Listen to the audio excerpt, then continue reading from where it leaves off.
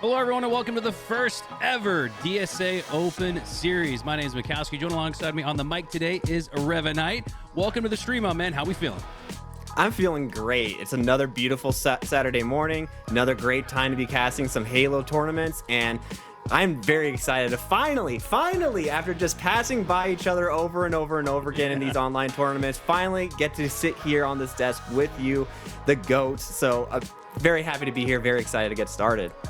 I don't know if I go that far, but I do appreciate the compliments. Somebody that we should go far to put on a pedestal is the DSA group. These guys have been organizing and administrating tournaments for years and years and years now, and they've decided to jump into the ring and host their first ever DSA tournament. So we want to give a huge round of applause to the likes of Bittersweet, Frag Out, and the rest of the DSA crew. They have been the ones working behind the scenes so hard, and now they kind of get a little bit more in the frontal viewing side of the community where they get to host their own tournament. So if you guys aren't aware, DSA is a Canadian-based company that specializes in professional esports operations and event management. You already know that if you've been watching Halo throughout the years. They started in 2023, and wow, that is an incredible amount of progress in just 3 years. They have grown rapidly. They've worked with TELUS, Intel, Samsung, the Canadian National Exhibition, and much more. We know the heroes, Bittersweet and Frag Out, just absolute gems in the community. They're both long-term Halo lovers, and I don't think it's surprising that their first ever DSA tournament supports Halo. And it's not only supporting Halo, but it's also supporting the competitors. There's a raffle for each and every single one of these. So you might just have alluded to the fact that this isn't the first one, or excuse me, this isn't the only one. This is just the first one. We'll have 3 of these throughout the grassroots year of Halo Infinite. And if you compete throughout any of these tournaments, we're going to be giving away an AMD 9070 XT graphics card in every single one of these. So if you want to get involved, you want to have a fun day playing Halo and potentially walk away with an even better rig than you had before, sign up and compete. So big ups to the DSA group, big ups to AMD, our sponsor throughout this tournament series. And we are getting right into it. Oddball on Lattice. Here we go. Oddball Lattice, took a little bit for players to get warmed up to this map, but I think after the map has been in rotation for such a while now, people finally are starting to appreciate Lattice as a map in general. But we're not going to stop on Lattice. We're also going to be having Game 2 on Livefire, a fantastic map, a staple in the community. And hopefully we go to the next map as well, Aquarius, CTF, and then if we get Games 4 and 5, we have Stronghold Recharge, and finally, Livefire Streets to round out this series. And honestly, great map pool, great maps to choose from here for both teams. And we have an Excelsis and Noobs. And I mean, I think, you and I have been around in the online scene for quite some time. Noobs, absolutely one of those teams that I love to watch. Leor, Rorsch, and the rest of the Mexican talent on that team. You're a fan of Mexico, you're probably a fan of News, but let's not forget about In Excelsis as we get this game going on Oddball Lattice. All right, here we go. We are live, getting right into the action, hopping on board here with Ashlyn Bot, one of the premier female competitors in this scene. Blood Reyna, another one of those just high mark competitors throughout the Women of Halo community. But off the start, it looks like Noobs has the oddball, and this is going to be a tough test for them. You kind of alluded to it, my man, but this Noob squad, the Mexican Halo community as a whole has come about as long of a way since 2023 as DSA. Detonate with a nice beatdown onto Noble with this S7. I'm going to look over in top blue, a little bit of a down scope, but that Roar kill, amazing. Can't get the no scope onto Strikey, does end up backing away, but a great start for Inexcelsis. But that nade coming out of Red Tower takes him down, and here comes the attack from Noobs. Wile E. Coyote, last one to fall. Blood Raina trying to live over in bottom mid, but she will not live for long. And just as soon as we were giving Inexcelsis some flowers, Noobs are back on the attack. Yeah, that was a great job because that was a nice little opening strike, backboard grenade toss, but Noobs was able to counter. Off the start, we thought Noobs was going to have the first bit of ball time, but it was Excelsis instead to score the first 10 seconds. But now that Noobs are back on the oddball in control, and they have a good look at it. You can see players for Excelsis still in the back of red. That should allude to more time for Noobs as they look to rotate. Two have broken into the base. They're the last two players remaining. Oh, and the squad spawns occur right on top of the oddball. Oh, but Lure has the back of Axelbot. She did not know he was there, and he's getting straight to work. 5 perfect shots, double kill. Takes down the third to low enough shields to get cleaned up, and now it's all up to Wile E. Coyote. Wile E. Coyote, the last standing member for Inexcelsis, trying to get the kill on Rorsch, proving to be too tough of a kill to take down. Still at no shields, but a great teamwork from the rest of Noobs covering him as Ashlandbot was trying to seal the kill. And that will be another ball grab for Noobs as they're going to bring this once again into blue. So it's going to be up to Inexcelsis to try to break this defensive hold. 2 members spawning bottom red tower. Not what you want to see as both Ashlandbot and Blood Raina get taken down. But here comes the attack from P2. Can Detonate get this kill on Strikey? No, he won't. The teamwork is just too strong, but the team nade will unfortunately seal the deal. But, you know, it happens. But a great defense from Noob so far, and Inexcelsis trying to break out of this red tower. Rorsch will be the first to fall for Noob, but can they push across the 50-yard line for now? Strikey being a big thorn in their side. Now, we saw Rorsch there pushing out that line of scrimmage, making sure that Excelsis with these back red spawns, which have turned into their home in the last 60 seconds, do not get any room to breathe. Excelsis have been on their back foot for the last 60 seconds, and it's turned into 60 seconds on the scoreboard for the Noobs. 60 seconds, very tough, especially when we get to winners round 3, where the skill bracket is going to get closer and closer and closer. 2 kills once again, 3 dead for Inexcelsis, and they're just not finding any luck as Detonate gets another death from the perfect 5 of Noble. And once again, back to the drawing board go Inexcelsis. Blood Raina gets first contact, taken down immediately by a perfect 5 from Strikey, and it's just difficult, very, very difficult to push out of this red tower. Finally getting a little bit of momentum, pushing across ice, but look out, here's Rorsch with a snipe, and he takes down the face of Wile E. Coyote. Blood Raina almost taken down as well with a couple of no-scopes, but not going to be the one that falls this time around. But they do force the play ball. No bullets in the chamber for Leor. He gets taken down, but 3 go down for Noobs, and this could be the chance for Inexcelsis. Strikey bringing the ball all the way towards red tower, trying to get the spawns, but unfortunately Detonate already here. Perfect 5 onto Rorsch. 2 go down, maybe even 3 if they can kill Noble. They do. It takes a little bit of time. Leor last alive. Noobs go 4 down, and Inexcelsis finally gets some success. Wow, that looked like a round that was spinning out of control for Excelsis, but they've now got a good hold, and they can gather themselves for a couple of pushes in a row, just like we saw from Noobs. They could bring this game right back despite the disparity. 90-25. Excelsis have a chance here, but Wile E. Coyote does go down. 3 go down, and that's the difference in what we've seen so far in round number 1. Noobs were able to roll off of their momentum. Excelsis were able to capture it momentarily, did not hold on to it for long enough. Not quite enough time on the ball, unfortunately. 95 seconds. They just need to touch the ball for 5 more seconds and this game is over. They do get the touch. Can he get out alive? Yes, he cannot. Actually, Rorsch gets taken down 99-25, but it's all basically just said and done at this moment. And Strikey, yes, with the final ball touch, is going to send us into round 2. Noobs go up 1-0 in this game 1.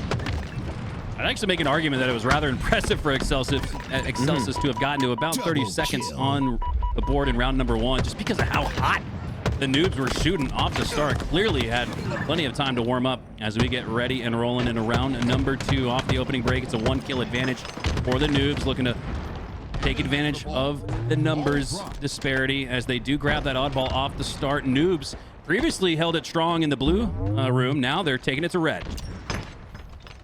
Red looking like to be the optimal hold for News for now in this opening moments of round 2. Almost winning that 1v1 fight down in P1. Doesn't quite get there. But 3 very quick kills for Noobs is going to send InExcelsis back to the drawing board. Ashlandbot last alive, taking down Strikey. Standing strong over in Cargo. Will not stand strong for long. Oh, Rorsch getting a rare miss with the S7. Rare 2 misses with the S7. Wily Coyote going to get him taken down. But Noble in Ice is going to instead trade out that kill, but repulses right into the open arms of Ashlandbot, staying alive in P2 as much as he can, using the repulse as much as he can, but will finally get cleaned up. What? Not before he gets a stick, though, somehow, on Ashlandbot, taking her down. Detonate in Red Tower, though, will get the touch for InExcelsis as they look to try to get some time, but it was only a few seconds as Rourke rips off yet another phase. A nice no-scope. There's the Rourke that I know, and an easy cleanup for the triple kill in Ice, and Rourke dominating with this S7. He's a maniac with the snipe. And I can only wish for the sake of entertainment he would have kept it rolling, but he goes down after a absolutely devastating triple kill. The double no-scope into the body shot on the weak opponent. Ashlandbot down in the tunnel, and look at the efficiency. Outside of that triple kill that we just witnessed from Rourke, the slaying prowess hasn't been as strong for Noobs here in round number 2, but the lead is even stronger than they had in round number 1. 47 to a rolling 10 for Excelsis, and they get back in this one. It's all going to come down to this team fight inside of Red. So far, they're trading out as much as they can. Ashlandbot sees Rourke in this window, takes him down, but Leor is still alive and screens, takes her down as well. And it is a even 2 versus 3 as the fresh spawner comes up for News, but they do get the body spawn, and all of InExcelsis is going to spawn over in blue. They're trying to make a push out of Cargo. It's just Leor standing as strong as he can for Noobs, but he gets to clean up onto Blood Reyna. Nobody there to clean him up instead, and Ashlandbot gets taken down with her, and Wily Coyote, he cannot make a push outside of Cargo. Geometrical grenade tosses, angular, very angular at that. Not enough to weaken their opponents, but impressive grenade placement nonetheless from the Noobs. They have the oddball once again. Had previously rotated it from No Man's Land back to Red. They now take it back to No Man's Land, and they got nobody alive. Ashlandbot, in fact, is the only Spartan alive on the map momentarily, but a close spawn from Strikey allows him to potentially prevent that push from going back into blue. Ashlandbot now has it in her hands, and it's going to be Excelsis instead who has it. 74 to 20 here, so a similar situation we saw in round number 1, but Excelsis have made minor improvements. Quite a bit of improvements, actually. Ashlandbot gets herself a couple of kills to try to keep things alive, but Noble with stealing the ball away, just a thief in the night. Blood Reyna trying to do her best inside of Ice, not going to be able to do so, but does get traded out, fortunately for InExcelsis. But InExcelsis trying their best against Noobs in this round 2. So far, struggling to get some ball time, but at least in the slays, they're still trying to make things close. Wily Coyote down to 1 HP, but his opponent is 2. Rourke with another no-scope with the snipe. We have seen some phenomenal S7 action from the Noobs. It's such a trolly name because you might as well change the team name. That is not even close to what I would use to describe them, as Rourke gets it ripping and rolling once again with the snipe. And they've done such a good job, Revenite. When we see Excelsis down to 2 or 3 shots, they aim center mass with the snipe, and they're almost 100% with those attempts. So very impressive sniper action off the start here from Noobs. It's a big reason why they're up big in round number 2. Round number 2, 90 seconds left. 10 seconds are left, sorry, in this round 2. Leor gets a perfect, sorry, that was Blood Reyna with a perfect 5 onto Leor, but it's not going to be enough as he's just going to stand into this corner. 2 seconds are left, but InExcelsis do get a nice push into back Red, but Roar still staying alive. He's been a thorn in the side of this InExcelsis squad using the QT. Gets a blank melee, gets 2 blank melees as Wily Coyote's going to say, thank you very much, I'm going to take that, but here's the rest of the squad, and that will be another ball grab, and that's going to be round 2 in favor of Noobs. Yeah, despite the double thwack with no damage done, Noobs is just a little, like a little handicap there for him. You know, we've seen your game. We understand how good you guys are. You guys don't need the melee damage to ultimately take game number 1 with a 2-0 sweep on Lattice Oddball, as we witnessed some of the highest level you could play that map and game mode combination at. Phenomenal performance from the Noobs. Just look at the stats. Sometimes they don't tell the whole story, but I think in this case they do. almost every single member hitting 20 kills per member. Everybody going positive.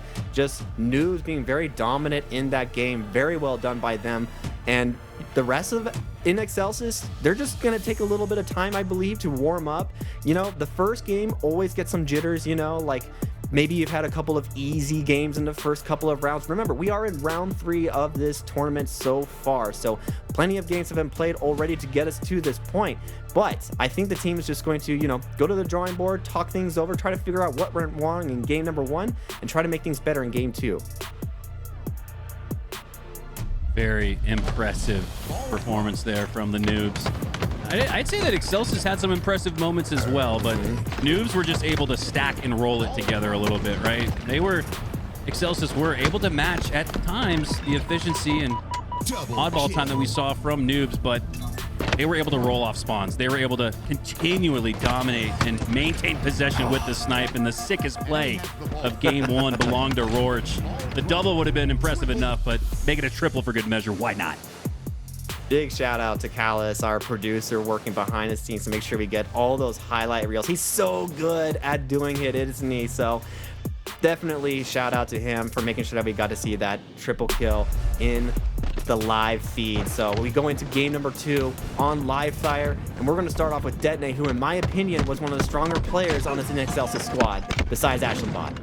Yeah, Detonate the top fragger in game number 1 for Excelsis, but off the start, losing 3 of his teammates is Strikey. Has that centering lined up. Actually dropped it a little low, but the micro adjustment lands into the face of Detonate, and that's important in the sense that Detonate was the top performer for Excelsis in game number 1, and he hasn't even gotten on the board yet in game number 2. 8-2 off the start. Strikey utilizing the sniper to grab the camo, and now he's got full control of the sandbox.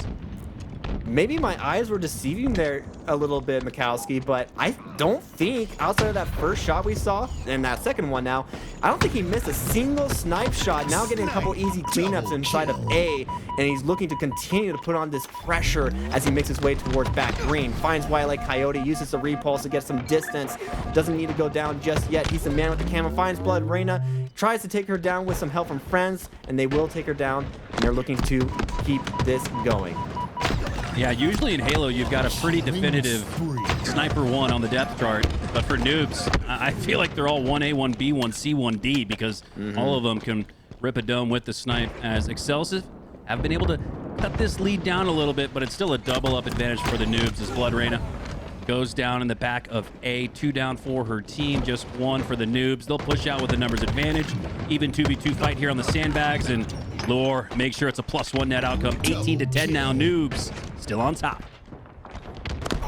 And Excelsis getting some moment of light. Blood Reyna getting 5 by Leor, unfortunately. Noble taking down Wile Coyote off screen as well. But Rorge getting the 3rd kill does mean an Excelsis are going to be a little staggered. They're all forced to spawn back A. And here comes Leor already onto it. Wile Coyote takes down Rorge, but does get shot in the back by Leor.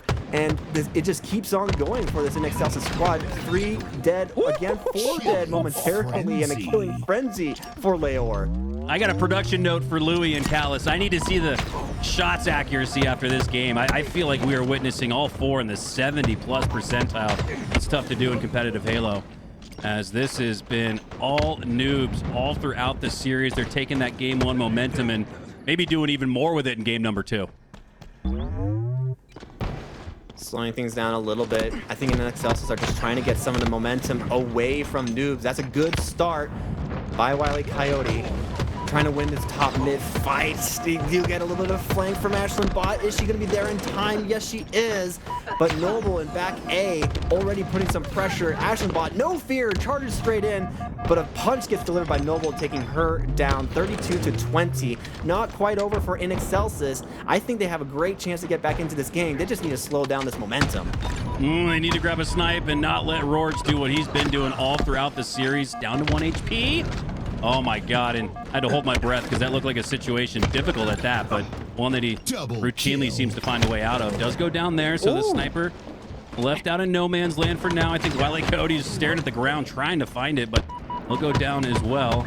As Blood Reyna falls, Noble with another double kill, and it feels like every time we switch to one of these point of views, we're hearing Jeff Steitzer all out.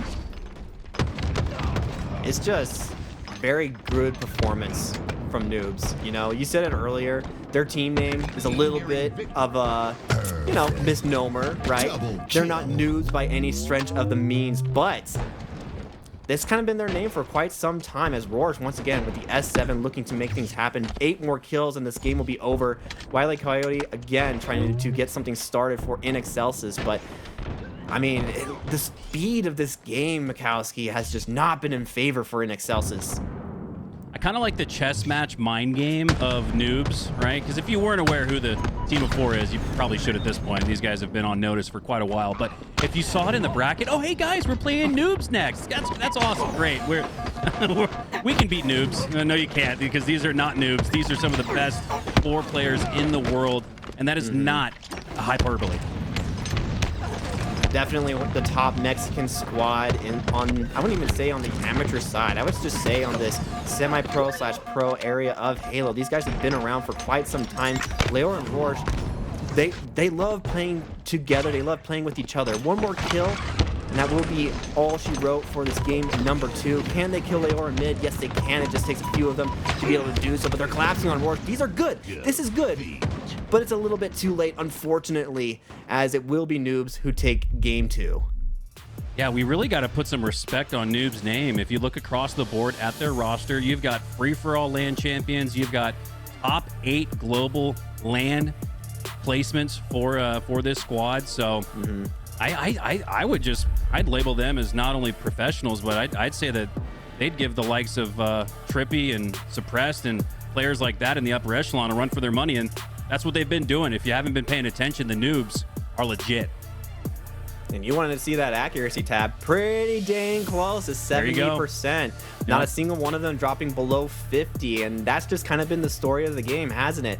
Very accurate shots coming out of Noobs and very quick, very fast pace of play. And unfortunately for InExcelsis to be on the receiving end of that one, it's a little bit disheartening, but you know, you still got one more game, one more chance to bring it all back, and it starts here on Aquarius.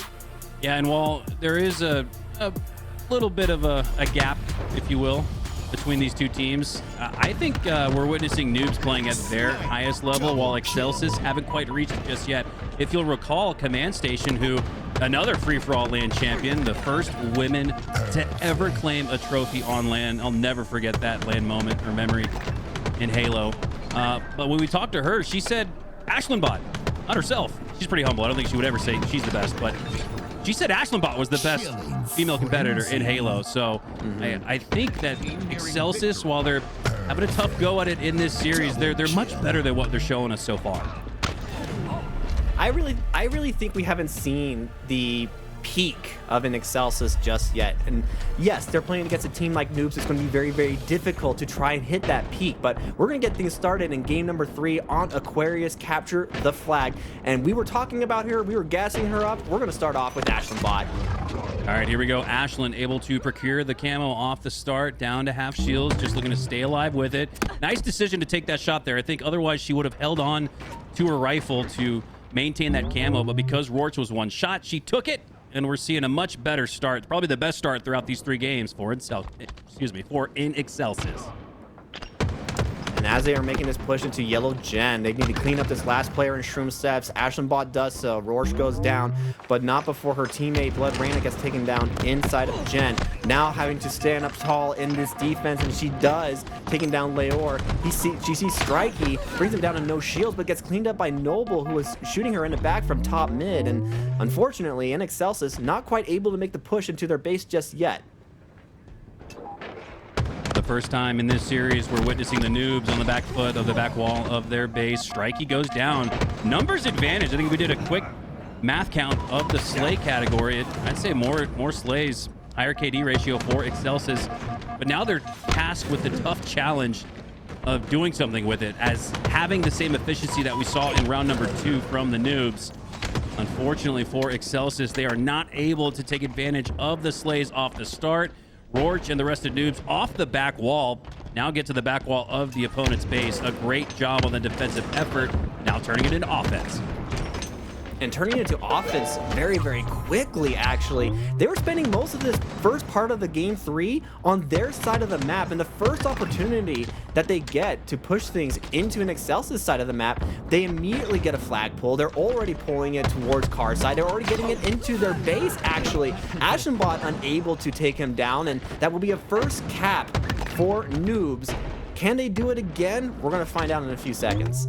And that's the composure you expect from professional Halo players. They might have a bad start. They might have a tough stretch of gameplay, but once they click, once they get it together, they're able to take advantage of the slays. Unlike what we saw from Excelsis, the Noobs only needed one chance to strike, and they did just that, up 1-0. 4 go down for an Excelsis. Rorsch already eyeing the spawns and fridge. Strikey gets himself a camo, but Rorsch getting taken down by Blood Reyna on that respawn. Big, because that was going to be another flag pull for sure for News. But Blood Reyna wins against Strikey. That's a camo player down. Big plays by her. Gets herself a kill on Leor, and they will start to move across the 50-yard line, but gets called back almost immediately. No, she is going to get forward.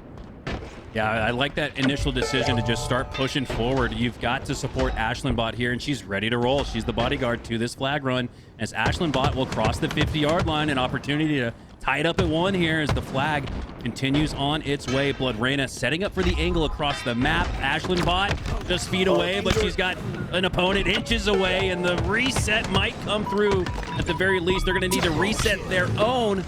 As 3 go down for Excelsis, just 2 for Noobs. Noble with that battle rifle. Perfect utilization of that weaponry. Cross-map shots with the battle rifle. That's the way you want to play.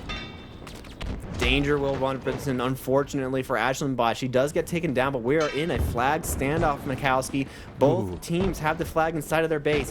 Noble getting taken down by Wile E. Coyote. They are making that push into Jen's side. Rorsch is onto it, though. He sees that grenade on the ground, takes a shot at it. Can Ashlandbot win this duel? No, she can't. Rorsch stays alive, and 3 go down for Inexcelsis. This could be a return and a cap. Oh, one of my favorite sequences in Halo when both flags are out in both opposing sides of the base, but Strikey gets the reset, turns it into 2, and might just get another here, as he will go down. Nice cross-map shot there from Wile E. Coyote, but Noobs do a good job to take him down shortly after, as they've built a 2-0 lead on this one. We're seeing much more fight from Excelsis, though, and they turn it into points. I'd say they need to score next, because a 3-0 deficit is much more daunting than 2-1. Ashlandbot staying alive in bottom mid, but not for long. A killing spree for Rorsch. Strikey and Rorsch hitting 10 for their squads. Both of them combined for 20 kills. And that will be a 3rd flag pull, a 3rd flag cap potentially for Noobs, and it is. He seals the deal, 3-0, and a 4th already being grabbed by Noble. Wow. Noobs might have been asleep in the first part of this match, but I think they're waking up. Well, it's fitting that they've got a member of the squad named Strikey, because that's kind of the takeaway for me in this game 3. When the opportunity presents itself, the Noobs strike with a vengeance. Up 3-0 now at about the halfway mark in this one, as Detonate scores another double kill. He's been routinely the top performer for Excelsis, as they've got another flag out, another opportunity to cross the 50-yard line. You've got 3-4 players here in the base still for Noobs. I think the timing stacks up to where the Excelsis crew can score here, and they do, making it 3-1. So bringing it back to within a 2-score differential. And if you watch a lot of hockey, you'll know the most dangerous lead is 2. A good start for an Excelsis. This is what they need to get some momentum going in their favor. Blood Reyna with the camo, being very, very patient, doesn't want to reveal her position just yet. But 2 members are in Jen, and she's forced to fight. Gets taken down and gets cleaned up, but Rorsch with the flag already inside of their shroom steps, moving this very, very quickly. And the speed of this Noob squad. Oh, but the goal line stand, not that it's going to matter, as they will get the cap as Noble gets a perfect spawn in back base, taking down Ashlandbot for good measure as well. But 4-1 is your score. Noobs up by 3 once again. Yeah, that was an impressive counter cap there from Noobs. It wasn't like Excelsis had to use all of their resources to get their first cap on the board. Noobs still able to counter and get back that 3-score lead. And Excelsis, it's not quite over for them yet. 5 minutes still left to work with in this game. Rorsch sees the opportunity to pull the flag, grabs it, tosses it down. 2 go down. Leor last alive. 3 go down. 4 dead. That's 4 dead for InExcelsis. They need to make some moves across the other side of the map. And who other than Detonate, the MVP for this InExcelsis squad, who's already moving things across, but they got to watch out for these spawners. Oh, super impressive. As soon as I saw all 4 go down for Noobs, that was an offensive 4 down. And usually when you take down all 4 in your own base, you don't see a cap or a run right afterwards. So a nice play there from Detonate to get this one deep into the base, but Rorch is back on the run, doing a little 2-for-1 action there, offense and defense, as he pushes that flag forward and gets the read. Masterful play from Rorsch, getting that return at the same time. Blood Reyna getting taken down. That's 3 dead again, and this flag is going to go all the way across Carside and all the way into their base. The spawners, Wily Coyote, a lot of pressure on him, but the flag is already there, Mikowski. We might be seeing the end of the game. Oh, and that will do it. You'll take the death if it means the death of your opponent in this series. A 3-0 sweep for the Noobs as they'll move on to the winner's quarter. Tough game for InExcelsis, but they did make it all the way to round 3. It's just really unfortunate. And on the other side of that round 3 was going to be Noobs. As we take a look at the winners quarters bracket, as things start to get together, teams start to move forward into this quarterfinal round, we still got some exciting matchups to play moving forward. But as we look at the scoreboard at the end of that game, I mean, it was just Noobs the entire time. Yeah, it really did feel like it. Even when we saw some glimmers of hope, whether it was game 1 where we saw some nice holds from Excelsis or that previous score, counter after counter, every time the Noobs had an opportunity to, they took it. And outside of the counter punches they were throwing, it was all haymakers. And Excelsis got beat up a little bit in this one, but they'll live to fight another day as they'll drop into the lower bracket. I don't think this is going to be the last that we've seen of InExcelsis in that lower bracket. I think they could definitely make a lower bracket run. They just need to, Detonate just needs to get the rest of his team on the same page as him. Detonate, by far the MVP for InExcelsis, for me at least. But, just tough when you have players like Leor and Rorsch, Strikey as well, Noble on the 4th member of that squad. It's going to be tough the entire time. They're just at a different level. You said it multiple times. These guys have been in so many professional online tournaments, professional events as well. You just got to bring up your A game when you play against these guys.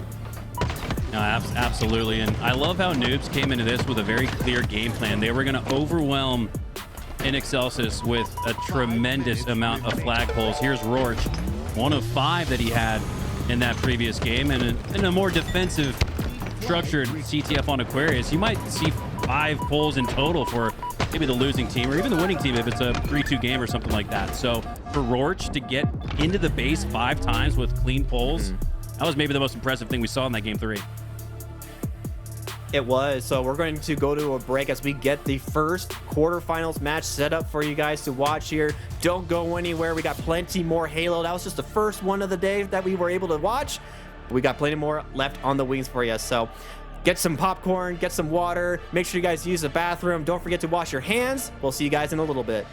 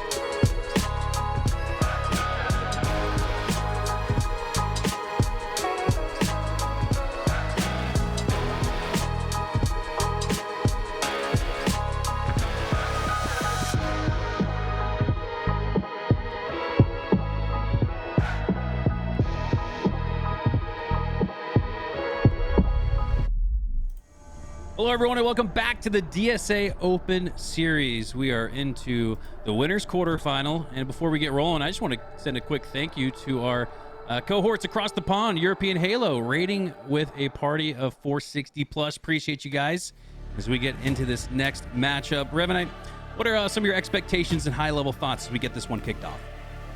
We have two high-power teams going into this round. We have on the one side Usubeni, on the other Legion Gaming. Now Legion Gaming are the up-and-comers, whereas Usubenis, they are expected to be the top dogs in this match. But we're going to get started on live fire strongholds, and things are already starting off pretty hot for Usubeni. Oh, hot indeed. A team wipe off the start. This is a heavyweight matchup between two of the best in Halo. As Yaxin, top 3, the Halo World Championship, adds a frag to his name, taking down Little Gators. Still has 2 shots left to work with in the snipe. And he can find max value if he's able to get away with the camo, but Zuzi makes sure he does not. Big play by Zuzi, forcing the trade on that death and making sure that they do not have the powerful combination of camo and snipe on the map for free. But things are very, very scrappy against these two teams, as we both kind of assumed that it would be. Neither team are going to let go of the throttle at any point, and Legion Gaming get 2 hills, which means they're going to start getting some points. Piggy with 5 slays off the start. That's important to note because he's typically the role player. He's dealing out damage. You'd see 6 assists before you'd see 6 slays. So Piggy coming to play here today. Got no assists so far, but you'll take 6 and 3 as we hop on board here with the man himself, playing for intel, crouching in the corner. And there's that patented assist we're used to seeing from Piggy. He's so good at gathering assists. Sometimes you don't even see him shoot anybody. He still gets it. A very difficult player to take out of the map. Uzuzi is going to be one of the few who's able to do it, but he is being hunted down in green with the help of Common that will stay alive. But there's another player in the back, and he cannot win that duel. Breaking Shot going to get the reset, ensuring that Usubeni continue to get more and more points. Breaking Shot getting more and more kills, staying alive. Can he do so for much longer? Phenomenal pop jump shot there. Turns 2 on the green corner of the map. Now Zuzi, unbeknownst to him, Breaking Shot was running amok from that exact same spot. Takes 3 kills in a radius of about 6 feet. Multiple spawns from Turbine are going to force this hill on C. Both players from Legion Gaming are trying to force the issue here. They do get the trade as Common gets launched to the sky. I mean, he got some rocket boosters on those legs. I was about to say, Team Rocket blasting off the space is the example I thought of when we saw Breaking Shot catapult towards the skybox. He would have went even further if that invisible barrier wasn't there. As Legion have been just about invisible in this game so far. Only 12 seconds to the 89 and rolling. And just look at the high slaying performances from 3 out of 4 players. Breaking Shot, Yaxin, and Piggy all between 7 and 8. Acid only with 3, but he's got the 5 assists. And now we're starting to see Piggy round into the form that we're used to seeing. He's got 4 assists to match the 7 slays. A phenomenal start here for Usubeni, but Legion Gaming now do have A-B control, and if they turn it into a trip cap here, that could get them right back in the fight, but instead, they'll go 3 down. 3 down and slowing things down just a little bit. Legion Gaming were getting some points, and they're chipping away at this lead that Usubeni had in the opening rounds of this game. Piggy going to be standing on top of this hill trying to flip it for Usubeni, and he will be able to do so because the rest of the team is a big fight over in C. Little Gators forcing the issue, does win the piv against Piggy, and he is going to flip this right on back to Legion Gaming. There we go. Now we're witnessing a nice potential team wipe. I thought Acid was about to go down, but with the no-scope to the kneecap of Little Gators, he's staying alive, doing so even more so with the repulsor. Popping that one back, and Acid turns what should have been map control for Legion Gaming into a potential scoring situation for his team. He finally goes down. It's a 1v1. Piggy versus Gators, and Piggy, the veteran, teaches the Rooks something new. Winning the rematch against Little Gators, and Piggy makes a statement with that 1v1 fight. Yaskin trying to stay alive inside of green as well, not able to get the hill flipped over. The reset comes in for Legion Gaming, but multiple hills going in the way of Usubeni does mean that they will be the ones getting all of the points. 109, 110 to 58. Double up and then some lead for Usubeni as Acid has high ground control here on the snipe tower, anticipates the push from the Guts, but Little Gators previously lost that 1v1 to Piggy, but he was shooting straight as could be there on Acid, as they'll look to turn A. No, actually, they're going to give up A to gather control of B and C, but you got to be able to juggle a few plates at once. Rigo down for Usubeni. Piggy's the fourth to fall, and Legion Gaming are coming online. A nice, perfect 5 from Zusi, making sure that they get this hill. Camo's going to be up as well, and I think that will be a camo grab for Legion Gaming. We're not quite sure just yet. Yes, Gators trying to stay alive with the camo, but Zusi getting taken down. The Twins unable to do so. And Little Gators just catches a grenade and gets sent to the death screen. Oh, I thought that was such an impressive play in the moment for Uzi. He was all but sure to fall, had that in-air directional control to stay on top of A, but then chose to drop to the scoreboard. I think when he watches the VOD back, he'll want to maintain his high ground, as that could have just flipped things in Usubeni's favor. 3 go down for Legion Gaming, and would look like a chance for Legion to get into the 100s. Usubeni instead is going to maintain that double up advantage. Still very close. Both teams are trading out with each other very, very quickly, but unfortunately for Legion Gaming, they just cannot stay alive. And it's a triple cap for Usubeni, getting double points every single second. This lead has increased to over double of what Legion Gaming have had, 177 and counting to 74. And Legion Gaming, they're reeling. They're trying to get some momentum. They're trying to get onto the map, but Piggy getting the kill on C means that they are not going to be able to get the double cap that they were looking for. A double kill, couldn't make it a triple, gets caught out in cuts. This has looked more like a team slayer than a strongholds at this point. Routinely seeing 3 down on the top left or top right of your screen. We've even seen 3 down on each side at the same time when Piggy and Little Gators had that 1v1, but it's been all Usubeni so far, pairing that slaying prowess with efficiency to match. They're the first across into the 200s before Legion Gaming even get to 75. Yeah, it's just been kind of the story for Legion Gaming. Unfortunately, most of this game, they're continuously finding themselves in some very scrappy fights, getting traded out over and over again, and sometimes not even getting those. As Piggy, with a little help from his friends, takes down Little Gators. Zusi going to get taken down, but Uzi getting the trade, but it's 4 dead again for Legion Gaming, and Usubeni are still going to keep the pedal to the metal, foot on the gas. They're not letting up this pressure. Yeah, our observer Callus cannot go wrong with who he chooses to watch, because routinely you'll see the camera point of view switch and you're getting action. No rotations, no flanks, no waiting outside of Zuzi here, but he goes down shortly after, and that will do it. A dominant performance from Usubeni in game 1, as they'll take it 250 to 74. Wow. Very, very quick Strongholds game. Usually my Strongholds game, they're a lot more down to the wire, a lot closer. I don't know about you, Mac, but man, Usubeni coming in, flying into game number 1, taking them down and moving on to game number 2 with a 1-0 start. Very powerful statement from Usubeni and Legion Gaming. There were some flashes there, Mikowski, and I think it was still, at least as we look at the scoreboards here, very close in the Slay department. Of course, Usubeni being ahead, but I think game 2 is going to be just as fire as game 1.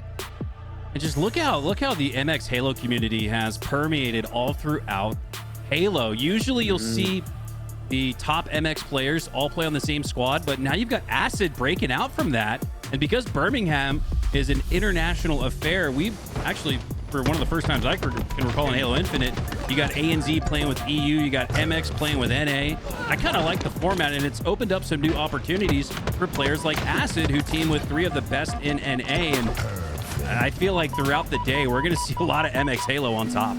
That grenade. This is like, hello. Did you have breakfast? No? Here you go. Eat your Wheaties. Boom. Enemy team. Gobbled right up, and Little Gators just, staring at death directly in the face. Feels bad, man, but we're going to move on to game number 2, and just like what you were saying, lots and lots of talent in both communities, on the Mexican side, on the EU side, and Acid repping the Mexican name, getting a double kill, gonna get a triple. Common flying out. Common, though, takes him down, and Yaskin with the camo tied up 3-3 in game 2. Just really goes to show how confident Acid is, because that was a good fight you might not routinely take, but if you're feeling as good as he is, you're gonna try to chow Common there and go for the triple. As off the start, it's a little bit slighter advantage for Usubeni in this one, 5-4. as Common has the backup breaking shot, but he's got no ammunition left to work with. Still gets the assist nonetheless. Much better performance here in game 2 from Legion as they're keeping it close.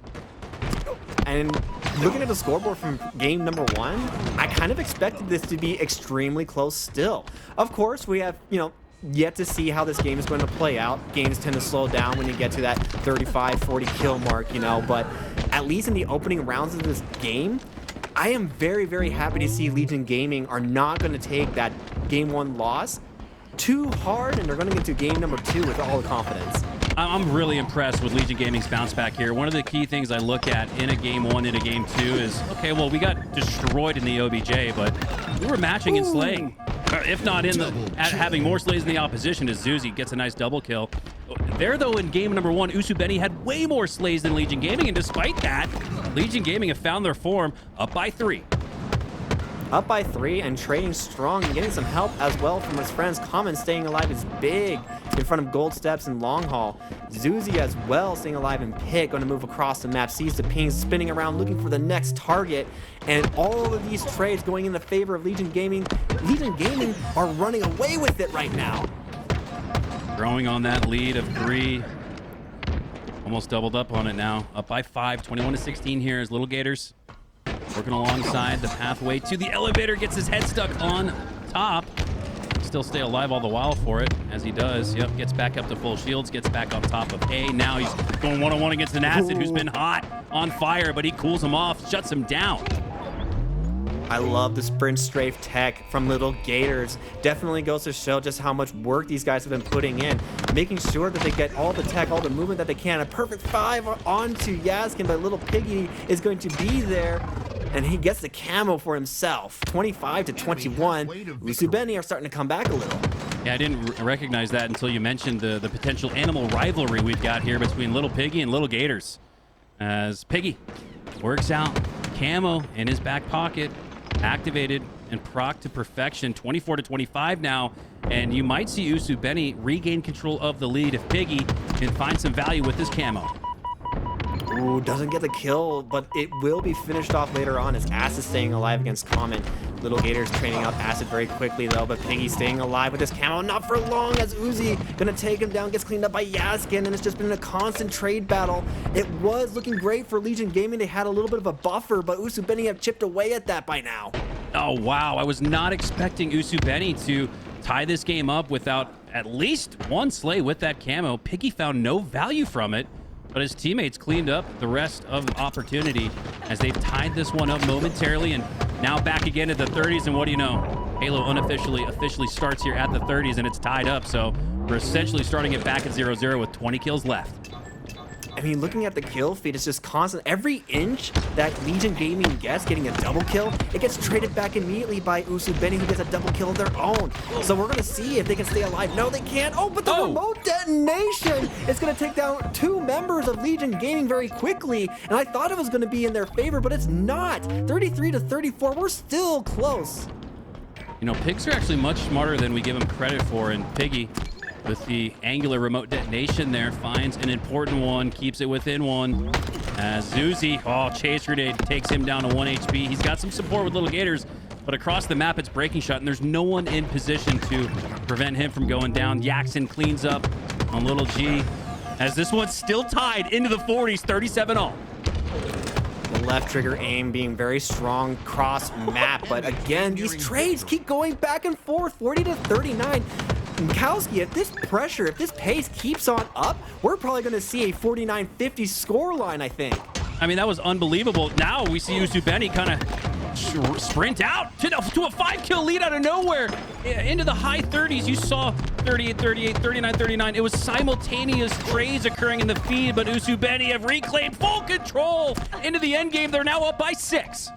How is he alive? Breaking shot living in Long Haul was crucial. Gators doing all that he can, but he gets taken down 47-41. 3 more kills are left, but 2 go down for Usubeni, 42-47. They still only need 3, but Piggy with this camo, he is going to be the key factor in this game. Little Gators trying to find him out, trying to poke him out, gets backed off.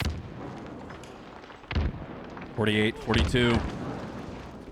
Just a quick swipe away are Usubeni from taking a 2-0 lead in this series. Piggy not needing to stress and press for Slays here, gathering intel instead, and he gets a lot of it. Now he strikes, but Zuzi takes him down. Uzi ultimately nets a trade out, and that will do it. What was a tied game all the way up to 40 ends up with a pretty favorable win condition and situation for Usu Benny as they take the game by 6.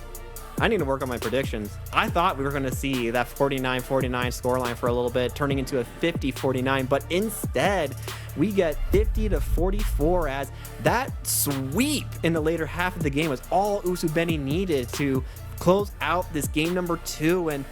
And those last few moments, I was clenching a little bit because I saw 2 wide open, huge backs of Legion Gaming there for Piggy to beat down, but it was a little scrappy, but they got it done.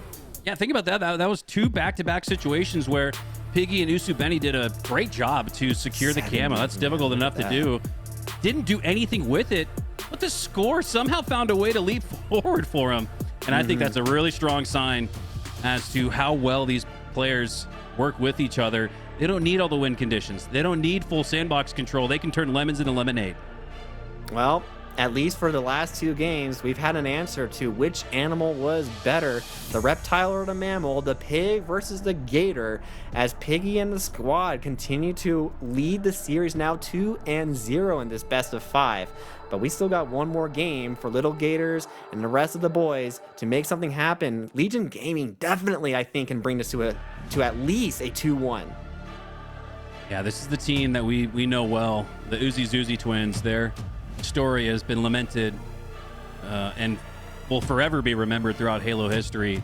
Top 17th average placement all throughout Halo Infinite until the very final LAN Open tournament in Charlotte, where they broke through, got to top 16, got to the Halo World Championship, and now they're looking to take that next step. But they're down 0-2 in the series. They're going to have to do much more than what we've seen so far.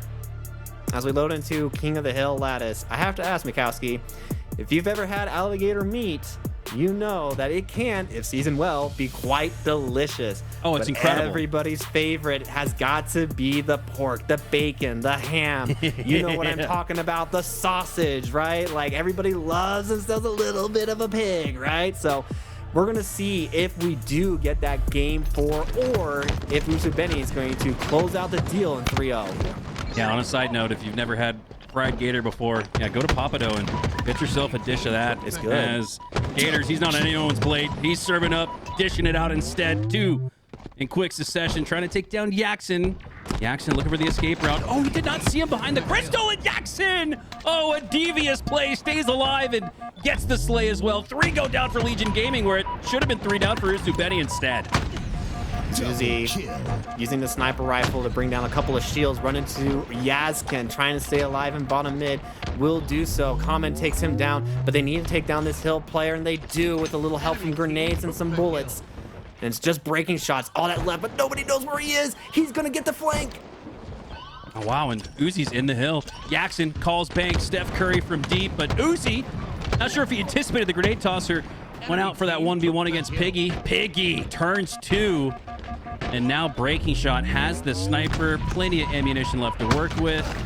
As he goes for the no-scope melee, secures the trade, and this one is still close. The slight advantage, though, for Usu Benny, and they are in the hill, so this could all but wrap up Hill 1. Great grenade spam from Usu Benny to take down cargo players. And honestly, when you're trying to play in cargo, it's very, very dangerous because so many grenades just get thrown in your direction, and it will be Usu Benny who take the first hill of this Lattice game.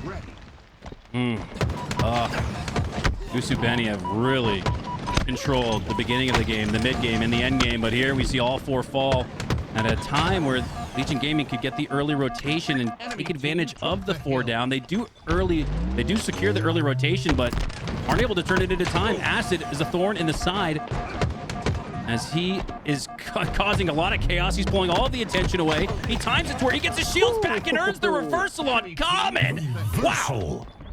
Watch out for Acid with the corrosive plays, breaking the knees of Legion Gaming and staying alive in Red Tower. Not even Uzi can take him down. And Acid definitely putting on a show for us to watch. Finding Little Gators as well. Can he take down Common? No, he can't, because Zeusy in the back is going to take him down. But that will be 3 dead for Usubeni.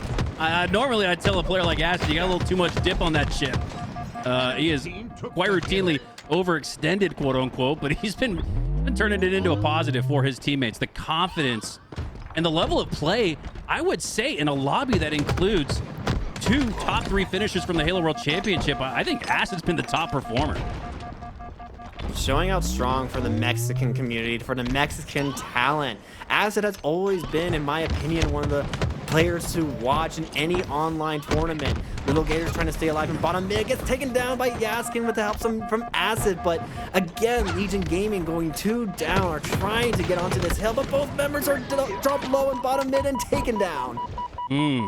Still close here on hill number 2, virtually tied, but it's Usubeni routinely pushing the ball forward as they claim red. Little Gators trying to break through. He's got to worry about that player on his left. All eyes on Piggy, but I imagine the shots from behind are going to come through from Acid. And the way he's been shooting so far, expect that slate. Uzi's able to cool him off for now, though, and Legion Gaming with a little bit of a setup now inside of blue. I'd like to see Uzi push up on top with that snipe. Rarely you see a player with the snipe in the hill turn it into a positive, and he does just that. Back smack potential. No, and the no-scope melee doesn't come through as well. Jackson now has the snipe in his hands instead, and wow, what a flip of fortune. Legion Gaming had the setup, but it gets taken away. Great job by Usubeni. They seem to have broke just a little bit in the defense, but as soon as they did, Legion Gaming were just not allowed to get a setup of their own, and it was instantly broken by Usubeni. They are taking an inch, and they're running away with a mile here so far in game 2. Or sorry, 3. We're 3 games in. Jackson takes down Common. He's going to take down Zuzi. There's no question about that. As 3 go down, and it's just really hard to work off your back foot. Legion Gaming have routinely had the numbers disadvantage, have routinely had 3, if not all 4 down, and time and space is the name of the game, and game modes like Strongholds and King of the Hill, and that's been 2 out of the 3 in this series, so I think that really points to why we're seeing Usubeni dominate a squad that we expected a much closer series from. Still plenty of time left in the game, 2 minutes and 40 seconds. Still, doable, but that hill was very, very difficult. It's always going to be a challenging hill to take, but this Crystal Hill could potentially be the one that Legion Gaming needed to come back into this game to bring us to a 2-1 score in game 3, but we're going to see as Acid gets a double kill off the wings. Uzi goes down, and there it is, another all 4 down like we had previously mentioned, and that's just going to be an easy 10+ seconds to hold for Usubeni. 2:39 left on the clock, and if it gets to 3, it's going to be all but over, and Acid is not giving him any room to breathe. He really isn't. I mean, finding the cheeky spot in between both doors of red, he's immediately flanking anybody who pushes out of those doors and gets a perfect 5 onto Little Gators as well. This guy's been on a killing spree. He is 20-11, breaking through into that 20 score.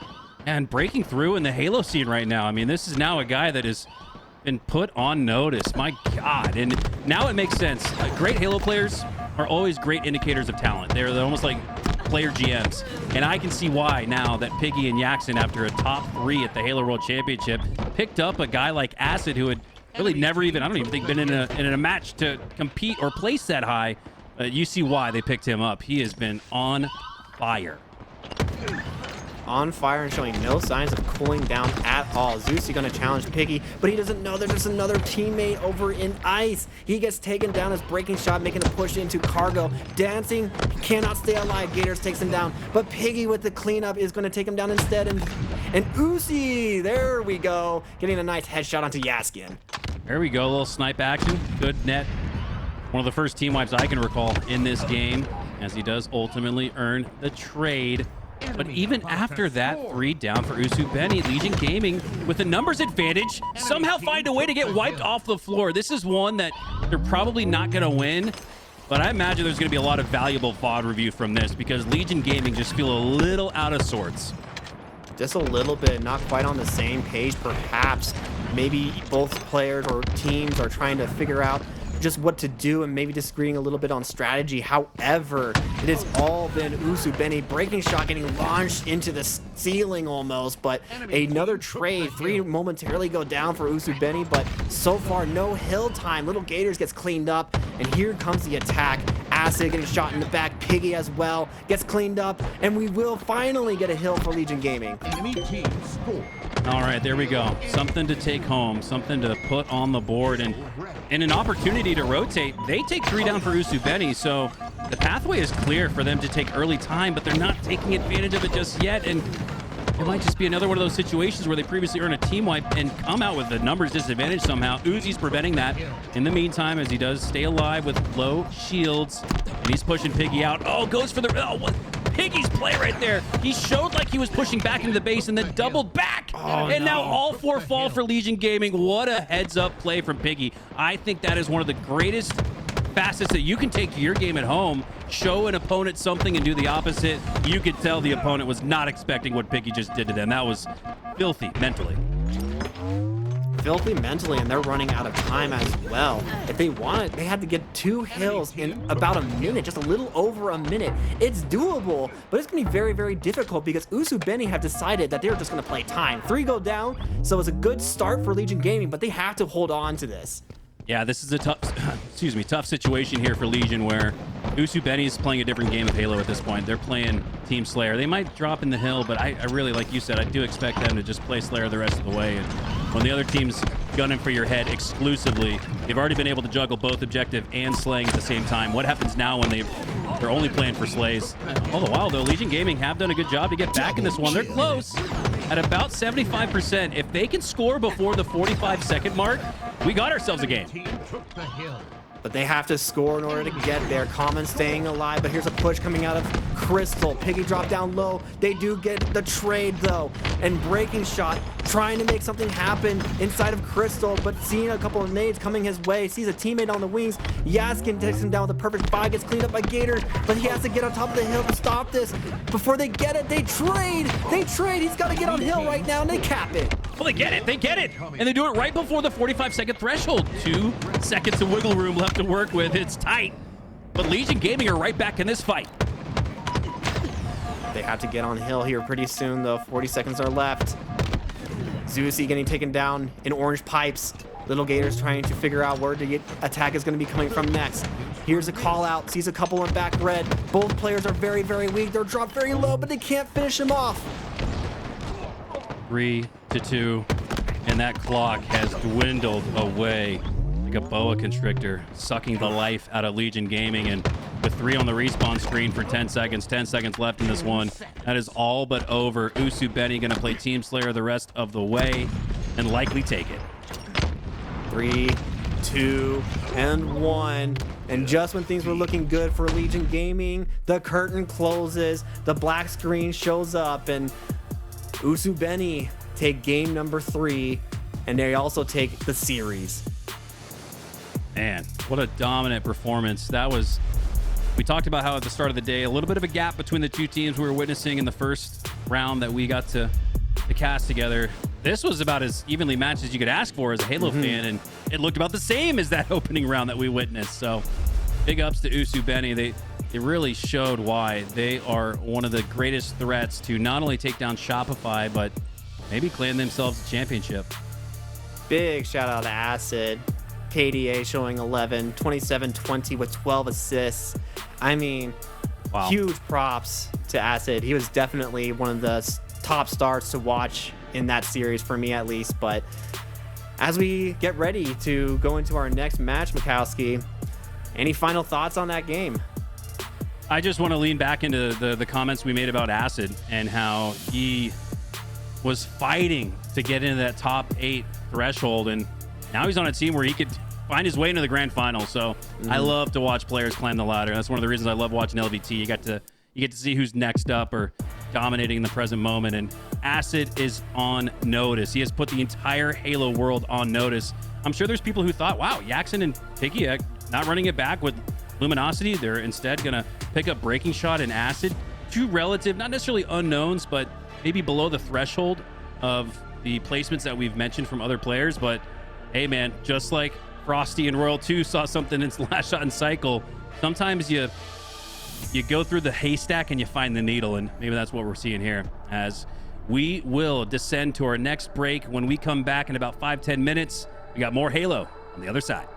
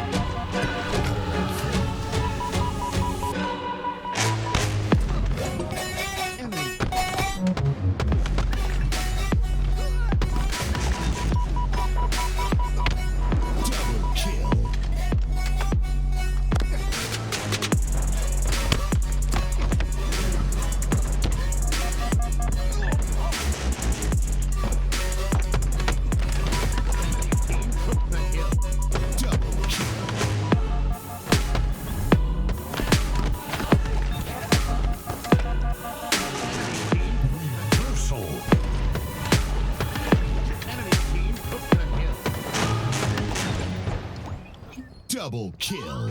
Enemy.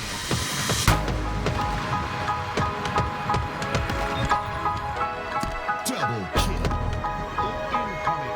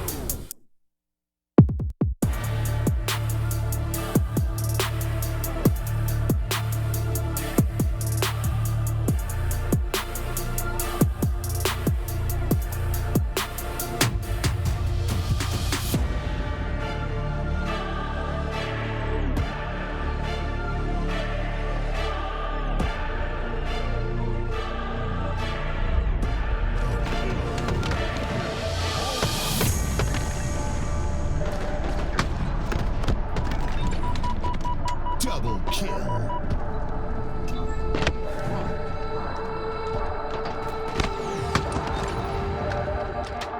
Enemy has the ball. Triple kill.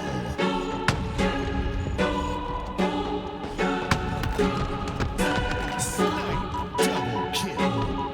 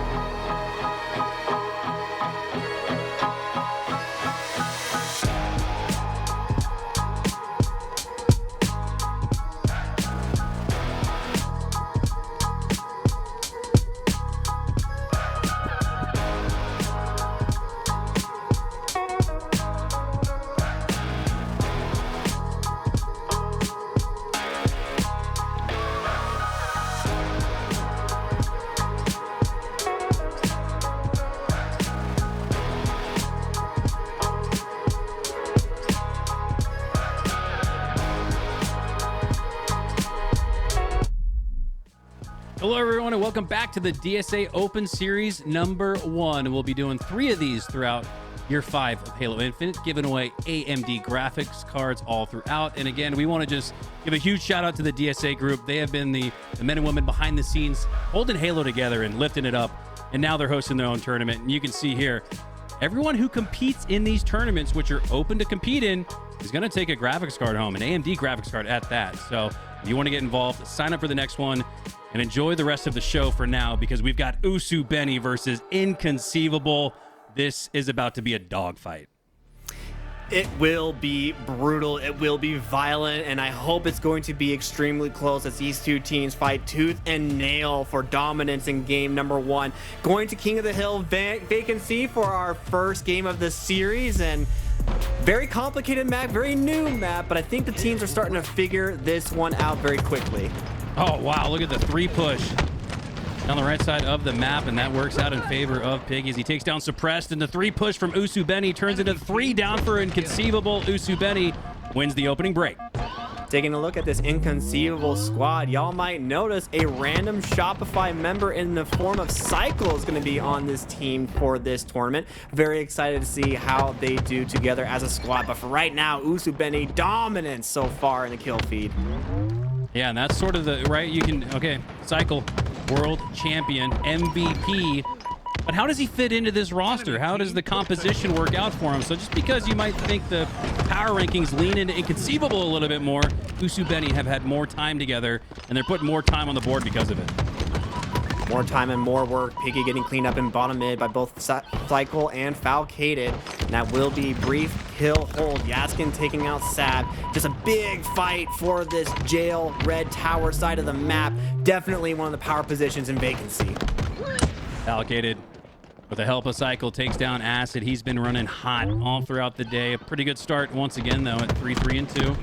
His breaking shot, 1v1 with Suppressed, but he uses the curb slide tech to get out of dodge, play to live another day, and he grabs the big brother and now is setting up. Oh, I thought maybe a 2v1. There's the 2v1. There's the bait and switch. It came in a little late, but it comes in nonetheless. His breaking shot will go down. Late, but definitely successful. As Usu Benny go down just for a moment, but look at this flank from Acid. Triple kill for the Mexican dog, and he will take them down, and he is going to get on top of the hill. And I think this is going to be an Usu Benny hill unless Suppress has something to say. No, he doesn't. He gets taken down. Oh, great job by Acid. Offensive shots to earn the assist, defensive posturing to defend his throne as Usu Benny come out on top 1-0. 1-0. Usu Benny still using some of that momentum from the previous game in the semifinal match. 2 players in blue. Acid taking down Cycle. The world champion goes down. And Suppressed trading one back. But Falcated making a big push. Can't not beat him. Breaking shot goes down. Falcated and Yaxon, the last 2 Spartans standing on the map as Falcated and Yaxon will meet. Yaxon had a little bit lower HP as Falcated easily cleans up with the 2-tap now. Anticipating a flank, but he hasn't spotted it out just yet. Going to pick up a carbine. Cross-map shots at a high rate of fire. Takes down breaking shot off the rack. Down to low shields, though, so he's got to play his cover. And you do not want to take Yaxon on long range, especially, Acid down long range, especially when Yaxon is pushing up close with the frag. The teamwork of Yaxon and Acid more than enough to take down that blue tower player. And so far, very quiet on this second hill. Breaking shot getting a little bit of a scuffle inside a shroud. Does get himself a double kill. Nice job by the man. Yaxkin getting taken down by Suppressed. Suppressed just being very, very patient, but finds himself in a 2v1. Can he get taken down? Yes, he does. Piggy standing strong. Piggy, shield, keeping. Staying alive. Sab takes a frag to the thigh. He'll go down to 1 shot, no shields, and that is enough time to push him back off the map. 2-0 lead for Usu Benny, and it goes back, Revenite, to that conversation we brought up off the start. Sure, you pick up Cycle as probably the premier substitute you could ask for, but teamwork, composition, chemistry, communication all matter more in Halo, and we're seeing why now as Usu Benny go up 2-0. You know that saying, teamwork makes the dream work, and Usu Benny goes up 2-0 in this game number 1. And Acid already top gun in the entire lobby. 12-5. Acid showing why he is the Mexican powerhouse. but he doesn't win that 1v1 duel against Cycle. Cannot quite beat the world champion that time around, but still putting in the work for his team. Shock rifle on the map, and this is an important utility to have in your hands. Shock rifle really shines in close proximity, as that's about all the options you got here on this map. Very tight quarters. This breaking shot earns the double kill. Sab cleans him up with a back smack. The rare double-double on your screen. I don't know if I've seen that before. As 3 go down once again, suppressed and Piggy in a 1v1, and they'll ultimately trade out. All 4 go down on each side, but it's all but over on hill number 3. Usubeni, he just a couple more seconds. Cycle is in the hill though, so Usubeni gonna have to earn the final 2. Inconceivable off to a slow start against Usubeni 4 now, but Suppress getting a perfect 5 on Piggy off screen. Will also likely stay alive. Acid, unfortunately, couldn't take him down. Suppress finishing that off, and 3 go down for Usubeni. And Inconceivable still getting some valuable hill time. This is exactly what they needed. They can afford to go down 3-0 in the sense that there's still 3+ minutes left on the map, but that's a reverse sweep, and that's tough to do in King of the Hill. That's Suppress. Works his way into the blue hill. Great shots. Cleans up on Yaxon, but Usubeni clean up on the hill. So just as it looked like Inconceivable was going to bring this back, and what a swing that is. A +3 outcome for Usubeni when it could have been a 1-point game. Could have been very close to a 1-point game, but Yaxon, just like you said, giving his life to make sure that Usubeni got that 3rd hill. And now the clock is on, the pressure is on for Inconceivable to make this a close game, or as close of a game as they can. 3 minutes on the dot is how much time that they have to work with. Very doable for this Inconceivable squad. Tap stuck in a corner. Breaking shot goes down as well. Again, another 1v1 on the map. Jackson versus Falcated, and they trade out. We've seen that routinely all throughout. Still 3 down and on the respawn screen, and that's going to open up time and space for Piggy to claim the hill once again. Piggy getting a lot of pressure, though, from Inconceivable as they flood inside of Tower. And this is going to be coming down to this big red fight. Usubeni staying alive. The trades are coming through, though. But what's going to come of this Slayer match? We're still playing King of the Hill, technically. It feels like a Slayer with what we've seen on the side of Usubeni. Acid with the high count of 15, but his duo breaking shot is right there behind him. Yaxon not too far behind, and Acid also has 10 assists, and so too does Acid. So the teamwork, again, going back to that conversation about having a substitute, regardless of how good he is, much better team shots, much better teamwork for Usubeni. That's why they're so dominant here in game number 1. Acid staying alive, trying to get his shields back. Unfortunately, not allowed to do so, as Inconceivable still have yet to put in any real pressure on this hill. Usubeni have played the Slayer game of this strategy very, very well. We are down to a little less than 2 minutes left for them to get 2 or 3 hills, and they need 3 just to tie up the game. Yeah, and this is still 2 minutes left in the match, but this is where it starts to get to that point in the game where the clock is like a 5th teammate for Usubeni as Yaxon comes down from the sky, beats down Cycle, and a little bit of extra measure. Some fisticuffs, a little bit of a bag. Yaxon's known for that, though. He's the antagonizer. He's going to get in your head, and the next time up off a spawn, Yaxon's going to try to use that to his advantage when he goes up against Cycle. You may be a world champion, but that does not excuse you from receiving some very sportsmanlike conduct typical of the pro Halo community, getting some bags, getting some smacks, things like that. A double kill for Suppress. Maybe they'll be able to touch the hill, and they do. They decide to all flood the hill, try to get as many bodies on the hill as they can, but the spawners from Usubeni are putting on the pressure already. Yeah, this is turning into an oddball-like scenario where you've got to play 3v4 in the sense that you've got to have one member in the hill if you're Inconceivable. You cannot afford to let that clock drop down anymore. And Yaxon, you thought he maybe had something out for Cycle. Everybody can get it. Sap too. Enemy team took the hill. Yaxon feeling very, very strong. Very proud of his Usubeni squad, letting everybody know just how outclassed he believes that they are in this game. As Breaking Shot trying to win that fight against Suppress, he doesn't win it! So Cycle turns around and offers his back for just a second, but does get the cleanup, but that will mean he gets cleaned up in return. So trusting your teammates is great, but you have to win those ones. Yeah, and Acid's playing this really smart right here. He has the hill for free, but with 45 seconds left, up by 2. He's going to make sure that that clock continues to dwindle away. Lit up in neutral gray as Usubeni does get back in the hill, but I imagine that was just breaking shot passing through. That's it. 22 and 15, tied with breaking shot, who just has 1 death but less assists. Usubeni just playing so well together as a team. 30 seconds are left, and this is definitely a very difficult hill to take in bottom mid. Enemy team took the Yeah, this is going to be very tough for it's an inconceivable comeback, you can call it that, because there's just not much stacking up in their favor. And now Usubeni they haven't cranked down fully into a defensive measure, but they are slowing down the pace of play, taking what the game gives them. This breaking shot will go down. 3 go down for Usubeni, but again, with 23 seconds left on the clock, this is going to be very tough. You have to maintain hill possession, and you have to prevent this next push off a spawn for Usubeni. But it does look like they might bring it to within 1 with 23 seconds left. But just like was the case with 1 minute left, you have to maintain hill possession to keep that clock stopped at 23. Looks like with that full team wipe, they will get this hill, but 23 seconds to get on top of the next hill. They cannot get stalled out by Usubeni at all if they want to have a chance. The clock is ticking right now, and they get on the hill. 19 seconds left in the game.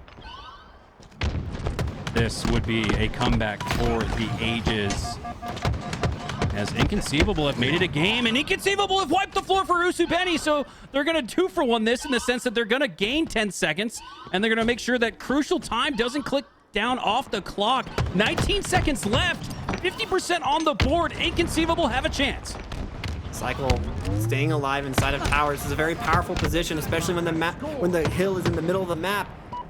But Yaxin and Acid might get cleaned up inside the back red. If Falcon can hit this shot, but Yaxin playing his corner, he gets it. Triple kill and a killing spree, but he gets traded out. But this hill is almost done. But 11 seconds are left, 10 seconds are left, and Usubeni are not touching the hill at all. Piggy has to, just to survive. But 7 seconds are clocking down. 5 seconds are left. They need to get on hill right now. But Usubeni holds strong. An unbelievable defense from Usubeni, winning game 1. Oh my goodness.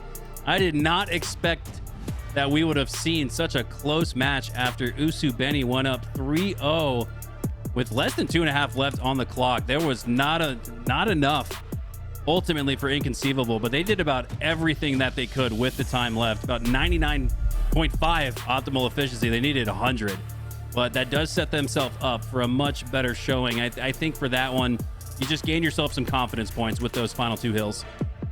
A huge amount of confidence. I mean, Inconceivable almost made the dream comeback come true in those final moments of King of the Hill, but as we take a look at the scoreboards here, very, very close for both teams. Acid, again, putting down the damage for Usubeni, making sure that they did not go down in game number 1.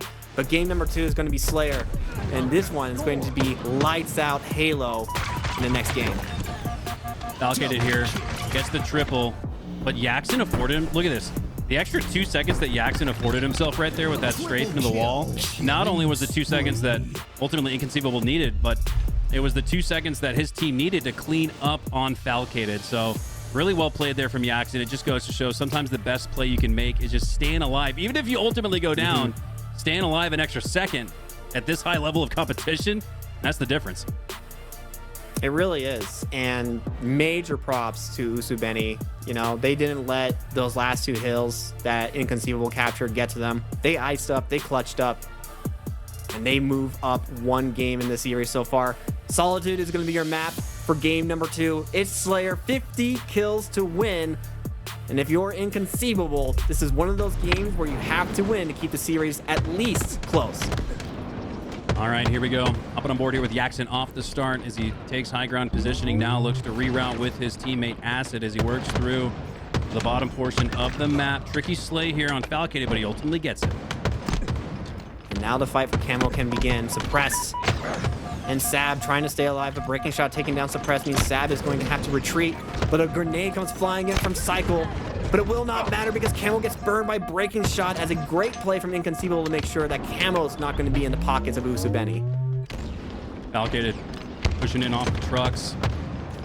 Got some support here, but up to add a little bit of no man's land. Going to rotate it to the hotel instead to have a little bit more cover and a little bit more team support. You can see the 3 push coming through into the cafe. as multiple players fall in the feed. Breaking shot goes down to one shot, but he takes down Cycle instead, and it's a +1 net outcome for Usu Benny. Suppressed, forced to retreat, forced to flee, as multiple members of Usu Benny looking to try and clean him up. There's going to be a big fight down in pit, but Yaxon wins it with the repulse, sending that player flying, but Cycle cleans him up very quickly. But Breaking Shot not getting the melee. He will get that one. He can't see the other one as well. A nice double kill trade, 10-10. Now Breaking Shot looks like he was in the boxing ring there, as he earns the double kill with no hope and no shield. Still turns it into, again, a +1 net outcome. Tied here, 12-12 as Breaking Shot works through to the loop. Back wall spawns here for Inconceivable, and they're not going to wait. They're going to push off of that. Sab with the opening break strike to push through. Biggie getting a trade, making sure the rest of his team stays alive over in Cafe. But this big fight on truck, not going to go the way of Sab. Sab gets taken down, and Cycle found by Acid in back C, goes all the way up to the top of this tower, and he's looking to assert some dominance across the middle of the map, as Usu Benny are just waiting for the spawners of Inconceivable to come back. Breaking Shot takes one extra shot before pushing into the base, and that one extra shot was what allowed Suppress to win that, stay alive, but he did a good job taking him down to 1 HP, and now Yaxon takes down another with the melee. Really strong close proximity gameplay here for Usu Benny. See another trade come through in the feed, and the lead's starting to grow for the blue team. Acid looking to try and chase down Sab, but he gets a little help from Suppress, who's instead going to send Acid to the grave. Falcated takes down Breaking Shot. This could be a camel grab for Inconceivable. Major plays for Inconceivable as they look to try to break through this defense from Usu Benny. Yeah, and you can see the intel grenades coming out from Usu Benny. They know that Falcated had picked up the camo, but he plays patiently, avoids that fragmentation damage, and picks up the triple kill. And not only brings Inconceivable right back, but now they're up by 3. And he's not done yet. He's on a mission. Finds Yaxon in the middle of the yard. Also Acid there to help, but 2 go down for Inconceivable as Usu Benny shout back. Wow, that was great defense there inside of the yard for Usu Benny. They were down in the shield count, but still come out on top, and Acid still maintaining his life. And despite the 3-kill lead after the triple kill from Falcated, Usu Benny have tied it back up. 24-24. That's the score. 25-25. As soon as one kill goes down, the other gets traded, and that's been the name of the game so far. Breaking Shot getting cleaned up, but Yaxon immediately trades one out, and then Suppress gets a kill on Yaxon. 27-26, 28. Great shots from Suppress, taking down Acid, who was flying at him. Difficult angle there for Suppress, looking up at the sky, at the ceiling at the very least here on Solitude, and he earns the headshot, earns the opportunity to fight once again with 5 more shots. Now just 4 after the headshot connects onto Acid, and now he's looking to collapse on these spawns. Looking to collapse, looking to get one more shot with the shock rifle. Doesn't quite connect. Piggy and Breaking Shot clean him up. 29-30. Usu Benny down by 1. But not going to be for much longer if this game's pace is any indication. Piggy, one last shot in that shock rifle. This is its mark. 31-29. It's still a very close game. Bait and switch comes through. Oh my God. Perfect execution. Both players hanging their life out on the line. They got each other's back. That was a perfectly executed bait and switch. And again, it lends itself towards the extra 1% of teamwork that we believe Usu Benny has in their back pocket. Inconceivable may have some star power with a world champion Cycle in their ranks, playing with them this tournament. But it is Usu Benny who are taking the lead now, 36-31 with that kill from Piggy. Sab comes flying into LR, but doesn't beat down Acid. Acid gonna stand up tall, and Breaking Shot has the camo. That really goes to show the confidence that Acid is playing with, and I feel like we've been saying that all day, but up by 5, you can play for the trade right there. You can play holding forward that left stick and eat the melee, net trade, but he is so confident in his gunplay that he just goes for the outright slay, and he gets it. Very confident, Acid. We've been very impressed with him so far this tournament. But Breaking Shot with a great opportunity. Unfortunately, none able to capitalize on any of it. So many members from Inconceivable drop down low in yard, but Sab is the only one who dies for it, as Usu Benny just couldn't quite capitalize on that possible 3 or 3K. 36-41 now. What was once a tie game heading into the 30s. Starting to see Usubeni run away with it right here. As breaking shot. Now just a 1 team wipe game. Back to 5 though, so inconceivable. Very important that they keep it within 1 possession. 1 team wipe here. They can, in 1 fell swoop, get back in this fight, but they're going to have to play perfect Halo to tie it back up. 7 kills is all that's needed for Usubeni to send us into a game 3 with a 2-0 score in their favor. But for now, Inconceivable slowing things down a little bit, but a big fight inside of Silo ends up with breaking shot falling and Suppress staying alive. Rest of his team giving him cover so that he can get his shields back. 3 kills, that's the difference. Acid spotted inside of the top tower, gets taken down by Suppress as well. But here's the shock rifle, and Yaxin takes him down. Falcated, jiggling, juking, diving, and he will also take down Yaxin. You don't have to take 1 big bite out of the elephant. Sometimes you just got to get it 1 by 1, and now 2 by 2 as Falcated earns the double kill. It's just a 1 kill game as the push is coming through on the top side of Shock Rifle. Sab has the high ground support, has the shot to clean up on Acid, and in the end game, we're tied. 45 all. 45 all, and then instantly 45-6. Now 46 to 46, 47 to 46. This game is so close, they have to play perfectly. Falcated playing a little aggressively, finds Acid in LR, but gets taken down in a loop. 49 to 46, 1 more is left. They know where they are. They're pulling the trigger, they're flooding, but here comes a buddy spawn, but Suppress will be the last to fall, and Yaxin gets the final blow. Wow. I really feel like we're seeing the breaking shot that we anticipated when he had that just feverish start in his Halo career. He was one of the top up-and-coming amateurs at the time, and now he's earned himself a place amongst the pro ranks, and he's earning his keep. 15 slays in that one, the top performer in the lobby, and that was a big game to have, a big game, because that got really close at the end, and that's something I'm noticing so far throughout this series.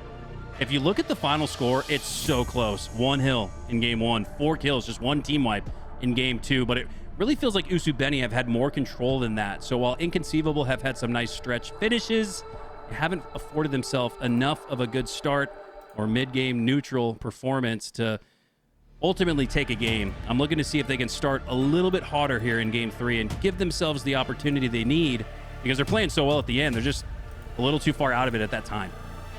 Just a little bit, but honestly, still a very close series from both of these two teams. Honestly, it could be 2-0 in Inconceivable's side had things just gone a little bit differently for them. But as we go to game number 3, Inconceivable need to clean up some of these fights. They need to clean up some of these kills, you know, and that could be the difference that they need in order to take this game to a game 4. But Usubeni playing so well. It's the second time we've seen him so far today on stream, and they are definitely firing on all cylinders today. Yeah, and in the mid game, it was Inconceivable performing better than Usubeni.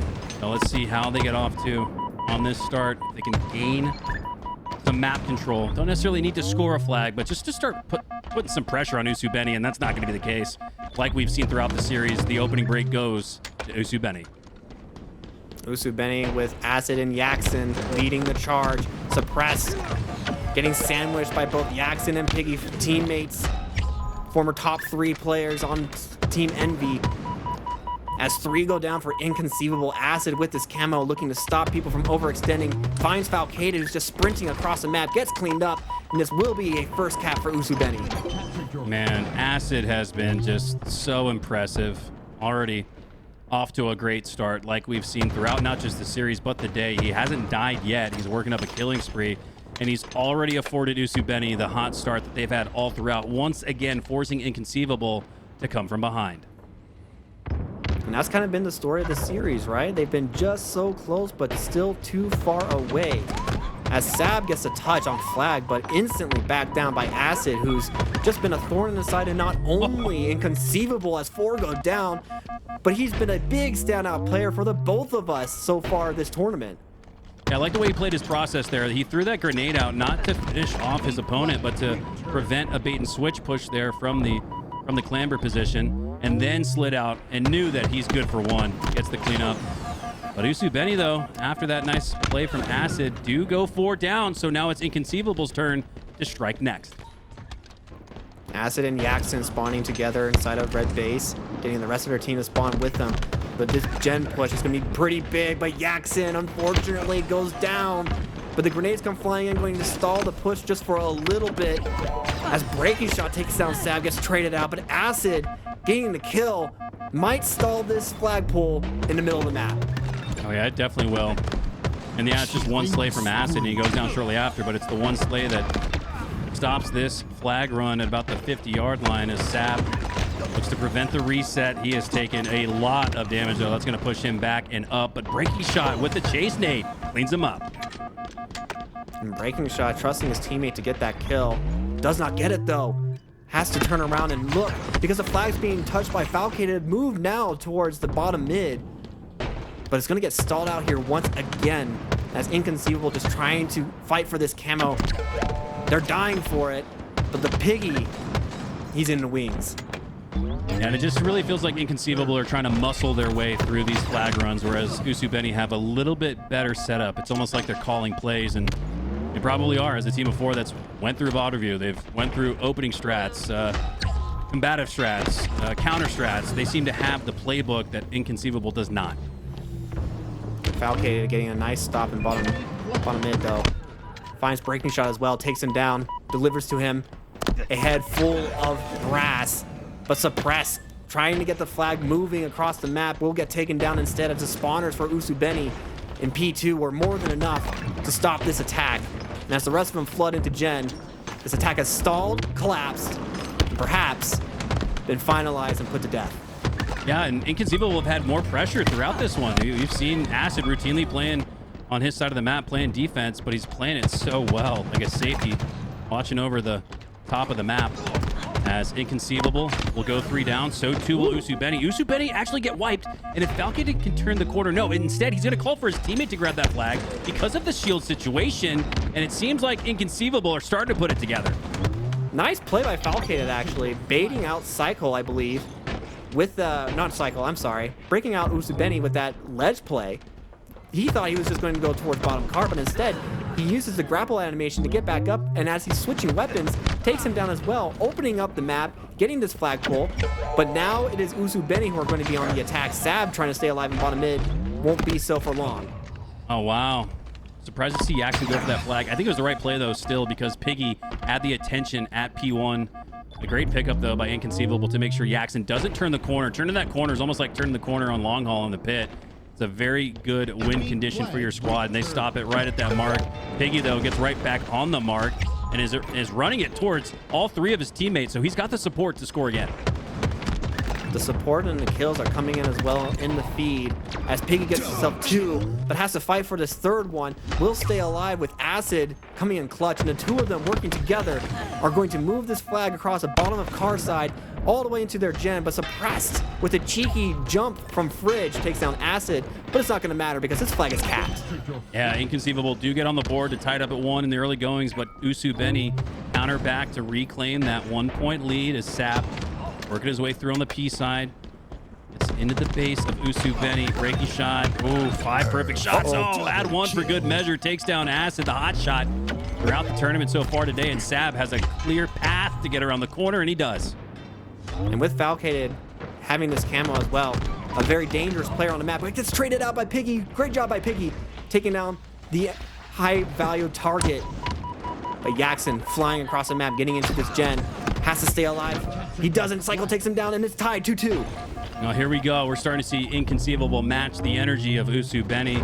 Counter to counter, 2-2 at the halfway mark. Cycle being very cheeky, staying alive with Thrust.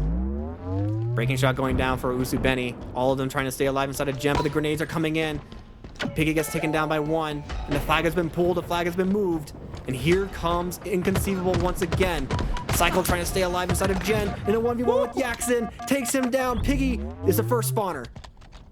Broken ankles with the use of the thrust. Now Piggy is going to get across to the other side of the map, but the counter cap turns into a double cap, and now Inconceivable are the ones on top. And this is exactly what we put as far as their marching orders, and they're going for the trip cap. Sab does get it out in the courtyard, but the pressure has been relentless from Inconceivable so far. At this point in the last 2 games, they've been having to play from behind, but now they have the lead. Have the lead and some confidence to play with. Breaking Shot trying to stay alive inside of car 3. going to drop down towards bottom mid, and Car 1 still staying alive. Acid there to protect him as well. And here comes Breaking Shot. I wasn't done with you yet. Takes down Suppress inside of Gen. But the flag does get returned, and the attack is still strong for Usubeni. I think they're going to get ready for another cap here. But the melee whip from Acid. Acid trying to stay alive, and Gen doing very, very well. But here comes Sab. Can Sab take him down? No, he doesn't. Acid still alive. 15 and 12 right now. My God, Acid. Should be staring at the respawn screen right now, but instead, he's pushing up on the midway portion of the map. Works his way back to mid because Camo's up. Now he's going to extend out that line of scrimmage, open up more space for his teammates to acquire the camo. He does go down. Oh, but nobody's able to take advantage of that push. And now if Piggy goes for camo, I expect him to take some shots doing it, but no, wow, actually enough attention on Acid. So much so that Piggy gets the delayed camo grab, and now he's put it to work. Piggy, 10 assists, tied with the rest of his team. So many assists on Usubeni, as everybody's just cleaning up the damage from each other. Everyone's making sure that no member of Inconceivable lives for free. And Piggy putting the moves on Sab, can't find him. They will grab the flag, but can they make anything happen with this flag? It will be Piggy who decides to touch it just a little bit, thinking about doing it himself. Oh, I love that play there. Drops the flag down low, goes up top, and Sab was anticipating that Piggy was still low next to the flag, and because he has camo, he has a little bit of added utility value to stay alive, and right now they have no idea where he is. Yaxon thinks he does. Some chase grenades, chase shots going out, and they finally take down Piggy. That's a huge slay from Suppressed. Couldn't get the trade either, so a big play for Inconceivable to maintain their lead. Playing defense just a little bit because Usubeni is continuing to be very, very aggressive. Finally get pushed to their side of the map, and it will be Falcated with the green gun, trying to make something happen inside their base. Takes down Acid with one. Is there another? No, there isn't. And for the first time all day, we've seen Acid routinely on the respawn screen over what feels like the past 3 minutes, and shutting down the best performer for Usubeni has been a recipe for success for Inconceivable as they're up by 1 with less than 3 left. 2 minutes and 50 seconds and counting. All the time that we have left. Piggy finds himself on Shroom Stairs in a 1v1 duel. Can't beat Sab though. Sab the kill leader in the match so far with 23 kills, 8 assists, and 16 deaths. Sab, difficult fight. Acid getting back into it though. Stays alive. Pushing into the base, recharging his shields. He's up to full. Falcated, hiding in a corner. Oh, and he's the aggressor in that one. Despite what looked like Acid taking it to Falcated, Falcated takes it to him instead. And Breaking Shot getting cleaned up by Falcated as well. Falcated being the supporting player that Inconceivable needs in order to be able to hold this defense. But Yaxon trying to get a flag grab, but a nice job by Suppress on the respawn to take him down. But Camo's up in 2 seconds. Now it's up. Which team is going to grab it? A very important factor in the remaining 2 minutes left in this one. Suppressed, no care for the camo though. He just wants to continue to add more slays to his team kill count. Oh as man, 3-4 go down for Usubeni, and with a 2-point lead with less than 2 to go, this could be a massive leap forward for Inconceivable. but nobody saw Acid moving on the wings. Falcated instead decides to do it himself, trying to make the true steps. He doesn't, because Acid, that player that I called out earlier, made it to yellow table and took him down. Sab trying to stay alive as there are multiple members inside of Gen who are weak, but he can't get the trades. They get taken down instead, but now they're forced to run away as neither of them have any shields to be able to fight this. But with Picky coming up in the wings, they might be able to stall out this flag with so many grenades, so much damage. And the flag gets grabbed. This could do it. Oh, and they get it. Inconceivable will make it a 2-score game with 60 seconds left, and with 3 on the respawn screen, granted for both. But that trade outcome is a net positive for Inconceivable as they'll take the 2-score lead into the final minute. Yaxon winning that trade inside of Car, but is it going to be enough? 50 seconds are left. They need 2 caps in order to tie up this game and send us to overtime. Have Inconceivable done more than enough or done just enough to make sure that does not happen? The flag gets pulled, the flag gets taken out, and Piggy with a triple kill, going to move things forward for his team, and it might be a positive fashion for Usubeni. Piggy with the triple. He's going to work his way into the back of the opponent's base because he's setting up for the double cap, the much needed double cap, as it's just a 1-score game. 30, now 20 seconds left, and they are setting up for the double cap. Only 1 player is down for Usubeni. Oh, and if Piggy can clean up the third, That would be 3 down. Oh, he thought he killed Falcated. He turned to keep running, but the shot did not connect. I've been a victim of that myself. And unfortunately for Usubeni, Piggy's a victim of it too. This flag gets stalled out. And that will be the game. We do get a game 4 in this series, but it's going to be at the cost of Usubeni losing their 3-0 sweep dream. I think taking a lead into the mid game was the key here for Inconceivable. Is we saw some nice highlights here from Usubeni, and in the end, Piggy had the play call. Piggy had the setup. They just didn't have the slays. Right here, that's a little bit of an overextended flag grab, but in this situation, it's the only option he had. So a great job to Inconceivable. That was a chess match there, and they put Usubeni, at least for one game, on checkmate. I love to see it, you know, especially in this stage of the tournament. I love to see Inconceivable finally get themselves a game in this series. Looking at the scoreboard, you know, Cycle always being a supporting player, we don't worry about that, right? But looking at Usubeni, every single one of them, 20 or more kills. And it did not matter because Inconceivable were able to get it done. Yeah, that's a good point.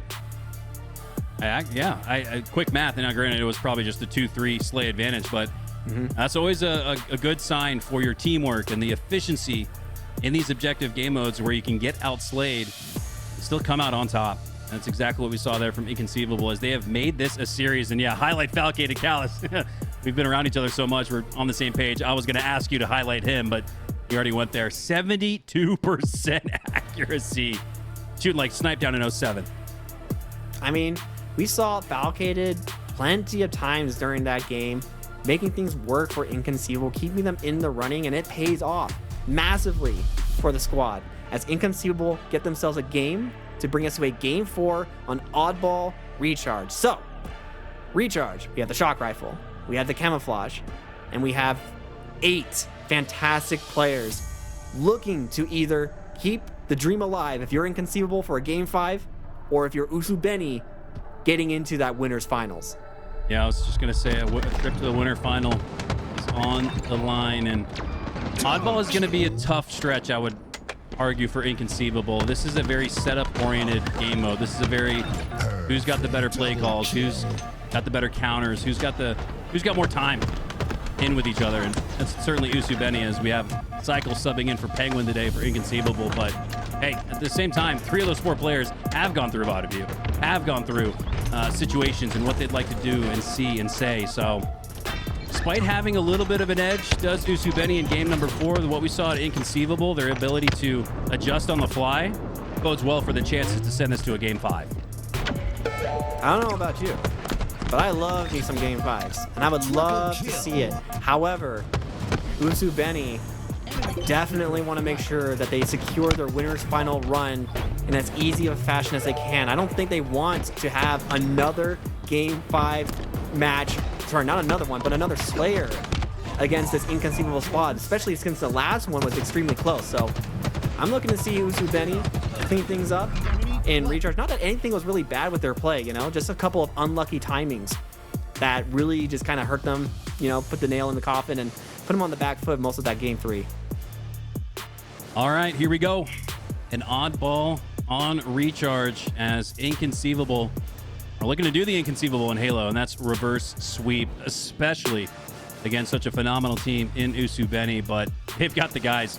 If you'll recall, Falcated back in year 1, I want to say, maybe even year 2, set the land kill count record on Oddball Recharge with 56 slays. Does he have a repeat performance in mind? We're about to find out. Here we go. Falcated, we're going to be on his POV. He gets 1. Can he get 2? Acid in top white, forced to retreat. Will retreat for his life, but Falcated already grabbing the ball and moving it towards red pipes. And then we get a few seconds hold for Inconceivable as Usubeni get a couple of nice respawns inside of A, but a quick trade means that this attack is not going to come through just yet.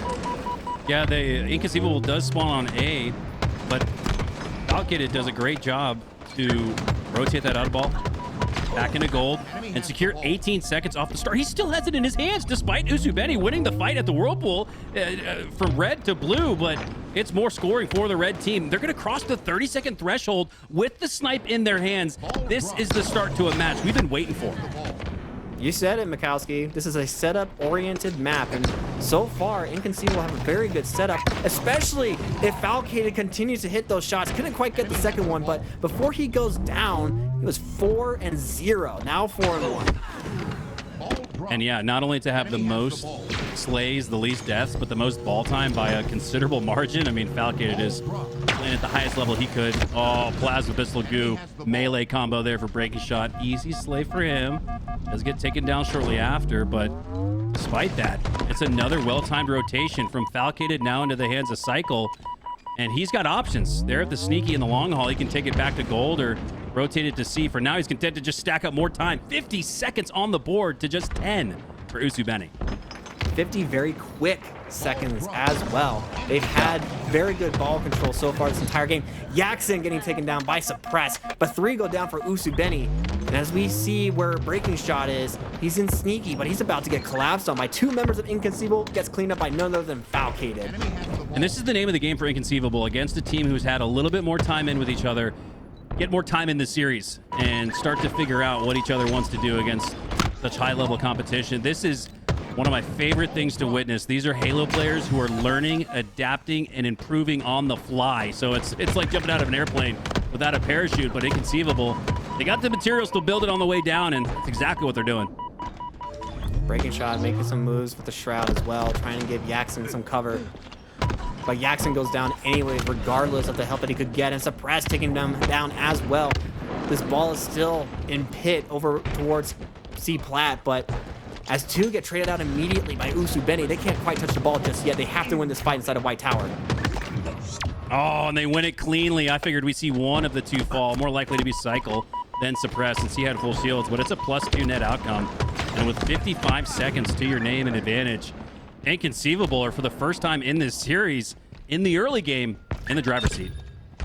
Falcated again, off the rack, perfect headshot with the shock rifle. Does get cleaned up by Breaking Shot with a couple of grenades, but Falcated doing very, very well in this game number 4. Breaking Shot trying to pass the ball to his teammate who's going to go ahead and grab it, but Sab getting a double kill with the plasma pistol, and Breaking Shot decides, I'm just going to waste this shock rifle. Woo! Oh, he takes down 1 before he goes down. I like the oddball toss there from Breaking Shot. Clear communication, clearly, towards Piggy, who was looking out towards the seaside of the map, told him he was going to throw the oddball up to him. So despite Piggy not looking at the oddball, he held onto that X button, grabbed the oddball, but Inconceivable, before we could even finish analyzing that last play, have it back in their hands. Now it's rotated back into the hands of Usubeni, 82-24. It's a pretty considerable lead, 1 minute for Inconceivable, but Usubeni now have a setup at the gold side with the potential to rotate. If they could just win the slay advantage here, they're in a good spot to come back, but the ball's going to stop for now. Clock continues to dwindle down, so too does the life force for Usubeni. So Press just trying to chase down Piggy, who's proving to be very, very elusive and tricky to hunt down and kill. Gets cleaned up by Cycle, so that will be a momentary 3 dead for Usubeni, and Inconceivable just look to capitalize by bringing this ball over towards Hydro and Long Haul. And as the seconds dwindle down, as they clock down, 90 seconds are left. Sorry, 90 seconds for score. 5 more seconds, and Falcon looking to try to play this ball, and he does. He plays it off the map. Yeah, you'd like to take the round win right there, but no reason to press for it. You're up so considerably, and you've, based on the eye test, it's a 60-second lead for them, but it feels even bigger than that. So I really like the cautious and conservative play there from Falcated to live to fight another day. I mean, they can touch the ball and end the round whenever they want to. The Shroud comes out as Acid going to scoop up Camo and try to live with it. Suppress trying to find him, but will not do so, as Acid able to live with this Camo. This could be the start of a comeback for Usubeni. All they need to do is just press their advantage, but the ball gets grabbed. The ball gets grabbed, and fumble comes out as Acid's going to say, I'm going to grab it and toss it up to my teammate. But, whew, good thing that they were able to clamp down on that play. That's another clean toss, though, from Usubeni to get the ball set up where they want it. Tough slay there in the form of Acid going down. Takes the Camo with him. And Jackson might have just dropped it out to Sab for the win in round number 1. Not much he could have done with that opportunity. As Usubeni do bring it back. He got to 50, but for all intents and purposes, it was all inconceivable in round number 1. It's inconceivable how they done that, you know? I'm just kidding.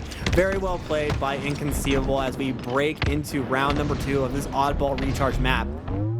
And Sab staying alive in back Hydro will do so, but he does spot the Camel getting grabbed by Acid. Nice cleanup there. But 2 push him inside of triple stack, but breaking shot, he's gonna take him down instead. Breaking shot goes down though shortly after. Suppressed. Grab that plasma pistol. Go for the noob combo. Go for the plasma goo melee combo here. He's got options. He's just waiting to see where the push comes from. The push is coming out of glass, and the green gun is not going to be enough, unfortunately, as he doesn't get the melee trade off of that play. But Falcated getting himself a double kill, looking to try to get 3, but Jackson shuts that down. No one's been able to grab the ball just yet. Breaking Shot trying to make a play for this shock rifle is going to get traded out by Cycle. But so far, not a single second has been put on this oddball timer. Yeah, the K column really tells the story for Inconceivable in this one. Really, the assists as well. We've been mentioning how Usubeni have had better teamwork, better team shots, but this series has flipped on its head. 15, 2 players with 15 on Inconceivable, 2 with 12, and everybody approaching 10 assists. That's very impressive. As Usubeni, though, have been able to take the early lead in this one. That's important in an oddball. After losing a round 1 like that, you don't want to let it get out of control. You want to try to build some points, build some momentum, and build some confidence back up. They are trying to, just 12 measly seconds was all the ball time that they were able to put on, but now Inconceivable finally break through enough to be able to grab this ball, and they already have that gold red pipes set up as the rest of Usubeni are forced to spawn over in Long Hall and C Plat, trying to make their way towards bottom white tower, and they do so off the break from Acid. And here comes the attack. Falcated re-challenges, trying to stay alive, gets a beatdown on 1, gets a double beatdown on Breaking Shot, who had no idea where he was, but a great play by Falcated to stay alive, forced to run away, trying to stay alive, gets chased down by Jackson. And Falcated now with 19 slays. High kill count here in the lobby. We know that Recharge Oddball is his game type and map combination. Ooh, Jackson beats Piggy with a little bit of more damage than he would have liked to push through into the long haul with, but no worse for the wear as he picks that oddball right back up. Does start to take some shots, and that all is a cause and effect of the early damage he took, but he's able to stay alive, able to call for help. Jackson picks up the camo, and now Usubeni are set up pretty nice.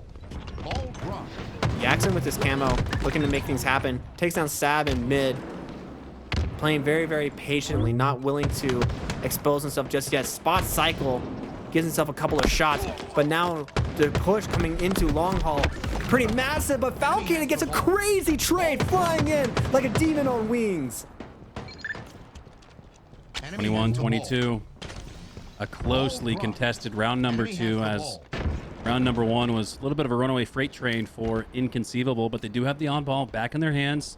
Cycle, the full rack of the shock rifle left to work with. A rare shock v shock fight there, and I'm kind of thinking to myself, did we really just see that? You hardly see 2 shock rifles take shots at each other. Unfortunately, nobody was able to connect on it. As the push has come through from Usubeni, they've broken through into the back of C. Breaking shots there. I love that recognition of a low HP Falcated. Just line up center mass, take what the game gives you, and center mass melee right there. Breaking shots playing this perfectly. Playing it perfectly, but it's still the time in favor of Inconceivable. 40 seconds to 22 in this round 2 of ball. And Breaking Shot trying to stay alive in C Plat, waiting to chase Falcated. Thought he hit that one, doesn't quite, but it gets a nice cleanup, and Piggy finishes off a kill. But here comes Usubeni, moving that ball into Hydro, and it looks like they'll be able to get a few more seconds of ball time on their own. Yeah, they're in a prime position here to tie this game up, but if not for Breaking Shot, that's the line of scrimmage that just got snapped in half after Sab earns the back smack. They do actually bring it back to just about a tie game, though, but you have to think, had they been able to stay alive with the tower control, they would have been able to regain the lead. Instead, the ball falls back into the hands of Inconceivable. Falcated trying to challenge Breaking Shot inside of white. Jackson there to help him out, though. Acid taking down Sad does mean that they might have to play this ball, and they do. They toss it off the map. don't want to give Usubeni a free hold inside of back hydro. Suppress is trying to find this one player of Usubeni, but instead finds himself two. A nice Usubeni sandwich gets delivered. All the while, that clock has dwindled below 2 minutes left. We're looking at just about 90 seconds. So with a 20-second lead, Inconceivable are in a good spot. Piggy goes down. Jackson picks up another camo.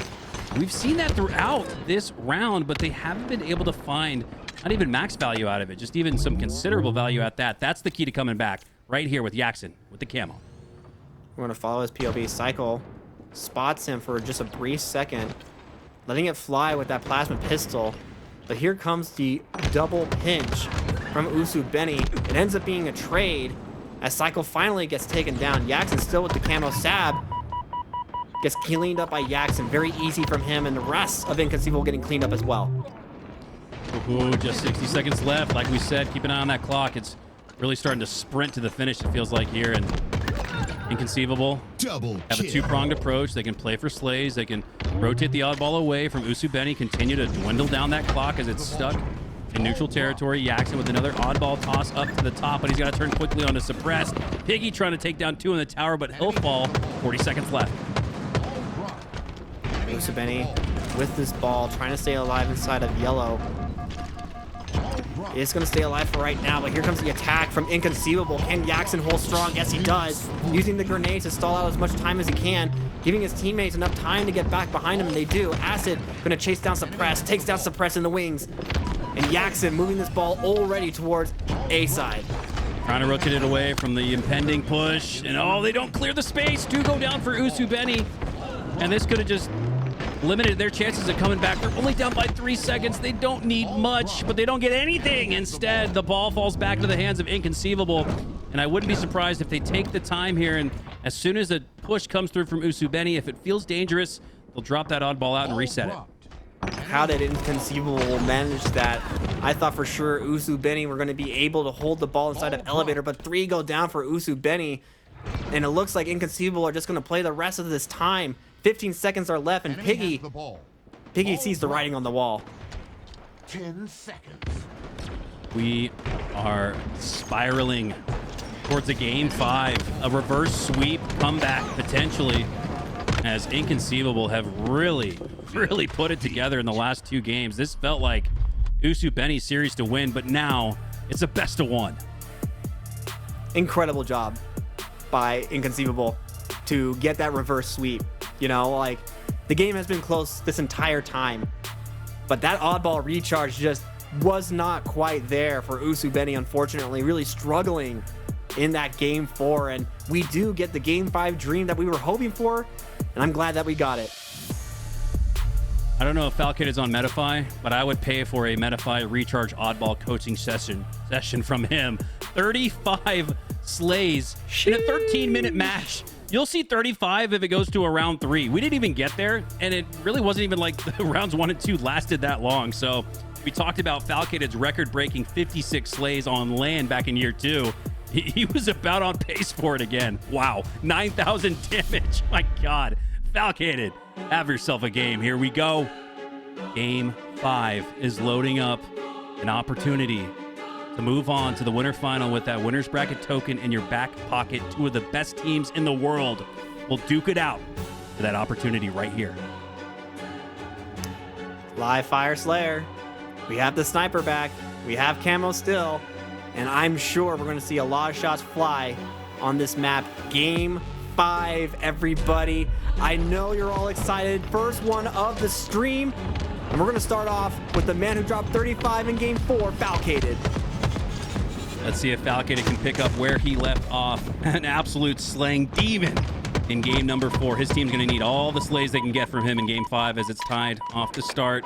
Everybody's still playing for intel, filling each other out. Cycle has the QT, but oh wow, Cycle goes back to green, gets the slay, and now gets the trade with the sticky. 3-3 off the start. It's still anybody's game. 3-3 and forced to give up on that play for camo. Usubeni going to be able to grab that. Jackson's going to be the man who pops it into his chest. And here comes the attack from Inconceivable, trying to hunt him down inside of cuts. 3 members are trying to chase down Yaxon. Yaxon trying to play as carefully as he can, gets spotted out by Suppress, but is going to be able to stay alive with his camo. But man, unfortunate for Inconceivable not being able to find him. This could be a key contributor to a Usubeni Game 5 win. We talked about how often they were able to grab the camo in Game 4, but didn't do much with it. Now, Yaxon is rewriting the history books as he's turn 2. They're going to make it 3. Sab has been hot all throughout the games 3 and 4, but he's on the bench a little bit here off the start. 2-1. Hasn't gotten going just yet, but his team is no worse for the wear. They're actually up by 1. Up by 1, 7-7, tied up. As soon as we start mentioning it, they tie it up instantly. And this is kind of what we saw in game number 2 as well. Every single inch that they were able to get was traded back by Usubeni, and Usubeni managed to win game number 2 in a similar style, you know? So I'm curious to see if Inconceivable are going to be able to stop them from doing what they did in game 2 and game 5. Sab trying to set up a bait and switch with Cycle, but that implies that the push is coming through from top mid. Instead, Usubeni are located on the garage door and green side of the map. Sab does a great job recognizing that and takes down Acid rather easily. Acid has been the top performer for Usubeni throughout the day, but he's had a little bit of a tough time getting going, and we said Sab was doing just that previously, but now he's back on his mark. 3-2-1 and a 3-kill lead for Inconceivable. Yeah, Acid, one of the top performers for Usubeni in the previous series and also in the first couple of games. He was the man dealing the most damage for his team, but struggled a little bit in game number 4. But I think he'll bounce back just fine. Camo is live. Camo is up. Both teams are trying to fight for it, but Falcade is staying alive inside of A. Will definitely be a difficult player to dislodge from this position as he's going to make his way across the map. He's going to grab camo and he's going to plant it. Oh, this could be devastating for Usubeni. We've seen really no camo control for Inconceivable, and now they have the opportunity to find an opening here, and they've done just that. 17-11. This lead can continue to grow if they don't spot out and take down Falcated. And Breaking Shot was not aware. They do ultimately take Falcated out, but not before he got 2 slays and opened up the middle of the map for Sab to grab the snipe. Sab trying to live too. Couldn't do so. Acid cleans that up. Trying to clean up the world champion as well, but Cycle proving why he is the man that he is. Staying alive. 20-15. Inconceivable up by 4. Good job by Usubeni here to bring it back to within a manageable 4-kill game. And Piggy has 6 shots left in the snipe, lining up the pre-fire, and he anticipated the slide from Suppressed. Sends him back to the respawn screen. Another nice setup there at head level through the cuts, but misses his shot. Does get enough fragmentation damage to allow Acid to clean up on Sab. And now Usubeni are in a situation where they're down by 3, but they do have map control and sandbox control to their favor. Still 4 shots in his sniper rifle, and you're gonna leave it up to the man, Piggy, and that's why you leave him with the sniper rifle, utilizing it to make sure that he gets traded out. But it will just be that, a trade at the end of that play. Filthy no scope to bring it back to a tie game here, 22-all. As we're approaching the halfway mark, Acid not quite sure where he's getting shot from. Falcade gets the first 1 or 2 shots, but Jackson does clean up on him after the melee from Breaking Shot. And yeah, I was just thinking the same thing. You might want to trade out that plasma pistol for the snipe. Only got 1 shot left, but I still take it. That's why. Breaking Shot trying to live. Sorry, not Breaking Shot, sorry. Suppressed trying to live. But Breaking Shot putting an end to that life very quickly. Trying to beat Cycle, and he does! Cycle gets taken down 29-25. Usubeni in the lead. Camo's up in 5. Who's gonna get this one? Suppress is set up for it, but does he have any help? No, he gets taken down. Another trade. It is a 3v2 situation right now for this camo. All the attention now on this side of the map, and all the attention for my eyes are on the scoreboard. It's previously a 5-kill, now back to a 5-kill, down to a, okay, back and forth. I might as well not even keep up with the score because it keeps changing and it keeps maintaining despite the numbers changing. Usubeni still up by 5, and it looked like Inconceivable would have had that advantage state, and they're now growing on their advantage, up by 6. What a run from Usubeni, and they're gonna grab the camo as well. Wow. And this is kind of what we were talking about. Usubeni have been able to control camo effectively, but they just haven't really been able to turn it into any meaningful progress in this game. but that could be the last chapter in this story. This is the new one, and Piggy is going to look to try to make things happen across the map, making his way towards pillars. Doesn't see an opportunity to reveal himself just yet, but being very, very patient as they're just waiting to break this open, but getting spotted out. The Eagle Eye comes in. He gets taken down before he can do anything with it. Unbelievable. Camo eyes a la Halo CE were the prescription that the optometrist gave to Inconceivable as they were able to take down Piggy with the camo, but they're not able to inch the game closer and closer. It's still a 5, now 6-kill game for Usu Benny. So despite not finding much from that camo, they find themselves in the driver's seat, up by 8. They've turned it into a 2-team wipe game out of nowhere. Great play for Usu Benny. 41-33, 9 kills left, and they will secure their spot in the winner's final. Cycle with the S7 though might have something left to say in this game. He's looking to see if he can spot anybody moving across the map as the game has slowed down to a crawl as Usu Benny decide to play it safe. 5 minutes left. You can afford to slow down here despite being down by 8 to play for the first pick. That's got to be what's going through the comms for Inconceivable. Play for the first pick, and they get it. Cycle now with that first pick has the numbers advantage, so now is where I'd like to see them push up with that 4v3. They got to play good Halo here. Oh my god, off the back foot, Usu Benny find 3, all 4. 35-45, Usu Benny, despite Cycle getting the snipe, the first pick. That was exactly the name of the game for Inconceivable, but the game is all but over. Usu Benny are icing up. What a defense from Usu Benny. I thought, just like you did, that Cycle was going to open up the map with that snipe. He doesn't, and Usu Benny are not done there. They have decided that they're going to continue with this pressure. They know where Falcon is. They're going to try to take him down. Can Falcon stay alive? He does. The triple kill comes in, but breaking shot with the camo. One more kill is all that's left. And with this camo, he gets it. He just sends it. He sends it. He sends it. He knows what's on the line, and that will be game, set, and match. And Usu Benny will go to winners finals. Holy Usu Benny indeed, Jen. That was a phenomenal response from them, and it was a phenomenal response up until that point from Inconceivable as they had got it back to within a 2-2 series tie after going down 0-2, but Usu Benny put on the afterburners at about the 30 kill mark and never looked back.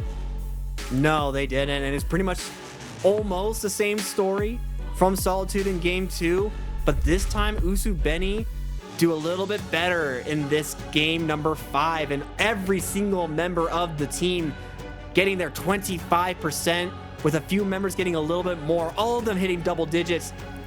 And unfortunately for Inconceivable, they're gonna have to make things happen in the losers bracket. So good luck to everybody who's gonna be on the receiving end of Inconceivable's climb to try to get back to the grand finals. All right, no time to waste, and just a little bit of time to wait. We've got our winner semis on the top side of the bracket ready and populating. We're going to take a fast break here, so make it quick. We're back with the winner semis, Coliseum versus Noobs, up next. Ball dropped.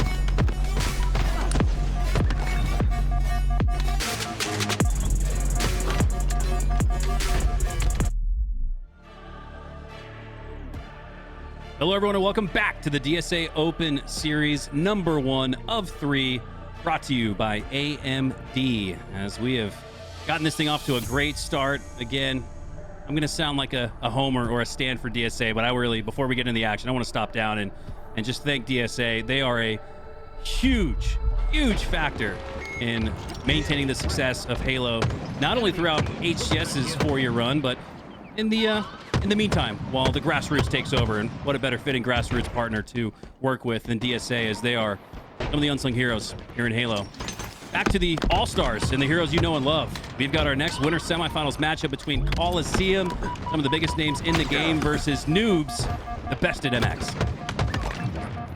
And as we are on the POV of Envor, we saw what he did a week ago in the Clutch Academy 4v4 draft tournament. Can he do it again now with the rest of his team in Coliseum, as they look to get in some early practice perhaps before they're showing at DreamHack? But Leor with the shock rifle making things happen for Noobs, but it will be Coliseum who get quite a bit of hill time. Just 10 seconds off the clock, and I'm already hearing Jeff Steitzer with the enemy team about to score voice line. My God, what a start here for Coliseum. You do have a little bit of time here for Noobs, but it's really been all Coliseum all throughout. Lure, though, does have the shock rifle in his hands. You got to get Boo Boo Doobo off his mark. They finally do. As Strikey takes him down. They've got an uphill climb here in this opening game, King of the Hill. And will be a hill secured momentarily for Coliseum. All said and done. Roar's trying to win this 1v1 against Druck. Druck staying alive, making some moves across the map as well, looking to head off Roar before he gets an opportunity to flank, but instead receives a couple of shots from mid from Leor, but he gets beat down by Envor. And it will be, again, Coliseum getting some hill time. Yeah, Callus, when we get a chance, let's watch some Envor, man. I want to highlight this guy for a sec. He has been a routine top 12, top 16 competitor. And now he's teaming with guys who have placed within the top 4 and even 3 at a Halo World Championship in Druck and Soul Snipe. So, again, love to see guys climb the ladder. Love to see guys get opportunities they maybe hadn't had before. And when you see them take advantage of maybe the only opportunity they'll get in their career, you love to see it. So big ups to Onboard, having a great start so far. 4-2, cleaning up on Noble. Go down shortly after. Now it's a 1v1 between Soul Snipe and Strikey. We've seen a lot of that today. Strikey wins it with a 5, though. He does. The kill leader for Noobs. 6-1-3 right now. Making a name for himself in this game #1 against Coliseum. But Coliseum putting some damage across the map. Druck getting a cleanup on for that double kill, but falls to a grenade from Noble. As the grenades continue to fly, Noble receives one himself from Soul Snipe special delivery. Yeah, more like Soulnade in that reference there. That was a nice bounce pass grenade toss there. Cleaned up the opponent without ever exposing yourself to him, giving him the opportunity to clean you up. Is N4, my God. You don't need to be on his point of view. See how good he is.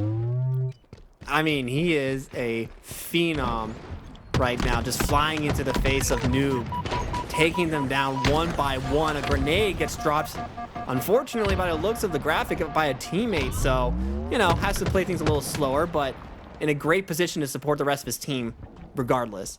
Yeah, but look at the recognition. That's not going to show up on the stat sheet. I guess it would have in the death category had he gone down, but just the quick reflex to pop off that grenade by an inch. This is 2 times in the last 10 seconds that Envor has gone down to a fingernail of HP and stayed alive, and now turned it into slays. My God, that's one you want to watch back. That is the dictionary definition of how you play Halo. Coliseum, a very strong team. Can Noobs answer? They're trying their best, but look at how much hill time they have yet to take on this second hill of the game. Now, yes, King of the Hill, especially on Vacancy, a very difficult map and mode to be successful on, especially against a team like Coliseum, but they have to try and make things work. Envor already making his presence known, taking down Noble, looking to take down more. Noobs, the nice answer back here on hill #2. Staring at a deficit throughout the first couple of minutes of this one, but now they're in position to tie it up at 1. Soul Snipe slides through, goes for the trade out. That's okay in a 2-2 game, but not when the Noobs have control of the hill, and they secure it. 1-1 tie after an absolutely dominant hold for Coliseum on that first hill. Noobs have answered back. Very well done by Noobs. I think it goes without saying that that hill looked like it was going to be Coliseum's hill to take, but they did ice up and make sure that they were not going to give Coliseum an easy 2-0 lead in game number 1. Rorsch staying alive inside of mid, putting down some great damage on Mr. Snowslipe, going to back him off. But Boo Boo Doo Boo taking down Noble in the wings means that this attack cannot quite be pulled just yet. And a great job by Coliseum here. Yeah, you give up the last hill to Noobs, allow him to get back in the game, tied 1-1, but they played it perfectly in the sense that they rotated to next, and they have had every bit of time here on hill number 3. But 3 go down for Coliseum. Envor, the last player alive. He's going to hold the line of scrimmage. Not going to overextend, wait for his teams to spawn, try to get some intel and damage before the rest of the crew pushes through. And staying alive inside of tower is going to be a very, very difficult player to take down. Leor does his best, but Leor instead gets taken down by a delayed grenade from Envor as he gets chased away, and in a perfect position to clean up that kill on Noble as well. Here's the rest of the team calling out where the rest of the members of Noobs are coming from, but it is a 2 versus 1. Not even Envor can win those, so he gets backed off and lets the rest of his team clean up his damage. Yeah, but look at his Texas Hold'em. He knows when to hold him, knows when to fold him. And the whole reason why Coliseum are at 99% to about 25% for Noobs was because when Envor was the last Spartan standing, he didn't try to make a hero play. He could. He's good enough. But he knew to just hold the line, get a little extra intel, get a little extra damage. But despite all of that, Noobs have about full control. If Envor can't break through here, which he does not, the Noobs are now in the advantage state. And Noobs might actually be able to take this hill out from under Coliseum, and they do. Wow. They go up by 1, and what we both thought was going to be for sure a Coliseum hill instead turns into a Noob grab, and they will go up by 1 in this series as we move on to the next hill in Red Tower. We are witnessing some scrappy, resilient Halo being played here by Noobs. And sometimes it's about getting dirty. It's not about making it look good. It's just about getting the job done. And that's what the Noobs have done throughout. Another early rotation here after losing the previous hill for Coliseum. But like we saw on that previous hill, the Noobs were able to secure it nonetheless. So a nice start on hill number 4 for Coliseum. They got to finish it off. That's been kind of the issue these last couple of hills, hasn't it? Coliseum get off to an early lead as far as hill time goes, and then somehow, some way, Noobs are able to just steal it right out from under them. So you're absolutely right when you say that Coliseum just needs to figure out a way to make sure they finish the hills that they start. 3 members try to make a push inside of red, but Roar's putting out so much damage, finally getting taken out by bullets from Mr. Snowsnipe, but 3 go down immediately for Coliseum, and it's just Boo Boo Doo Boo that's all that's left, and he gets cleaned up by Noble. Wow. All 4 down for Coliseum. That's going to allow the Noobs all to tie it up here on a crucial hill number 4. And with 90 seconds left in regulation, a 2-kill lead feels really strong. So the Noobs in the first 5 minutes weren't looking like the better team, but now they are. Wow. I could not believe that Soulsnipe lived there for as long as he did. But Envor getting a grapple onto the corpse of Noble.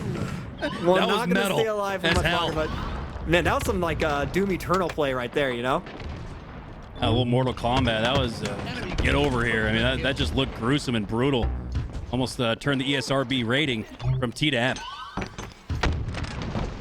Boo Boo Doo Boo. Getting some more hill time for Coliseum, looking to secure this hill and make it stay red.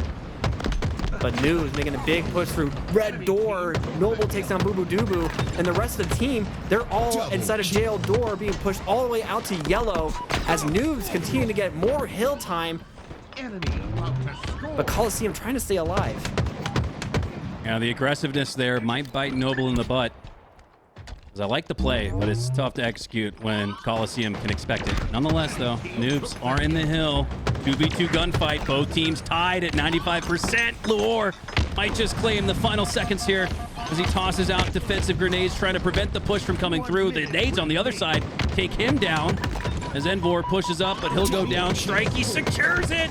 The 2-point lead with 60 seconds left. The Noobs look like a completely different team than what started. They do it again, Mikowski. Just when you thought Coliseum were going to finally get themselves the hill, instead it goes blue. Unfortunately for Coliseum, they have to stop these hills from being snuck by Noobs, and over and over again, Noobs, as Coliseum go 4 dead, have been able to get away with what I believe is highway robbery. Envor, unfortunately, Envor getting taken down by Rorsch. Ugh, man. You give this guy a little bit, he takes a mile. Yeah, and take a look at the strategy that the Noobs are impressing upon us here. They had opportunities to step inside of the hill, but with 41 seconds left, the only time we're going to see them in the hill is passing through to earn more slays.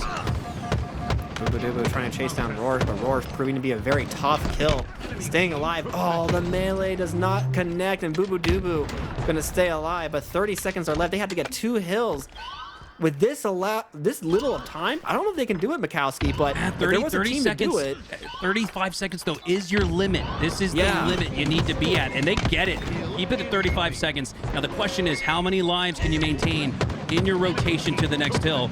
You keep 2 down on the other side, and with Soul Snipe in the hill, as soon as it becomes available, keeps that clock above 30 seconds, and despite not having much chance, Coliseum have enough life to keep this one interesting in the final 30 seconds. They have to play very, very well, but Noobs are not going to give it to them easy. Druck using the grapple hook to try to get across the map as quickly as he can. Tries to fight Noble inside of Blue Tower, but Noble's staying alive. Noble lives! Druck is taken down, and now more resources have to be used to try to take down Noble, but he's going to get his shields back, or he doesn't. Mr. Snowslide finally taken him out, but 10 seconds are left, and we might see the end of the game unless Coliseum can get on this hill right now. Yeah, Druck, one of the most proactive players in Halo, but Noobs deactivate him instead.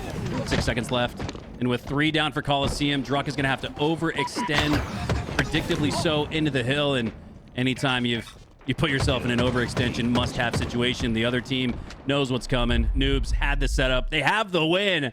And despite the first hill and a half looking like a dominant advantage for Coliseum, the Noobs steal it instead. I can't believe that Noobs were able to get away with it not once, not twice, but 3 times that game, Mikowski. So, impressive performance by Noobs, but if you're Coliseum, I'm scratching my head wondering what the heck happened and how they did that 3 times in a row on you. Yeah, that's the question that I'm sure is being posed in the Discord right now for Coliseum. Now, the thing is, though, you can't talk about it for too long. There's like a shot clock on how long you can talk about the previous game, because at some point you got to move forward. Whether you're down 0-1 or up 1-0, you got to look ahead. You got to play for the future, and when the game starts, be in the present moment. That's part of the mental struggle and battle that you go through as a Halo player. Is yes, we want to address how we allowed Noobs to take game number 1 despite not looking like they would. But I'd say now is where that shot clock has just rung out and turned red. You got to start talking about your strategy for game number 2, because we're already on the way. Game number 2, still Slayers. Everybody knows that even if you win a couple of those objective game modes, you have to also win these Slayers. They're so crucial. There are 2 of them in every single best of 5 series for a reason. If you cannot win Slayers, you have a less likelihood of winning the series as a whole. Now, Coliseum and Noobs, both spectacular teams from, the North American region and also from the Mexican region as well, right? With arguably Coliseum having a little mixture of both, but I do think that Coliseum will be able to take things back in game number 2 and turn things around on Noobs. But Noobs, they're playing at a very high level right now. Scrappy's the name of the game for the Noobs. Might have seen a cleaner start, assuredly so for Coliseum, but just the resolve and resiliency that we saw from Noobs is how they were able to take game number 1 as we are off and rolling into game number 2. Boo-boo. With a nice turn on Rorsch. Earns the first slay for Coliseum. Soul Snipe on the other side. Picks up a fresh snipe. Trying to take down Strikey. A few missed shots. Make it 3 in total. 4. At some point, you got to pull out the battle rifle, the bandit, and go again. Does get the no-scope body on to Strikey, but I think after a couple of missed shots, you just want to kind of put that away for now. Yeah, unfortunate for Mr. Soul Snipe missing all of those shots did not feel good. Strikey was able to live for way, way, way too long, in my opinion. But it is still a 1 kill difference between these two teams. Druck grabs himself the plasma pistol, making his way across Dib, gets spotted out by Noble. Goes to fight Noble, who he repulses him back and gets the cleanup onto Druck, who gets himself a double kill on Boo Boo Doo as well. Looking for more, and Envor is going to be the 3rd one in a long list of names that have been slayed by Noble. Yeah, that was a big one there for Noble against an Envor who has been playing probably the best out of the 4 on Coliseum. Shuts him down, sends him back to the respawn screen. Now spawning in a little bit of a trap on the other side of the map. Because of that, he'll go down to Luor. Boo Boo, though, takes down Noble. And Luor, with that fresh slay on Envor, has the opportunity to push up, get some more damage out towards the snipe, and make your next move. For now, going to be backed off all the way back inside of blue. As Rourke catches a grenade from Mr. Soul Snipe. It will be Coliseum. We're living and surviving for now, but all members of News are weak inside of Yard. Leor gets taken down. He's the first to fall. How many more are going to go down next? Envor making a big push. Here comes the attack. Here comes the flood. And so far, it's just trades back and forth, and it will continue to be those same trades. Boo Boo Doo Boo left alive after all of that is said and done. No 1v1 return for him. I really thought we were going to see Coliseum come out on top in that gunfight, but just all out, again, scrappy aggressiveness from Noobs. It almost feels like they're taking Coliseum by surprise. They're not expecting this level of ferociousness from the Noobs as they maintain a 2-kill lead, now down to 1. Rourke's looking down at 3 players to the 2 up top for him, and that's not the numbers advantage you want to play with, and that's exactly why Soul Snipe and Coliseum flip the game on its head. They're now the ones on top. Another scrappy fight inside of Yard, this time going in the favor of Coliseum as Noobs went 3 down, giving away the lead to Coliseum. And Coliseum, with Boo Boo Doo Boo having a camo in his hands, looking like they are going to make a great play to continue to extend its lead just a little bit. They just got to figure out where the rest of them are spawning, and they're all spawning inside of Lift. Not a good spot to be. The old shooting fish in a barrel strat here for Boo Boo Doo Boo, and the Bass start to take some shotgun shells as 1 will fall, 2 still left at the bottom of the barrel, and Boo Boo Doo Boo gathering the intel and likely some damage with that frag toss. The repulsor did come out, I heard.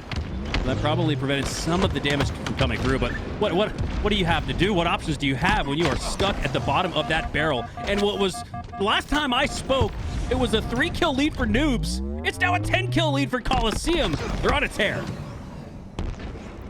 Noobs getting taken a little bit by surprise by that attack from Coliseum, who extend their lead massively by those 10 kills that you mentioned. Soul Snipe trying to stay alive inside of Truck. That grenade unfortunately getting stuck on a corpse, but it won't matter because Soul Snipe does get cleaned up, immediately traded out by Druck.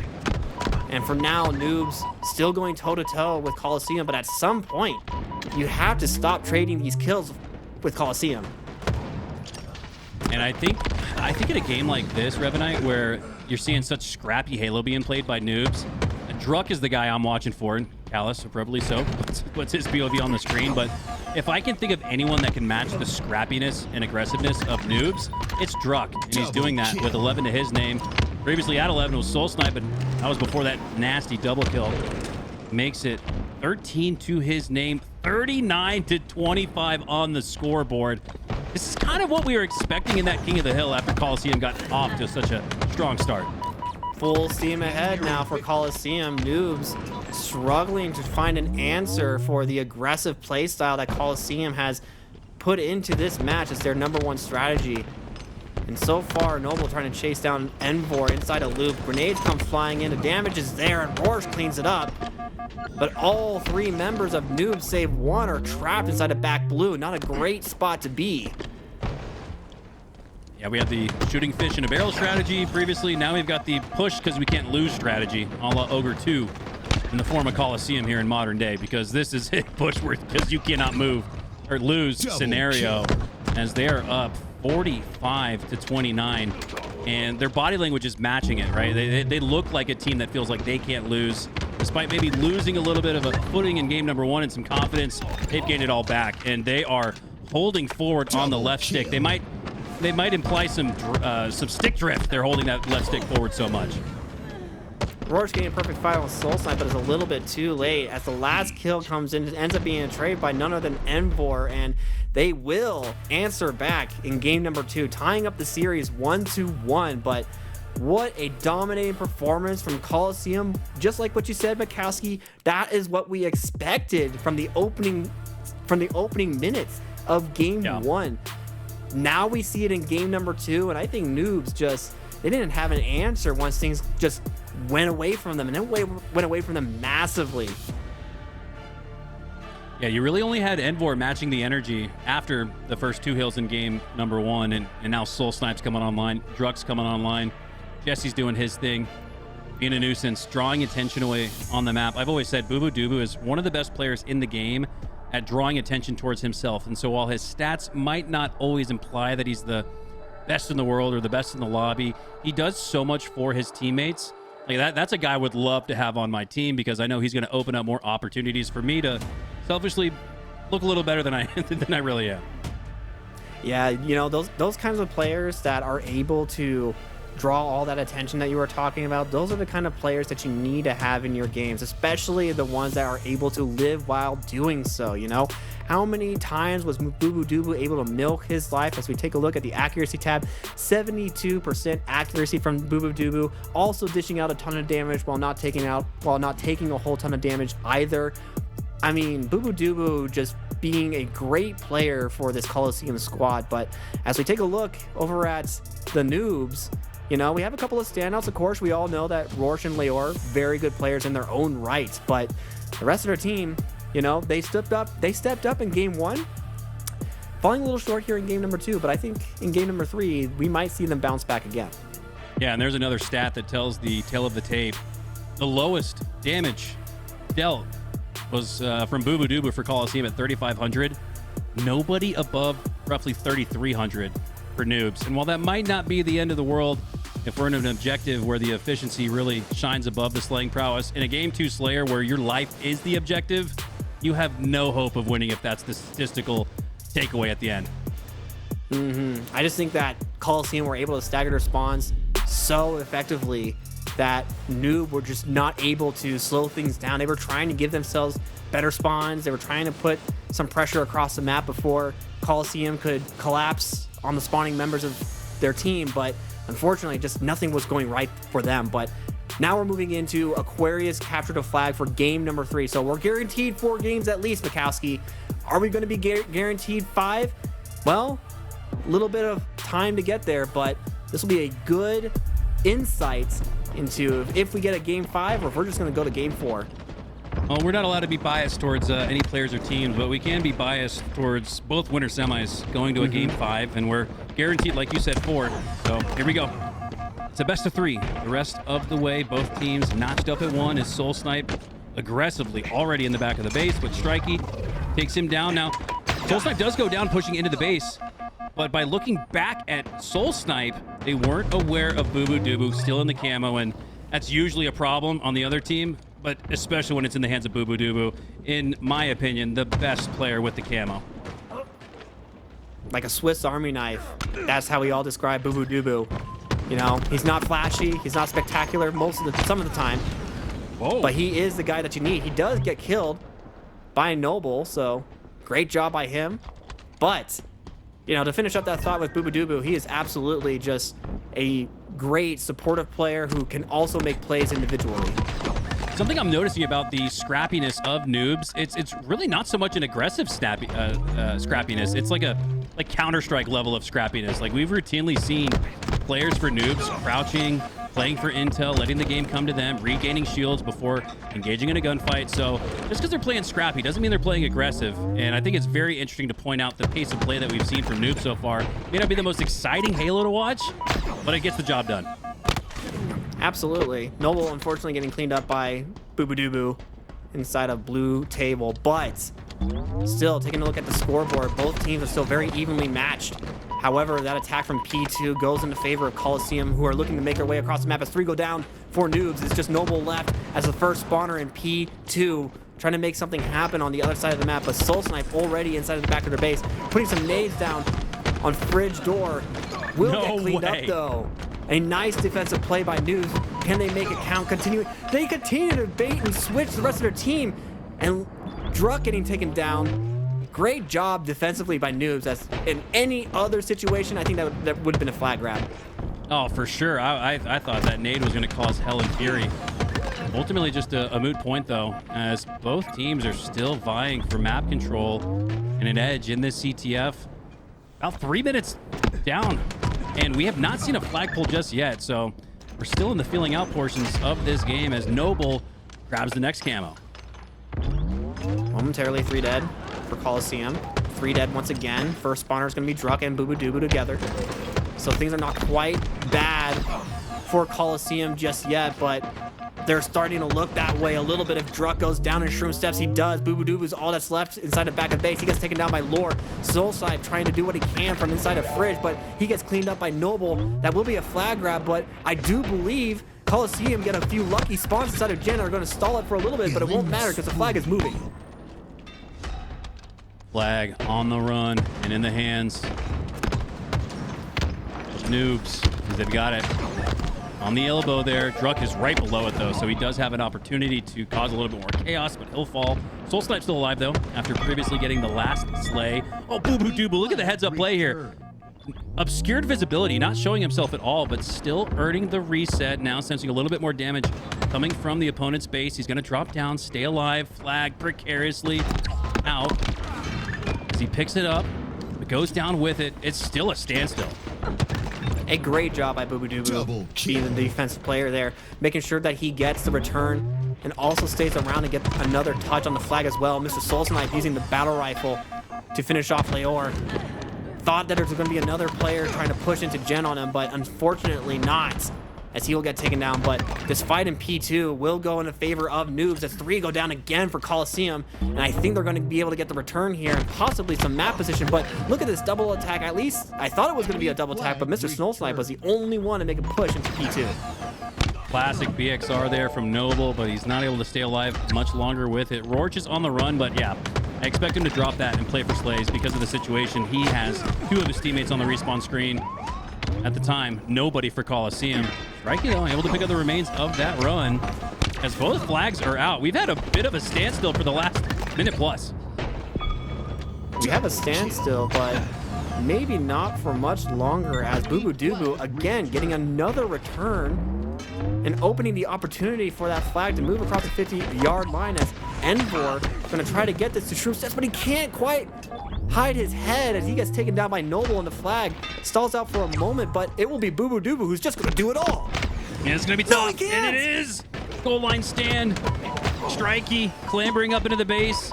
Coliseum will have to earn a reset if they want to earn the first score. What was that? I cannot believe that, unfortunately for Boo Boo Doo Boo, he gets taken down before he gets the chance to plant the flag. But not only that, Strikey getting the flag pull, and as you can see, the flag is already on the other side of the map, forcing Coliseum to try to play aggressively to stop this flag from going in, but it's going to. Boxer, killing spree, goal line stand, a litany of medals, and the one score you needed to get on top early in this one. And the double cap is brewing. 3 down for Coliseum. Noobs. Envor set up in the blue base. And it's going to be tough, though. Yeah, absolutely. As soon as that first grenade got tossed out, that alerted the opposition to his location. Noble, another potential goal line stand here for Coliseum. Strikey going to get his shields back as soon as they reach full. I expect him to go for the flag. Here he goes. Perfectly timed. Perfect process played by Strikey. 2-0. Great job by Strikey to be patient there when he needed to be. He knew that Coliseum were going to be waiting to put some shots across the map to prevent him from capping that flag. So a great heads-up play by Strikey, ensuring that they get that flag cap going up 2-0 in the game. And we might see some more if Soul Snipe can stay alive inside of Gen. He's being called out. He's being pinged out as well. He gets taken down, but the flag will be grabbed by Coliseum, but it's not going to go very far.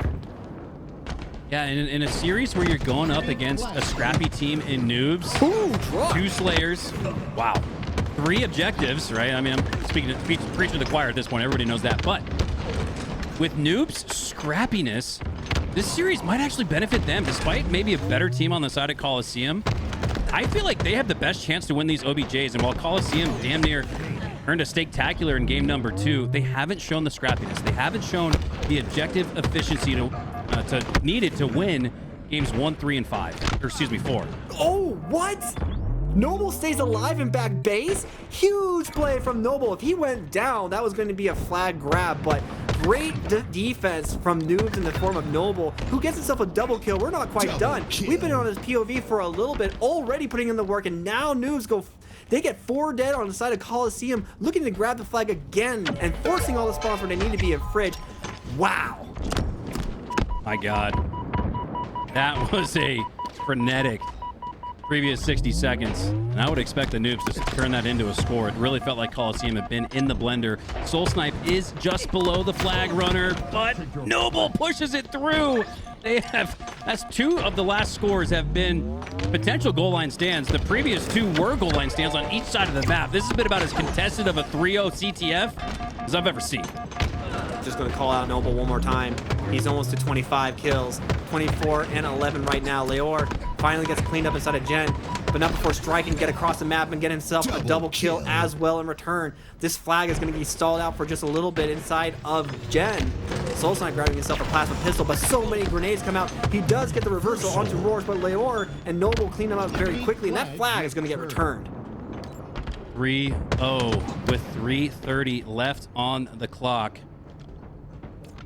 Is Noble patient, waiting for the anticipated push, and my God, that looks like a duck hunt snipe there as they take down Envor and don't let him get much further. But look how much of a G-slide he's secured. Oh my God. Envor goes down immediately after pulling the flag, but because of the G-slide tech, still gets it across the 50-yard line. That's one of the farthest tosses I've ever seen. Take note, everybody. That is what you do in Aquarius when you're trying to pull the flag. You get a G-slide like that, and you're going to be one of the top players to ever do it. But 3 go down again for Coliseum, and the flag is going to go across bottom mid. Boo Boo Doo is in P1 trying to make himself known, but isn't quite able to take down the flag carrier as Noble, the man, is going to wait for his shields to come back. 2 go down for Coliseum. It's going to be another flag cap in just a second. So patient around the scoring mark on the map as Noobs have absolutely dominated this game, and it hasn't so much looked like it. You just glance at the scoreboard and think, wow, 4-0. I mean, Coliseum has been playing a little bit better than that. Not enough so to score even once, though. So with 2:15 left on the clock, a victory lap for the Noobs. I mean, they're just stacking bodies. You saw it there inside of Gen. Bodies just go flooding inside of blue Gen. There's nothing that Coliseum can do about it as they went down from that attack. And they are stalled out. It is 3 dead again. 3 dead again. Noobs are looking to try to grab another flag, but Leor misses the jump, unfortunately, from Fridge into top mid. But as the respawners come in, I mean, it looked like it was going to be another flag for Noobs to grab, but yeah, just a little bit of a miss on that timing. Yeah, and I think in most other situations, they probably would have been more pressed to grab that flag, but up 4-0. I mean, think about it, it's hard enough to score 5 on Aqua CTF sometimes, much less 5-0, which is the pace we're playing at and witnessing here. Striking. Had that stuck his across foot. The map. Oh, Noble got the stick. How did that land? That was a pinky toe. Literally his pinky toe or something, because that bounced and like attached to his foot like a snail, and it was going to go with him to the grave no matter what was going to happen. But man, this Noob squad playing so well. I mean, Noble is dropping a 30 bomb in response to Boo Boo Doo Boo's 35 from before. Can he go past it? We have a few more seconds left to decide if he will score more than Boo Boo Doo Boo, or Boo Boo Doo Boo will still have the crown. Yeah, that is... I didn't even recognize that, because I usually try not to get too caught up in the stats, because there's really more to it than that. But that's a loud stat. That's an undeniable stat line there for Noble. 34 and 16, a positive 2.0 plus KD against a really strong opposition in Coliseum. My God, Noble with maybe one of the best games of the day. And boy, was this a game where he needed to make that statement. Trying to look for his 35th kill there, and he gets it. Can he get number 36? And there it is. He has officially taken the crown away in this series from Boo Boo Doo Boo with that second kill. And 10 seconds are left. I think we're going to see another game from these two teams. And I am excited to see as we get 37. Can we get another one? No, we can't. He gets taken down, and that will be the end of the game. Golly, Noble taking on all challengers as the Coliseum crumbles. One of the most dominant performances we've seen all day. He absolutely has, and great job by Noobs. I mean, we were a little worried in that game number 2 as the Slayer was just not going their way whatsoever, almost staked, like you said, Mikowski. And I'm so happy to see that Noobs were able to stand strong and ice up and make a statement game. 4 unanswered flag caps by Noobs. Coliseum left struggling that entire game. Looking at the stats, at the score line, every single member of Noobs going positive, and only one person, Druck, being positive on Noobs. So we're going to take a look at the rest of the stats there, but man, that was a game, that was a statement by Noobs. I mean, double figure KDA for 3/4 of the squad. Whew. That was outright domination. And I think what's important to note is that we saw that level of domination from Coliseum to start the series. They weren't able to put it together for an entire game. Noobs just did. So they might be rewriting the rankings at this point, because the Noobs, they're looking like the Masters. They're looking like the final boss at this point. And they're one game away from earning themselves a spot in the winter final. That's right. This is our second semifinals match, and only one of these teams are going to meet with Usubeni in that winner's final bracket. The other one going to have to make things happen in the lower bracket. So we're going to get into game number 4 on none other than Leor, as he's going to get the first kill on Bubudubu and the first camel grab. Not a good sign, because what we saw in game 3, showing itself again in game 4. 4 down off the start with nobody falling for the Noobs. A flawless start, and they're already gathering time. Here we go again, Mikowski. Perhaps Coliseum off the opening break, left struggling. Druck playing very, very aggressively, walks into the open arms of Strikey, who takes down another one as Soul Snipe falls as well. 2 members of Coliseum still trying to hold positions inside of C-Plat and Long Haul, but with the grenade and the shock rifle in hand, Leor, this might be a double kill, and it is. This is very concerning. 2 sequences and 2 team wipes. 8-0 team wipes. Nobody is on the board yet for Coliseum, and before they even get their first slay as a team, much less individuals, Noobs are going to be at 50 seconds. This is not what I was expecting in a winter semifinals at that. Oh man, multiple members go down again. 3 go down again. They have yet to get a single kill, Mikowski. 3 in a row. It's just for 3 in a row. All that's left. He's the first one. The first one. We can all celebrate. The first one on Coliseum to get a kill. This is big, big moments. But unfortunately, it's still much the same for the rest of Coliseum. Bubudubu. They might not get a slay, and this round will be over. It is trending towards that type of territory. Here we go. Somebody make a play. Somebody get on the board. That's why we can't be biased. We want a little bit better showing than this. Another. Oh my God, that was almost 4 team wipes in a row, and 3 of them were done flawlessly. You're asking that we do not be biased, but I don't think we're biased in saying that Noobs are playing this opening round 1 extremely well. And kudos to them for keeping this Coliseum squad on the back foot for as long as they have, for 64 seconds of ball time. And now finally Coliseum managed to get some ball time of their own, but you know, a little shaky in the beginning, but I think we're looking to bounce back. I like to say you can't win a game early, but you can certainly lose it. And I'm just concerned that Coliseum might have spotted the Noobs a little too much time. Now, Coliseum has cut this lead to within thirds, so they have made this a little bit more of a game, but the eye test has been so concerning for me. I'm almost not as concerned about the score, as they have cut it in half. So the more we get along, the more Coliseum come back online, but they got to really make a big leap here. They're down by 30 seconds, so this is a manageable comeback. Everything we've seen up to this point would have told us that the Noobs were going to run away with it, and they do run away with it to A, but we got to see more efficiency. We got to see better teamwork. We got to just see everybody step up. Unfortunately for Bubudubu, you know, you say we don't want to look at stats too much, but that goose egg finally goes away. But it's just Bubudubu, that's all that's left as 3 members of Coliseum go down again, and that mall is moving across the middle of the map all the way towards Blue Tunnel. Embor is there to head it off. with the help of Soul Snipe, will take down Leor, but already taking so much damage from Noble, and Noble takes him down in return, trying to stay alive in triple stack, does not stay alive. Druck using the Shroud to get away. Yeah, Druck maintains his life, but Noobs maintain position and possession of the oddball.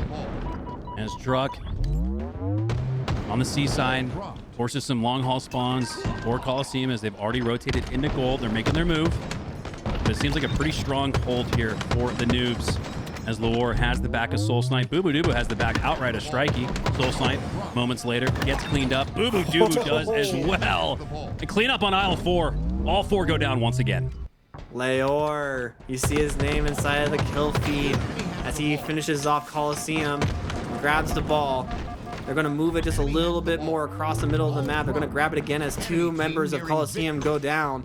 And Envor couldn't quite figure out where that News player went, but as we see this hold inside a back Hydro, you already know, once the pressure comes on from Coliseum, they're just going to play the ball and stall this game out. Yeah, and the issue with that is that once Coliseum get to the other side of the map and into C, the oddball does reset. They're going to be on the respawn screen, and Coliseum. Oh, no, they don't get the reset. Wow, that was a little bit of a misplay there from Noobs. I thought they did have the opportunity to play it, but now it's in the hands of Envor, and they do have a second lease on life. And again, this game is much closer than I feel like it is. Absolutely. I mean, we're not going to count out Coliseum at all. Not with the caliber of players that they have on this roster. They absolutely can turn this game around if they want to. The grenade finally going to connect with Envor, but Druck's going to go ahead and clean that up, and he's going to look to grab this ball once again. This Hydro hold has been very, very good for Coliseum, and with Boo Boo Dubu having camo in hand, I think they're going to be able to chip away at this lead. But the question is, can they chip at this lead away enough to be able to take round 1 away from News? Ball gets played. Enemy has the ball. Boo Boo. A few seconds left to camo. If anything can get Coliseum back in this, it's a classic camo moment from Boo Boo Dubu as he looks to clean up on Leor. Headshot tap. Does just that. 30 seconds is all they're down by, and they've got 3 down for the Noobs. So the Coliseum start off 3 team wipes in a row, and it's not like, oh, we're trading out 1 or 2. 12 straight kills to start the round for Noobs, and Coliseum might just be in the advantage state. They're already ahead of this play from Noobs as they're moving the ball across Whirlpool already. Leor trying to get across mid, but he doesn't quite get there. And they are chipping away at this lead with that perfect 5 from Boo Boo Dubu. But the ball gets picked up by Rorsch, and he plays the ball towards Pit. Or does he? I think it's still sitting over on ACAT. No, it did finally fall down to the bottom of the map. Oh, it's a 1v1 for the win! No, he stops the grapple, Leor. He stops the grapple play from Druck. He's going to grab the ball. Oh my God! They sealed the deal. That was insane to watch. Oh my God, Druck grapples the oddball right here, but it gets stuck on the ledge and doesn't quite fall into his hands. Instead, it falls to the floor, and the Noobs take it. You have to be worried, though, if you're Noobs. That was entirely way too close by Coliseum. Leor grabs the camo. If it wasn't for this man, it would be a completely different scoreline going into this second round of oddball. Boo Boo Dubu does get cleaned up. Druck gets cleaned up again by Leor. But man, oh man, as 3 go down briefly for Coliseum, I think if we've learned anything at all, Mikowski, you should never, ever count them out. My God. That's one of those round 1s of oddball where before round 2 starts, like, I wish I could just ask for I take 5 because I got to collect myself. That was ridiculous. And the Halo player in me almost wants to, like, analyze how the hell did Coliseum even come back? I'll tell you, if I had a quick note, Boo Boo Dubu started off 0-6, finished that round, I want to say 11-10. So for Boo Boo Dubu to have that big of a swing in his gameplay, he was the catalyst towards Coliseum's almost comeback. I mean, any player who's played this game long enough know that sometimes you get a little bit of a dry spell and then you just suddenly heat up in the middle of the game, you know. Nobody knows how it happens or what happened in order to make it possible, but regardless, for Coliseum, if you're Boo Boo Dubu, you got to be feeling pretty good so far, being 12-11 right now after such a shaky start that we both commented on. Yeah, and he was all throughout, he was still supporting, dealing out damage. He has 8 assists, so he's having himself a good game, all things considered, and especially impressive when you consider his start, as he will go down to the back smack from Strikey, double back smack, Soul Snipe, a karate chop for the win. I have to wonder how he was able to get behind both players of Coliseum there to get not one, but two bag smacks. So great job by Strikey to put himself in an advantageous position in order to be able to capitalize on a play like that. But Noble getting a perfect 5 onto Boo Boo Doo. Going to stall this attack from Coliseum for just a little bit, but it's still, as far as the oddball score is concerned, still very, very close. Yeah, much more contested round number 2 here. I can't recall the last time I've seen that many team wipes flawlessly executed. And the fact that it was a 99 to 95 game still blows my mind. I'm still caught up in the sauce that was round number 1. We're well into round number 2 here. 21 to 15 as the Noobs carry a 6-second advantage. It was 60 seconds in round number 1, so Coliseum not in the lead, but got to be much happier with where they're at. They'd be even happier if they're able to grab this camo, and with the opening shots from Envor and Druck, now with the 3rd and the 4th one coming in as well, they are going to be able to grab this camo. Here we go. Already Coliseum looking to make things happen with this ball time, as Druck just going to be waiting in bat ledge for an opportune time to reveal himself, and he does so against Roach. He does win the cross map trade, but Roach wins it in return as well, as both members go down, so that will be camo being burned. Enemy has the ball. Crikey. Picks up the oddball, forces the squad spawns at A, but the push is already coming through from the plasma pistol of Gold. Close snipe though. Didn't anticipate that Lure would do some detective work there on the plasma pistol as he'll go down. Envor goes down in the same spot. Roach with a snappy shock rifle play, but Boo Boo Doo with a nice answer back. Takes a shock rifle back that has plenty of ammunition left. They just have to turn this into a meaningful push. Ball gets played towards bottom white. Boo Boo Doo might be in a good position to be able to put some damage on, and he does, ripping off the shields of one, damaging the other, who gets cleaned up by Envor. The ball is going to get grabbed by Mr. Smolslife, who's going to put it over behind back Hydro, ready to play it at a moment's notice if necessary, but Noble staying alive inside a triple stack. Not for much longer. Boo Boo Doo finds him. Really nice play there. And the lane is opened up for Boo Boo to cross the middle of the map, uncontested after all 4 go down for Noobs. And Coliseum, I think that's so huge, right? I talk about seeing is believing a lot. The fact that they didn't come back and win that round number 1, but they saw what it looked like to put Noobs on their back foot and gain 20, 30 seconds at a time is now bled itself into this round number 2, where Coliseum are the ones up by 20. Up by 24 now, as Noble going to safely move this ball towards bottom white, looking to move it towards Hydro. Again, a very good spot to be, because you're allowed to play the ball when necessary, as they are going to bring this lead down to around 5 seconds of ball time between each other. Looking to take the lead, but already ready to play the ball, and he does. Tosses it off the map. I don't know why Frosty just popped into my head, and I just like anticipate someone has a grapple hook, somebody's gonna grab it before it falls off into the drink. Frosty's really one of the only players that can routinely do that. He's not in the lobby, but he's so good I still think about him. 59 to 57 here as Druck and Coliseum clinging to a 2-second lead. Warsh, the first one to break through, getting 21 kills. Does have 20 deaths, but we don't care about that. We just care about the first number in that stat line. But 59 to 57 still, as we are turning into an extended Slayer match, as both teams vying for some advantage to be able to grab this ball. But Strikey with the camo going to put a stop to that one. Looking like he's going to toss the ball up to Rourke, and he does. Noble taking down Boo Boo Doo as well in the wings, and that will be the lead for Noobs. Only a minute 43 left on the clock, and Noobs are set up strong. Soul Snipe looking to encroach into the gold portion of the map. Strikey, based on his reticle, I think is anticipating this push, and yes, he was. Charged up plasma pistol, stalking his prey like a tiger in the bush, but he's got some help from the Pride. Lure takes him down.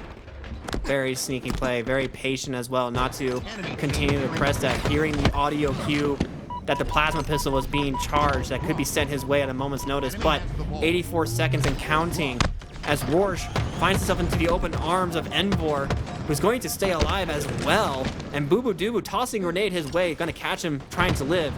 But Boo Boo Doo making a very aggressive play, trying to stay alive against 2 members of Noob, takes down 1, and that will be huge for Coliseum, but they need to grab this ball, and they do. Soul Snipe with the ball. Here we go. Will we witness the same endgame push that we saw from Coliseum in round number 1? They're a little bit closer than they were in round number 1, so this seems very doable despite being down by 20 seconds. They have the oddball in their hands, just waiting see where this push comes from. Soul Snipe, audio cue. Here's it. Takes him down. The bodyguard protects his teammate there below, who now has the oddball in his hands. 3 go down for Noobs. And despite being up by 10, they have 1 push left up the map. We're going to a round 3. Enemy has the ball. I don't know. I'm thinking about some flashbacks, but Noble getting cleaned up by Mr. Soul Snipe means 2 go down again for Noobs. They're trying to make a push. Roar's caught out inside a triple stack, getting a little bit of assistance from the rest of his team. They are using the angles. They are trying to ensure that they live, but they both go down instead, and that will be the ball and the lead in favor of Coliseum. Strikey trying to make something happen, but finds himself taken down inside a long haul, and that will be round number 2 in favor of Coliseum, finally, after a heartbreaking round 1 loss. All right, we are guaranteed a round 3 here. Will we get a game 5? Or will the Noobs secure an impressive series win here against a very strong squad in Coliseum? Got to have a much better opening break than they have throughout this match, though, as you go down for Coliseum. They do take down Strikey, as Lore patiently plays like he has throughout, with low shields, repositions, reshields with perfect timing. And now he's right back in the fight with the oddball in his hands. Great start here once again for the Noobs. Enemy has the ball. It's just been a series of great starts after great start after great start for Noobs. And Coliseum, you know, they're a little shaky in the beginning of each round, but boy, oh boy, do they turn the temperature up towards the middle and later parts of the game. And if you're Noobs, you have to come up with an answer for that mid-game, late-game surge that Coliseum have done not once, but almost twice on you. Yeah, this is not the opening start you wanted to see if you're Coliseum. You've just had to fight back. You've had to crawl back from the grave. I mean, the dirt's already started to pile up on them, and they stick the hand out, still have some life, but it's starting to ring out as the Noobs have secured 22 of the first 22 available seconds in scoring in this crucial round number 3. Noble looking to rotate through the long haul, and Envor charged up and primed with that plasma pistol. It did connect, and oh, what a nasty play. The grapple headshot combo looks sick. It's the oldest combo in the franchise, isn't it? And it's there for a reason. You may call it the noob combo, but it is a combo that has stood the test of time as Envor continues to utilize the overcharged plasma pistol, much to the detriment of the rest of Noobs. 3 go down for just a brief moment before Roarch has the opportunity to respawn, but already to lead in favor of Coliseum now is 26 seconds to 22 seconds. But here comes the push. Yeah, Envor has been the spark plug in the ignition, and he is on a tear. Don't do it. Oh, he still finds a way to help take down 2. What a stretch sequence there from Envor. Not having his typical performance, but a sequence like that can get you right back in it. And after being down by 20, Coliseum are now up by 20 plus. Up and counting as Druck now, he takes a turn with the noob combo, gets himself 2 on that play as well. This is why you grab the plasma pistol, especially at those close, sometimes maybe even middle ranges. And I'm so glad that we're getting so much time with the plasma pistol and the noob combo. Druck charged up with that plasma pistol, but with nobody pushing through, he's not going to wait. He's going to get on the chopping block and start sprinting as he works his way through up to the whirlpool. Roarch down to low shields. 5 perfect shots from Druck. And it feels like not only is Envor coming online, but Druck is too. Again, the plasma pistol barks, and again, a member of Noobs goes down. 95 seconds. We are about to wrap up this game, and I think we're going to see 2 back-to-back winners, semifinals, game 5s. Mikowski, here we go again. Love to see it. And I gotta be honest, I've watched a lot of Halo, played a lot of Halo. This is one of those series I can't make any sense of, right? Like, both teams have looked so dominant at different points to where they look, the other team, the opposition, vice versa, looks totally outmatched, looks totally out of the fight, and then they find a way. I mean, that maybe that's why we're tied up 2-2, but we've seen such strong sequences, such strong swings, and it's led to this. 2 game 5s in the winter semis to earn a very hard-earned spot in the winter final. And this is what we like to see, Mikowski, as casters for online Halo and sometimes even some LAN tournaments. We love to see the skill bracket get this close in the winter semifinals, especially, right? Back-to-back game 5s, and as we take a look at the score, it's almost near identical with a couple of differences from each team. But as we head into the Live Fire Game 5 Slayer. I'm looking at that Game 2 Solitude game, and I mean, yeah, I'm a little worried for Noobs, but if that game in Aquarius and also in Recharge was any inclination, I think we might still be able to see a little closer scoreline from Noobs if they can just hold it together against Coliseum. I mean, let's make sense of this series layout as it stands. 2-3 in game number 1 where Noobs took it. But remember, it was the first hill and a half where Coliseum looked downright dominant. And then games 2 and 3 were just absolute blowouts. Like it looked like Platinum players going up against Shopify Rebellion, let's be completely honest. And then a mirror of what we saw in game 1 where Coliseum had a big advantage. It went to Noobs in game number 4. They were up by 70, 80 seconds, had 4 straight team wipes without losing a life. And they somehow find a way to lose that game. So topsy-turvy games 1 and 4 with massive swings, and then all outright domination in games 2 and 3. I can only hope we get a close game 5. I hope so too, as we look at some of the replays from that previous game, which are full of them, don't get me wrong. Noobs definitely look like they are capable of taking game number 5 away from Coliseum, but Coliseum, not a team to be trifled with, as if things just went a little bit differently in that first round that you were talking about, Mikowski, it probably could have been a Coliseum victory earlier than it was. If you guys are just tuning in, remember AMD is giving our competitors an opportunity to win this beautiful Radeon 9070 XT graphics card. Somebody's going to not only level up their game, but they're going to level up their rig as well. As it all comes down to this, I think it's fitting that both winner semis featured live fire for game 5 because this is a live fire training exercise for the first, I'd say officially land, because I got to consider the LVT land to be the first land. But the first DreamHack land of the year is just 2 weeks away. Crucial practice and an opportunity to improve here and advance to the winter final as we are set. Strikey looking to strike first, going for that snipe off the start, but it's bait, and he goes down with it. Repulsor to the sky. Boo Boo Doo thought he had a trade opportunity. Roach repulses again, but he goes down, and it's been continuous all-out action off the start. 2-2. I mean, I'm wondering who's giving rocket boosters to these players, because that was 2 fights that were just miles in the air, it felt like, but it will be a tied game when all is said and done. And Leor using the QT to travel back, but finding himself getting smacked in the back for his troubles by none other than Boo Boo Doo. But Strikey getting the first camo for Noobs. He's looking to make things happen. Here's Rorsch trying to live, but for now, it looks like that's going to be a lost cause and votes to retreat. Well, no huge swings off the start of this game 5 so far. It has been back and forth, nearly deadlocked. Once again, tied 5-5, now 6-6. As Strikey wasn't able to grab the sniper off the start, but he does have the camo now. He's just looking to make his move. Now he picks up the sniper. That's a good combo to pair with, but he gets taken down shortly after. And what a huge slay for Envor. Yeah, it's 1 kill on the score, but it really almost counts for 3 because you take down the snipe and the camo. Unfortunately, he practically tosses it back to Noble. Getting a little bit of the death assist and the dying grasp of Envor. That S7 goes flying towards Noble, and Noble looking to make an opportunity for the rest of his team. Still in the lead, but only by 1 kill, as this game has been very, very close. Just like this whole series has felt very, very close, minus my game 2 Slayer. But even that game 2 Slayer was still very close for the beginning. Mr. Soul Snipe as well, milking his life very effectively, baiting Noble across the map, gonna get taken down by Druck, who trades out Strikey, and that sniper rifle has been changing hands so many times. Tied. 13 all has been tied for the first 2 minutes of this game 5. It's exactly what we were asking for. I was a little concerned we might see another swing performance where it's a little bit of a blowout like we saw in games 2 and 3, but this one has been everything you could ask for. As Noble drops down, takes down Druck, a little unsuspecting there. Makes sure that before he goes down, he deals out enough damage to leave his opponent 1 shot as well.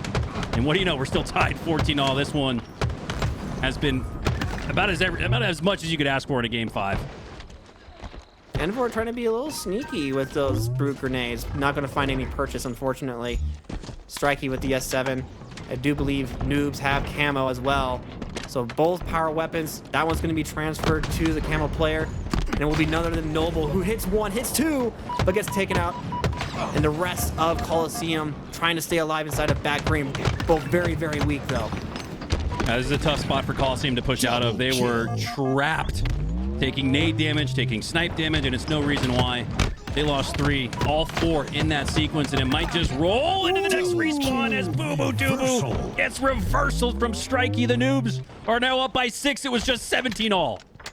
Can they keep up the pressure? That's the name of the game. Coliseum, when they are given an inch, are likely to come back. Roar's getting taken down. Noble trying to stay alive, but he gets killed from behind as the rest of Coliseum come back, bringing this game to just a 2-kill separation. 1-kill separation, now tied. Okay. This is scripted, because right as it looked like Noobs were about to run away with it, Coliseum find a way to find 6 in a row to the previous 6 in a row for Noobs. So, haymakers, counter strikes. I mean, we are witnessing everything you could ask for here, as we are just about deadlocked here, halfway portion of this match. Rorsch with 3 shots in that snipe. Gonna put it to work. You say it's scripted. I call it the Mikowski special. I'm just kidding, Mikowski. Don't hate me. But it will be Rorsch trying to stay alive with the sniper rifle. He does have a very powerful weapon, but nobody to clean up on the damage that he puts out. Envor peeks his head again, barely misses. But Noble getting 2 kills on the wings means that they are going to keep their lead. But boy, oh boy, is this a tenuous one at that. Yeah, we call that the Mohawk. That shot went just above the middle of the head of Envor, as Noobs weren't able to take advantage of a few precious shots left in that snipe. As Luor, anticipating the push here from Soul Snipe, calls the bait and switch. Soul Snipe knew he was dead to rights, tries to throw out a Martyrdom grenade. Death from the grave, I see what you did not there. able to... Doing this for so long, you get decent at it. But 27-29 here, as Druck looks to push through the middle of the map. Nobody spotted on the green side, and that gives him the intel through deductive reasoning to know that everybody's inside of A. Oh man, Noble staying alive there too. Crucial. He was dropping no shields, trying to wait for his shields to recharge, but not traded out at all. Envor goes in trying to clean up that kill, but dies for it. Now they're left in a situation where 3 members have to fight around this camo, and Druck getting taken down by some nice shots by Strikey. He is 11-5 right now, the kill leader in the lobby. Leor not too far behind. The grenades are being dropped. They're flying around, but Strikey grabs himself another camo. Out of all that chaos on the cuts, Strikey is able to take the camo for free. I didn't see anybody even looking at it, but now they're looking at him. Druck trying to spot him. I imagine he might have pinged him. Throws out that chase grenade, but Strikey does a great job to maintain his camo. Eventually goes down, but not before earning a killing spree. And that killing spree is the difference. Noobs are up 5. It is, as Envor unfortunately has to watch Boo Boo Doo Boo go down, retreating for his life, but he does get himself a killing spree. A double kill. Will this be a triple? Yes, it is. A triple kill for Envor. Give me my over, but he runs out of bullets. He doesn't have any more bullets left in the chamber, and unfortunately, the overkill dream gets taken away. Well, a killing spree for Noobs on their side, and then a killing spree from Envor brings it right back. The difference is just those 2 players, it feels like. See a little bit of hero ball being played here. And speaking of heroes, Druck has been that before, and he's got every bit of opportunity, the high ground and the snipe in his hands. 39-40. As we get to the point in the game where normally most teams would tend to slow things down, but instead, it has been all gas, no brakes for both Coliseum and Noobs. 41-39 right now, and Druck with the sniper rifle has been relatively quiet. Barely misses the head of Rorsch, who lives and escapes with his life. 41, 43. This one's coming down to the wire. Don't push that. Druck's got it lined up. He's at least going to take the body shot. Knows that Noble's hiding in that corner on the right. The grenade comes through to chase out. Look at the 1, 2, 3 timing there. The grenade goes off. Druck hits the shot. Turns 2 for the double kill, and we're tied. 43 all. Oh my gosh. Don't close your eyes, because you might miss it. This game could be over in a few seconds and a few more slays, but 44-44, the game is still tied even this late into the game. Neither team are giving up the pressure at all. As Soul Snipe, trying to live, makes his way towards pillars. But the camo is live, the camo is there, and already Noobs have flooded it. They're already grabbing it, and Leor is taking it. Well, the only benefit for the Noobs being stuck at A for the past 2 minutes is that they have the advantage on picking up this camo, but not in the lead. Now tied, 45 all, as Luor pinging, gathering intel. You could just sense the sense of urgency in this man's point of view. But now he's going to slow things down for a little while. Patience might be the name of the game. Going to gather some intel here. The time is now to strike, and he does so with perfect efficiency. 5 perfect shots, and they have the numbers advantage, 46 to 45. As they continue to push through. Back of mud. Boo-boo-doo-boo goes down, but he trades out. 47 all. 47 all, 48, 47. But Noble's left by himself, and he's an easy cleanup, 48 to 48. There's one more player inside of back tower. Can he catch Envor before he gets his shield back? No, he can't. Roars gets a kill on the soul snipe, 49 to 48. One more kill is gonna do it. He's in the perfect position inside of Key Door, but there's too many members of Noobs who are standing there waiting for him to repeat. He instead decides to retreat, but Druck and Strikey are in a 1v1. Leor brought down to low, but he's not ready for it. He's not ready for the attack, and Leor gets a cleanup, and oh my god, the Noobs have done it! Wow. A step up the ladder in the Halo rankings as Noobs take down Coliseum. We have just, for the last 2-3 years now, ever since ANZ and MX had their guaranteed spot taken away from them in the HCS, they have all but earned it with a vengeance at this point. And it's not even a question now. They didn't even need the guaranteed spot because they're finding their way into the top 8, regardless of whether you give it to them or not. They're going to take it. Noobs have done it for the Mexican region. They have a claim in the winners finals going up against Usu Benny, and an opportunity to stay in the grand finals. That is going to be coming up next, but that last few moments there, just so unfortunate, not knowing that Strikey was in bottom tower, and Envor just gets surprised and cleaned up by both Leor and Strikey, but well done by Noobs. Man, and I didn't realize how weak those players for Noobs were. They got taken down as soon as the HUD dissipated and the game was over. You saw 2 fall for Noobs. I mean, almost a tie game scenario there. We've seen that 2 or 3 times, believe it or not, throughout 4+ years of Halo Infinite, but this one was won by Noobs, and that's all we could ask for. We talked about how swingy that series was. It was all but tied, and then we did witness a swing, a 6-kill swing in 2 different outcomes or moments in that match. That was about everything you could ask for, and especially so when you look at the winners semifinals, 3-2, 3-2. Who doesn't love best of 5s? I mean, 2 back-to-back best of 5s in winter finals. What more can you ask for? And Noobs complete the upset, taking down Coliseum and sending them to the lower finals. Like, that's crazy stats to hear, right? So well done by Noobs for standing strong. That game was tied so many times, Mikowski. I don't even think I can count on my fingers how many times that game was tied, but they went the distance and they were able to seal the deal, and they got themselves a winter finals. Well, we are set up for an incredible conclusion to this day. Again, before we hop off the mic and yield the floor to Active and Why Not Be Casting for the remainder of the tournament, I just want to personally say thank you again to the DSA group. Bittersweet and Fragout are just absolute legends in the community. They don't get enough credit for all the time, blood, sweat, and tears. Like, if you follow them on Twitter, you'll see Red Eye Flight after Red Eye Flight after Red Eye Flight. And then they go and show up with just electric energy. You'd never know that they didn't sleep the night before and had a 12-hour flight across the pond to do all these different tournaments. So I cannot say enough about DSA. Huge thanks to AMD for sponsoring today's tournament. And you guys are all set for an incredible finish. Don't go anywhere because the winter final is up next.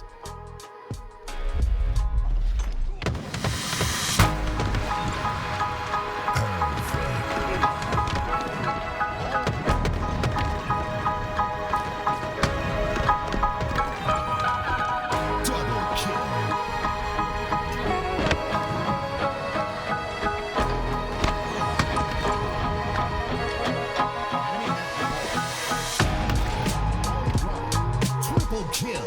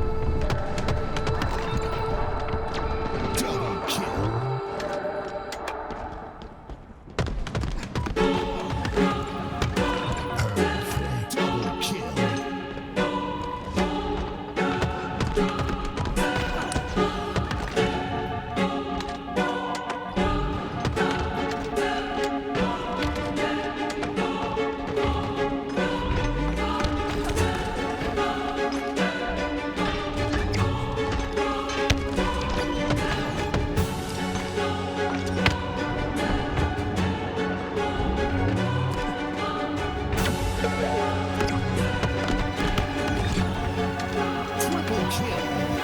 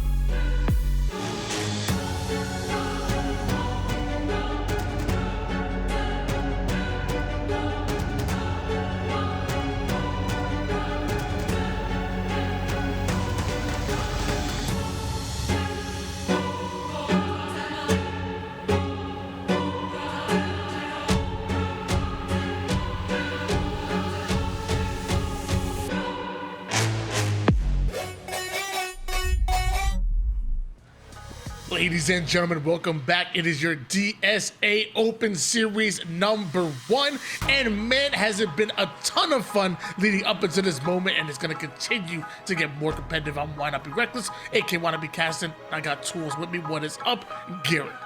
Hey, yo, I'm having a great time, a great tournament ran by a great organization. Shout out to the DSA group for putting up. Hey, I just got word, Tony, not only $1,000 in the tournament, they're gonna add another $400 to the prize pool, so it's now $1,400 in the prize pool for everyone to compete here for. And it looks like, again, you gotta be delayed. I thought they were, Tony, I literally thought they were stalling the start, because I have not seen such a slow push out the door like that. Such an interesting beginning to our winners final. You know, in actuality, if we didn't tell the audience about the $400 extra on top of the $1,000, we could have split that $200 apiece. Like that. That is some bad. Reasonable. Hey, yo, it's still 1,000. We were just joking, guys. We were just joking. Yeah, we're just joking. No, obviously, $1,400 up for grabs. Everyone trying to get, their lion's share of that here in the winners final, one step closer to a grand finals if they're able to come out on top. But I think right now the big thing for this noob squad is figuring out how ready they are for potentially Birmingham and the rest of the Lances. This team is looking so much better this year than I anticipated them to look. I thought they had some big losses to the roster, but right now I think Noobs is showing themselves to be a competitor. Yeah, I talked about this before. You see the rise of every single player on this news roster. We've been following their journey since late Halo 5 and see them, go from the scrappy young kids to now the incredible young men that we see in front of us right now. They've gotten better and better, and we're seeing it time and time again. I'm a fan of the news. I know I'm not supposed to be biased, B-U-Y-E-S-T, but I really am. I love these guys. And mind you, another Latin American brother on the other side of things, Usu Benny, L-A-T-A-M, stand up, because Acid represent Usu Benny and always looking good as well. Look at that jump by Noble there, able to cap down on the Yaxin, and with that, Usu Benny gets the trip cap, but it should be relatively short-lived as you see players getting into B. But I mean, this has been a really dominating force. Look at how Usu Benny has spread themselves onto the map. They have players at big door. They have players at back A, player anchoring at C. They're collapsing in onto these pipes players. What they're looking for is to have 2 down at all times and try to keep this cycled rotation of slays in their favor. Not slowing down whatsoever and continuing to put on the pressure seems to be the name of the game, really, for both of these rosters. That we see Acid and Usu Benny take over Bravo while simultaneously challenging the Charlie side. Breaking shot hits his shots, drops the... Bro, this man is thinking 3 steps ahead, from one fight to dropping the shroud, securing camo for his team. Charlie surely has to change hands, right? Unfortunately for Acid, he goes down, and he really wanted to stay alive because of the follow-up play here, but either way, they're going to get those kills. It's going to be 4 down, and they're going to try to spring into a trip cap here. You notice Piggy going into A, but look at what everyone else is focusing on. They're looking towards the spawners over at Pipes. Breaking shot, is he aware of the player right to his left? Here we go. This fight's a huge one, and Breaking shot comes out on top. Breaking shot doing everything he can now to stay alive, while Piggy might be staring down the barrel of 3 different players of the noobs over toward the half wall side. With shock rifle up and his triple cap being held, Piggy has a large responsibility to win the 1v1, or at least do enough damage for his teammates to come in now for the cleanups. Yaxin and Acid now going to try to work together. Breaking shot on the flank. Every part of the map being attacked by Usu Benny, and they are winning these fights. Piggy winning another big one in the back, and look at this dominant control they have, right? It's 2 points for every second, but the spawns of noobs aren't conducive to getting into a hill and stopping this scoring, right? They're having to do so much extra legwork before they can even start to contest the hill. It's giving Usu Benny a massive lead in this game. Trip cap still being held. Borsch, at least is able to get away with the shot. Can't exactly put it to work. Action Yaxin is there, and now he earns himself a bit of the rifle action lore. Creeping up over toward the long haul side. Yaxin making sure that nobody's able to get through. that high sensitivity, watching multiple angles. Usubeni continue to score. Striking just barely avoids the headshot. Rush tries to force his way through. As Rush goes down, so does no one. Strikey, you better be careful, you're getting lined up. And look, Strikey not expecting Yaxon to just peek back out like that. Sometimes when you're down to one shot and you have no business challenging a fight, sometimes that can be the best time to challenge a fight, right? Because they're not going to keep looking at something that should never happen. Yaxon took advantage of that, got a couple extra shots, and keeps this pressure. It's momentum, momentum, momentum for Usubeni. They want to try to keep this control, keep them on the respawn, and they're going to keep playing fast to fulfill that win condition. They're just 20 points away. They get away with a camouflage here. You might as well just put GG in the chat. 233 points here. Noobs finally able to stop the scoring by taking over both Alpha and Bravo, but the camouflage player also being stalked right now courtesy of Nova. But does he have the shields to pull off this fight as Acid rips a double out of nowhere? Both players were one shot, but Acid just wanted it more. That was smooth. I mean, he's not only down one shot, but down in numbers too in a 1v2. Not only does he get, stay alive and kill those players, he did that while one shot, getting that capture for his team and significantly slowing down that counterattack from Noobs. This is just fantastic play by Usubeni, and we're going to see Noobs get that capture once again, but look at the daunting task ahead of them. They need to find 200 points in a row. Usubeni, that's just not a team you're going to do that against. The win condition for Noobs, you got to get a 4 down, get the trip cap, and start the spawn traps in long haul. That's their only path to victory. Despite the kills that were going down, somehow Noobs were able to take both Alpha and Bravo and stop the scoring, but this bend but don't break strategy. Eventually, you may just break. They just have lost Bravo, while Usubeni have their sights set on Alpha. Strikey tries to get a head start, but loses shields in order to do so. Tries to throw the cross-map grenade to get at least a bit of damage down, but what does the damage mean if you can't get your butts in the hill? You see already 250 to 66. Usubeni just on a rampage. It was really the trip cap pressure that did so much work for them, and I love how aggressive the team is even after they get the trip cap, right? Think about the advantages that a trip cap gives you. Why do you want a trip cap? Well, first, right, you're scoring 2 points for every second that you have it in contention, right? The second part of it is actually what happens off the spawn, right? When you go 4 down, what's the downside when you have a trip cap? There really is no downside, because if they're going to find themselves in a hill and contesting, well, you're still scoring. That's why teams love to get the trip cap into plays.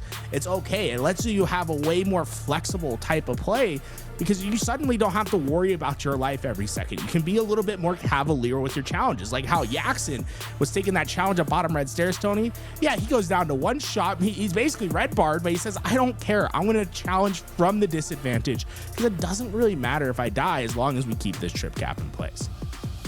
It's all about that momentum, and momentum. And man, did Usubeni control just that, like you said, really on the backs of that triple cap that we saw. Now we get to find out, can they continue to do so? Because one thing we learned about Noobs, it is hard to, I guess it may not be as hard to put them down, but to put them out is one different story. They lose game number 1, come back better in game number 2, and who knows, we go to swing game 3 with a little bit of a chip on our shoulders. So highlights looking real good across the board. I thought Yaxon was fantastic, making the plays that really matter, that maybe even transcended the scoreboard. And 250 to 66 is your final score of that game number 1. Game 2, we go to the streets. Noobs, do you have it in you? Yeah, what do you have in you for Noob Mombasa here? Because this is a game that really rides on momentum, especially streets, right? The smallest map in the HCS rotation and the easiest map to manipulate spawns and to get fast timings. Oftentimes, you can find yourself looking directly at the spawn of the opposing player, whether that's being standing in cafe, looking towards PD, or maybe being at bottom A and looking at those players at C while your players collapse in from the driveway side. Speed is the name of the game on streets. If you're able to find tempo by getting kills without trade outs and find those spawn traps, you will be a force to be reckoned with.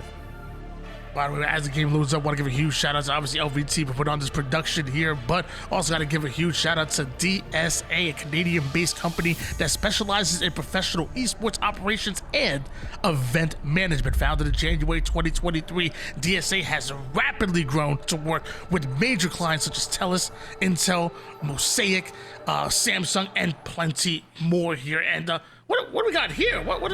Hey, hey. It's a raffle to everyone that participated in the tournament today. They have a chance to come away with that AMD graphics card, the Radeon 9070 XT, one of the best GPUs on the market. And all you have to do is play in a tournament. So, hey, for everyone that's competing here today, at the end of the tournament, we'll see who comes away with that grand prize. Not only $1,400 up for line, but maybe some upgrades to your PCs as well. Well, fun fact, actually, I competed in the tournament, and luckily for my competition, I decided to go easy on them. I decided to go a little easy on it because I didn't want to win the money, and I want to make sure I share the love with everybody. But I did compete in this competition, so maybe I might win it. I'm gonna ask Celeste to take your name out of the raffle just to spite you. I don't even think it's a problem that I think it's cool that you compete and everything, but I just don't think you should win. So I'm gonna see what we can do about that. I don't know if it breaks any rules and conditions. Well, we'll figure it out. But I don't think you should win one, Tony. That's just me being spiteful because I couldn't play earlier today. But it's I just think we should give it to one of the great viewers instead. Okay, fair enough. If I win it, I will roll it to one of the viewers in the chat. Yes. But I can join the raffle, right? If we re-raffle it, I can join. No, wait a minute. Hold on. If I can't win, you can. 11-5 lead in favor of Usu Benny. Up 1-0 in the series at the moment, but they just have gone 4 down. Yeah, but that's a big 3 down right there. 3 to 4 down, right? Because Noobs were seemingly on their back foot there. They go another couple kills. This game is going to get out of hand. Instead, they find that's going to stabilize them for now. What's going to be important is the initial gunfight, and that so far has been clearly in Usu Benny's favor. Noobs need to find a way to win that initial fight, that first blood. So often, they're having to come back and find the kills after that, and they've done a fine enough job to keep themselves in the game, but you can only survive not getting the first blood for so long.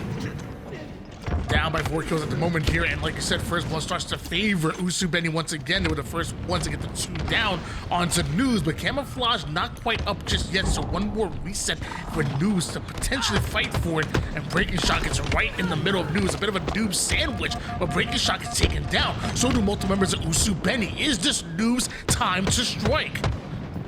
Camel gonna be the big prize here. Leor, I just would not know if I'd try to go for that camo like that. It's just every player of Usu Benny was alive, and at the end, they are the ones that are patient.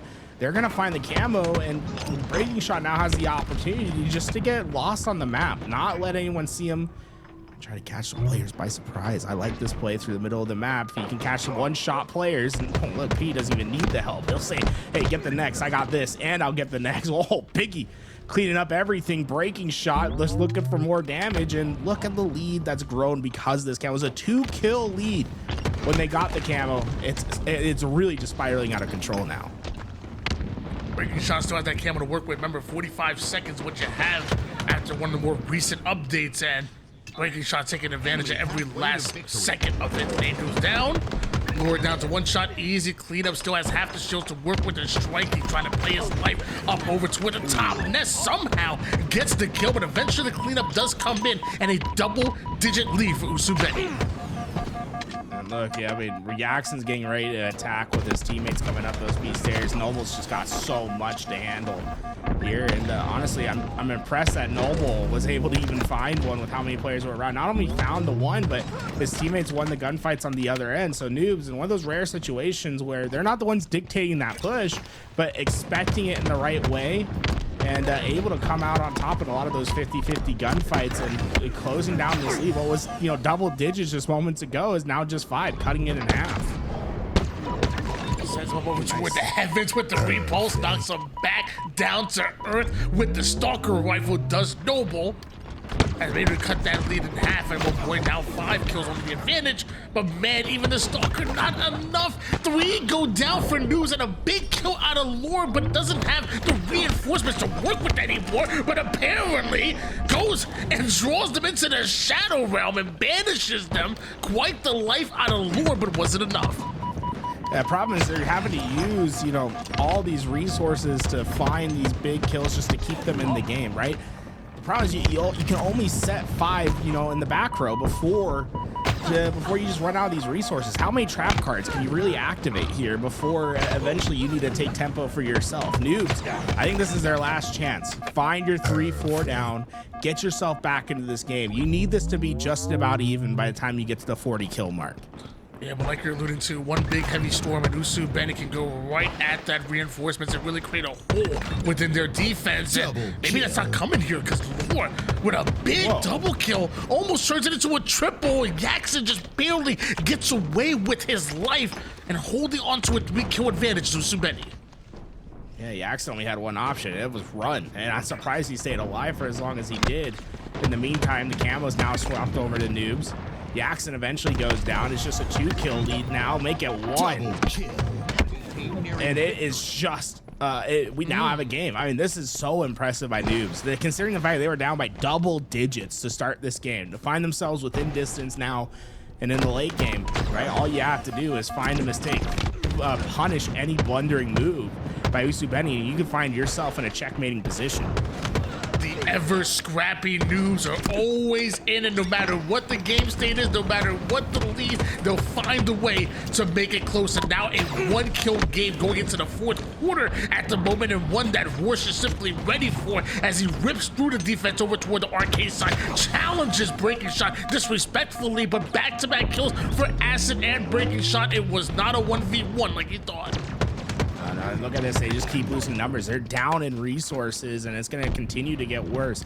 Streets is a map that can spiral out of control so quickly when you lose these numbers. Look at how these players are collapsing in. Every player from Usu Benny's coming in with the maximum force available. Can Noobs find some sort of way to mirror this out and get these kills? They are running out of time, and Rorsch, he stayed alive. Here comes the help. 46-48. Usu Benny just need 2 more, but Noobs is surviving.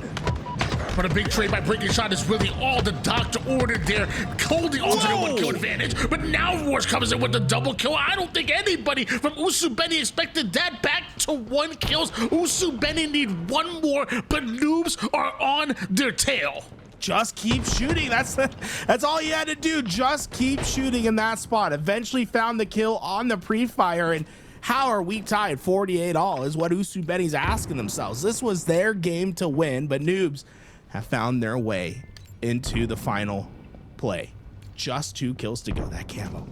Leor, cojones on this brother. I mean, how do you get away with that? 49 for Usu Benny, but Noobs has the camo to equalize. Nobody watching the camouflage. I know they didn't think anybody would just go for it, but nobody having eyes. Lore gets a free camouflage, and Usu Benny, if you lose this game, it's because of literally that, as Lore peeks the corner, finds 2 members of Usu Benny, so you know what? I'm gonna go a bit of a different way. Oh, he spotted Piggy. He's gonna give some big info. Can he get to heaven without being spotted? No. Oh no!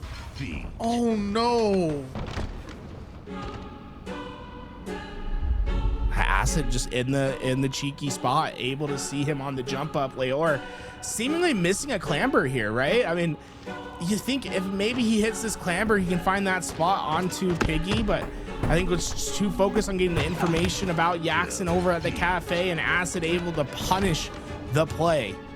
50-48 is such a close comeback, but Usu Benny holds on despite having to run through everything that Noobs pulled out. The heavy storms, the mirror forces, everything in the back row was played. But Usu Benny kept control and eventually took those life points down to 0. That they did, man. One big Regeki just absolutely wiped this team's front line, and the back line was down as well. Just Absolutely fantastic work by Usubeni. And I mean, correct me if I'm wrong, but can you make that jump while crouch jumping instead of clambering? I wonder if he was going for the crouch jump there, and maybe that's why it missed. I mean, think about it. It looked like he was really trying to like hit it like sideways and hit it like in a crouch jump style instead of going for like maybe the easy clamber, which I guess is the somewhat safer route if you want to always have your gun ready, but high risk, high reward, and actually have to make the jump too. I wonder. I'm trying to think. I was like, maybe if you sprint jump it, it's just a jump that you don't do too often. But you might be onto something there, Tony. I just think maybe he was trying to get info onto the cafe side and moved his reticle a little bit too far to try to get that info and just lost his clamber window. Was like what I was thinking. Gotta say that was an insane play by by Noble to get the 2 kills to get him to 48 all, but Noob's just gonna have to think about what they missed there. That opportunity they won't get back. Now down 0-2 in a series, they'll have to find a reverse sweep in order to keep themselves in the winner's side and to get to that grand finals. And it's really how strong momentum is, man, and every moment mattering. We're having a much different conversation if they're able to clutch up with that camouflage, win it 50-49, and we are excited for Noobs that they suck the air out of the room. That's not the case, and right now Usubeni up 2-0, and now you're thinking, wow, how does your mental recover from that? And you're 1 game away from being knocked down to the lower bracket courtesy of Usubeni. Momentum is real, and so is Breaking Shot. How? Don't let him get away with that! No. He was down to 1 shot. He's not gonna take 1. He's not gonna take 2. He's gonna take 3, and Strikey might just be the 4th overkill for Breaking Shot. Ole or high. Don't give him the tack. Breaking Shot with the overkill, and man, if that game number 2 didn't upset Noobs enough, that definitely did. Breaking Shot 7-0 start, still has the camouflage, still has the sniper, and was on his way to a killing frenzy before the remote detonation. Tools, I know you love that. It's just, how do you let him get away? I mean, from start to stern, that clip is absurd because of his survivability. He gets the camouflage, already crazy enough to stay alive with it, to go back to get that kill, patient on the opening shots, stay in the corner, tuck yourself. Hey, we like camping back here. Find yourself the double into the triple into the over. I mean, that's peak Halo. Oh my gosh, wow.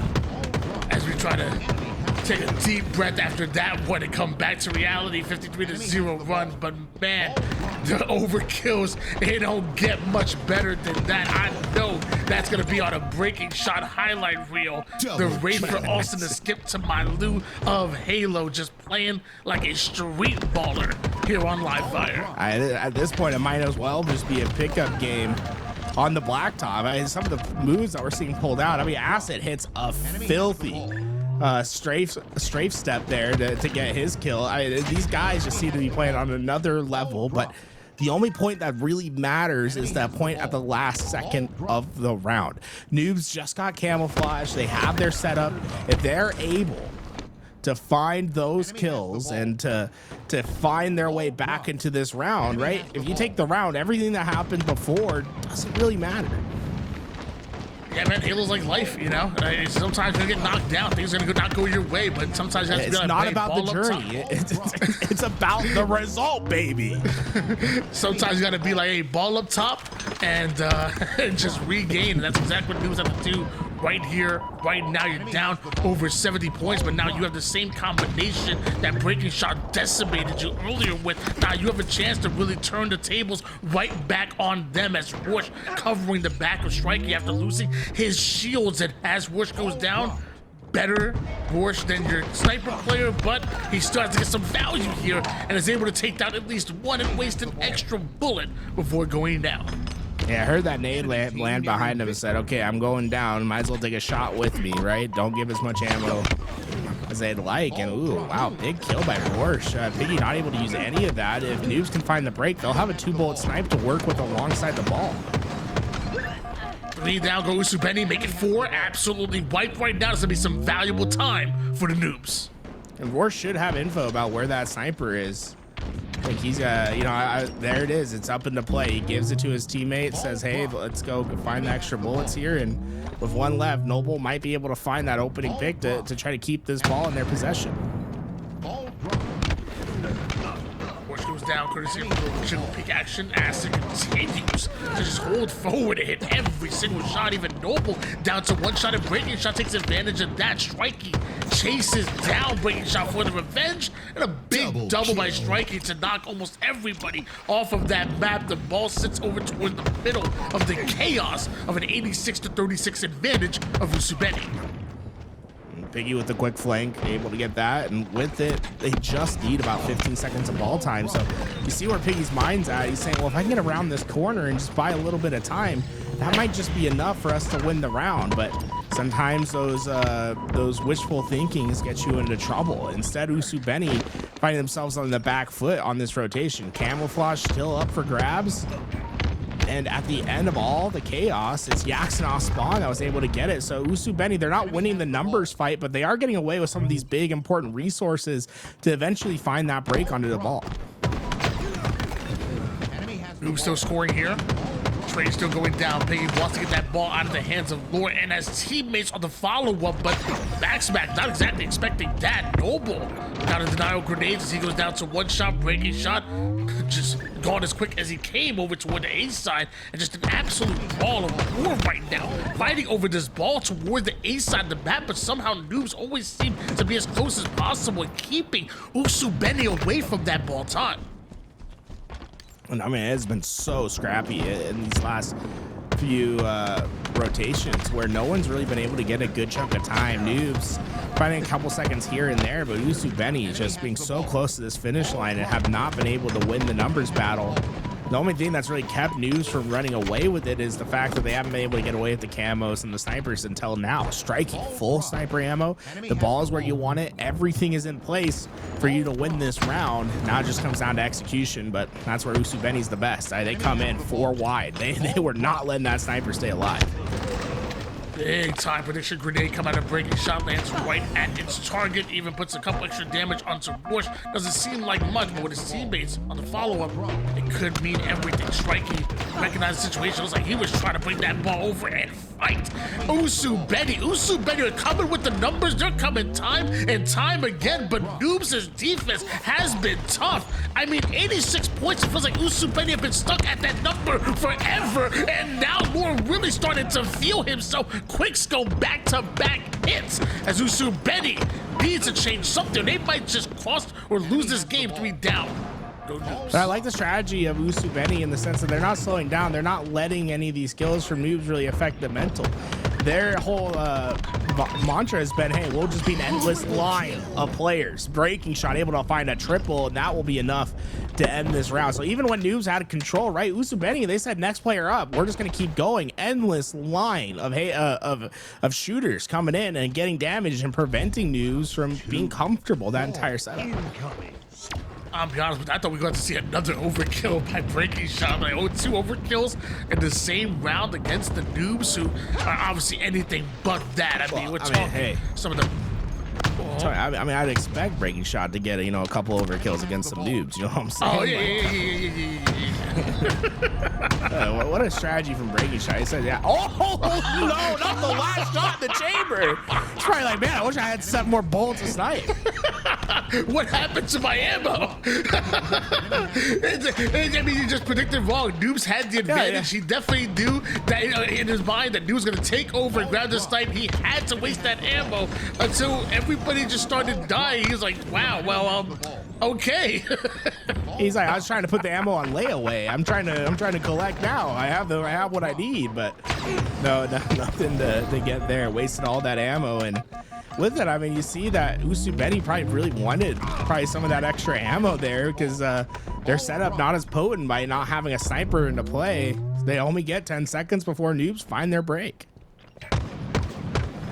10 points here for Usubeni. It looks like Noob's gonna take a slight lead. Warsh really putting his body on the line right now, being the shield to that ball carrier, and look at all the damage he's able to do. Takes down 2, makes the 3rd player 1 shot. I'm a little frustrated that they haven't gone down just yet, but look at all the ball time that Noobs are able to accumulate at the moment here, and active listening, snapping onto your targets. Noobs are playing absolutely fantastic. They're playing like pros. I mean, so often they're getting those 3 downs, right? Not letting the players get up and get into the fight. Breaking shot, able to find a star off his spawn, and that's going to make the calculus a lot harder for Leora here. Now, the benefit of having the ball back into A, right, is even when it's on the ground, look at all these corners that you can stand in and try to make yourself a difficult place to ascertain when you come in. So that's the idea of why you play into A, right? Is to hide your info, to make it harder for teams to get that break, and eventually that works out because Noobs, they put that ball down. They said, okay, we're going to push up and then quick flank the players that come in. So even though Usubeni got the opening kill, the final laugh was my Noobs because they had the tempo and the knowledge to know, hey, look, these players have to push into our positioning. We can hide ourselves and eventually get the collapse.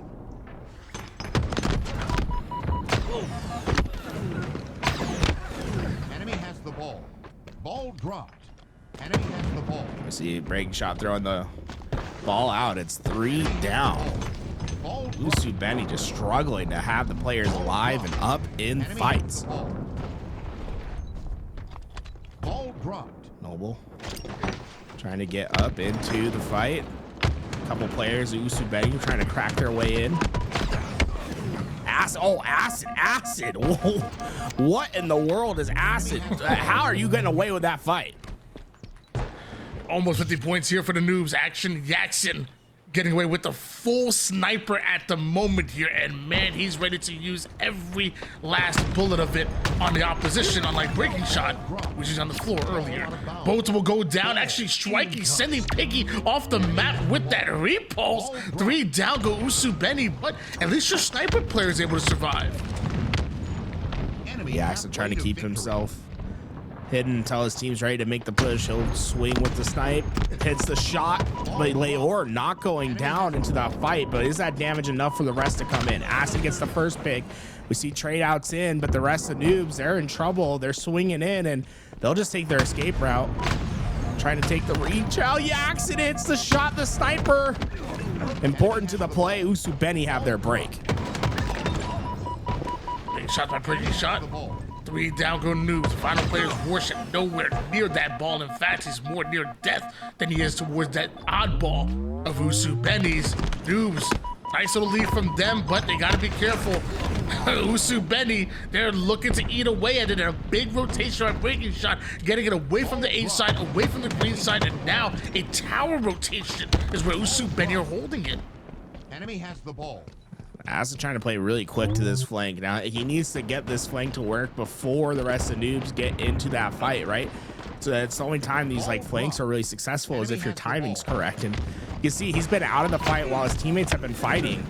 He's been largely out of that fight, and now by the time he gets into it, breaking shots down to 1. The rest of his teammates have gone down. So those big flanks, the timing is so important for them to be successful. And here it's more of a scratch than necessarily being successful. I think breaking shot somehow staying alive and making the most of that situation. I don't think necessarily Usubeni's earning any of this time. I thought Noobs did a really good job there of getting their collapse, and they played more for that camouflage than necessarily taking down breaking shot and letting him get those extra couple seconds of time.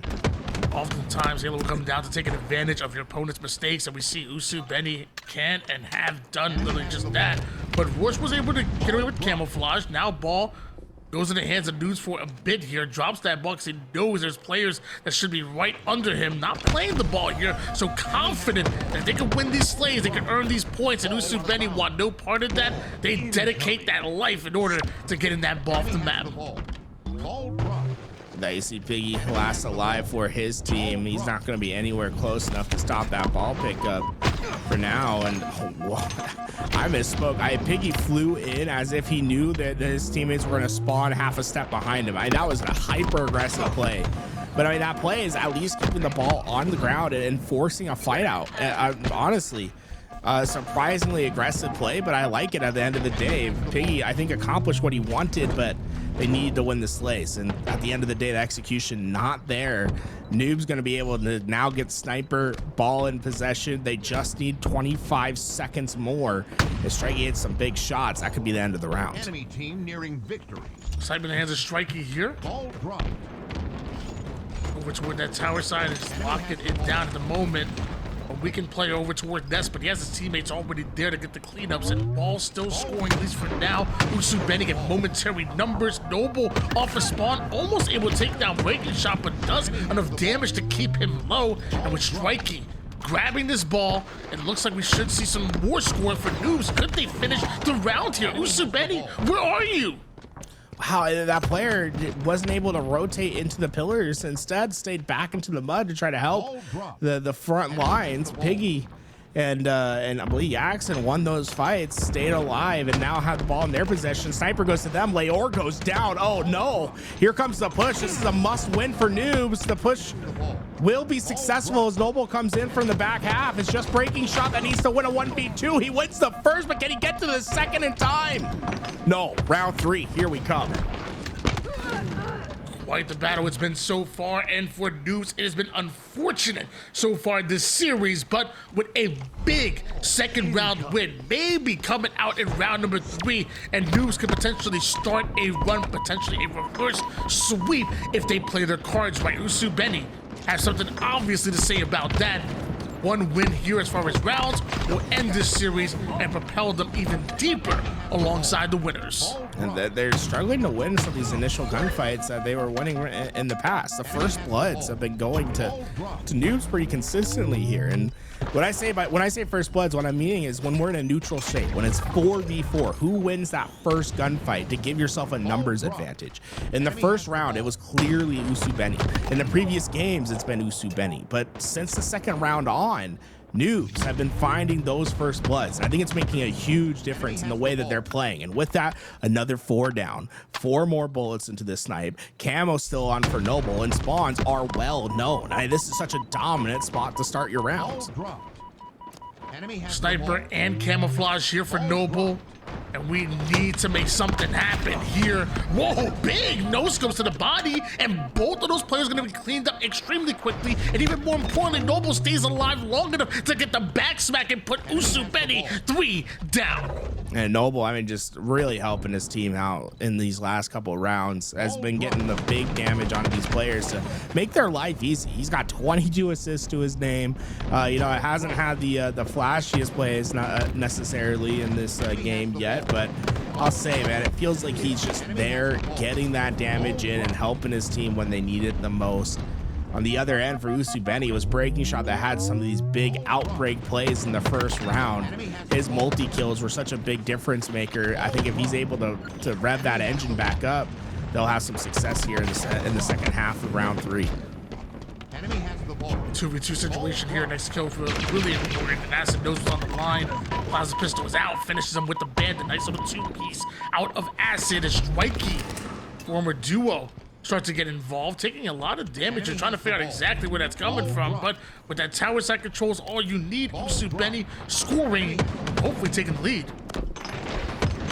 That QT needs to get out. There it is. Good play by the QT just to get in, create chaos, try to make an opening for your team. Doesn't necessarily get the kill, but that's not what Leor necessarily needed there, right? To him, it's just about trying to keep that ball on the ground, make it difficult for Usu-Benny to operate, and so far it's been dirty, but Usu-Benny have been able to eventually clean up these kills. Leor, that's, I think, the only option he had there, Tony. He picked up that camo. He quickly realized they were not going to win those fights and just took his life with the camo on him, and with that, Usu-Benny gonna get more and more time. This has been a big shift in momentum. And camo burn is a camo denied for the opposition here, so not mad at that whatsoever as Noobs come off his spawn and try to get this ball out of the hands of Usu-Benny, who literally have just taken back the lead here in round number 3, passing that 50% portion. Acid moving into position and some great shots out of him. Not expecting the flank though out of Warsh, and Warsh gonna continue with that. We're taking down Piggy and making sure that Sniper ends up off the map. And why not make it a triple? Warsh, you're playing damn well. I mean, Rorsch and Breaking Shot just trading the multi-kills this game. 39 kills for Rorsch, 37 for Breaking Shot. They're head and shoulders in the lead for the Slays, but I think the story of the teams and how those kills have been facilitated have been very different. Usubeni, it has been a very tip of the spear, all for one sort of strategy where Breaking Shot's been feasting on a lot of that damage, and he's the one that's been coming out on top. And in fact, when you look at the kill feed, I mean, the stats, the only player now, Yaxon, finally gets the even, but for most of this game, it's been Breaking Shot, the only player positive on the team. Whereas Noobs, it's been a one-for-all sort of approach. Everyone getting their assists, getting their kills.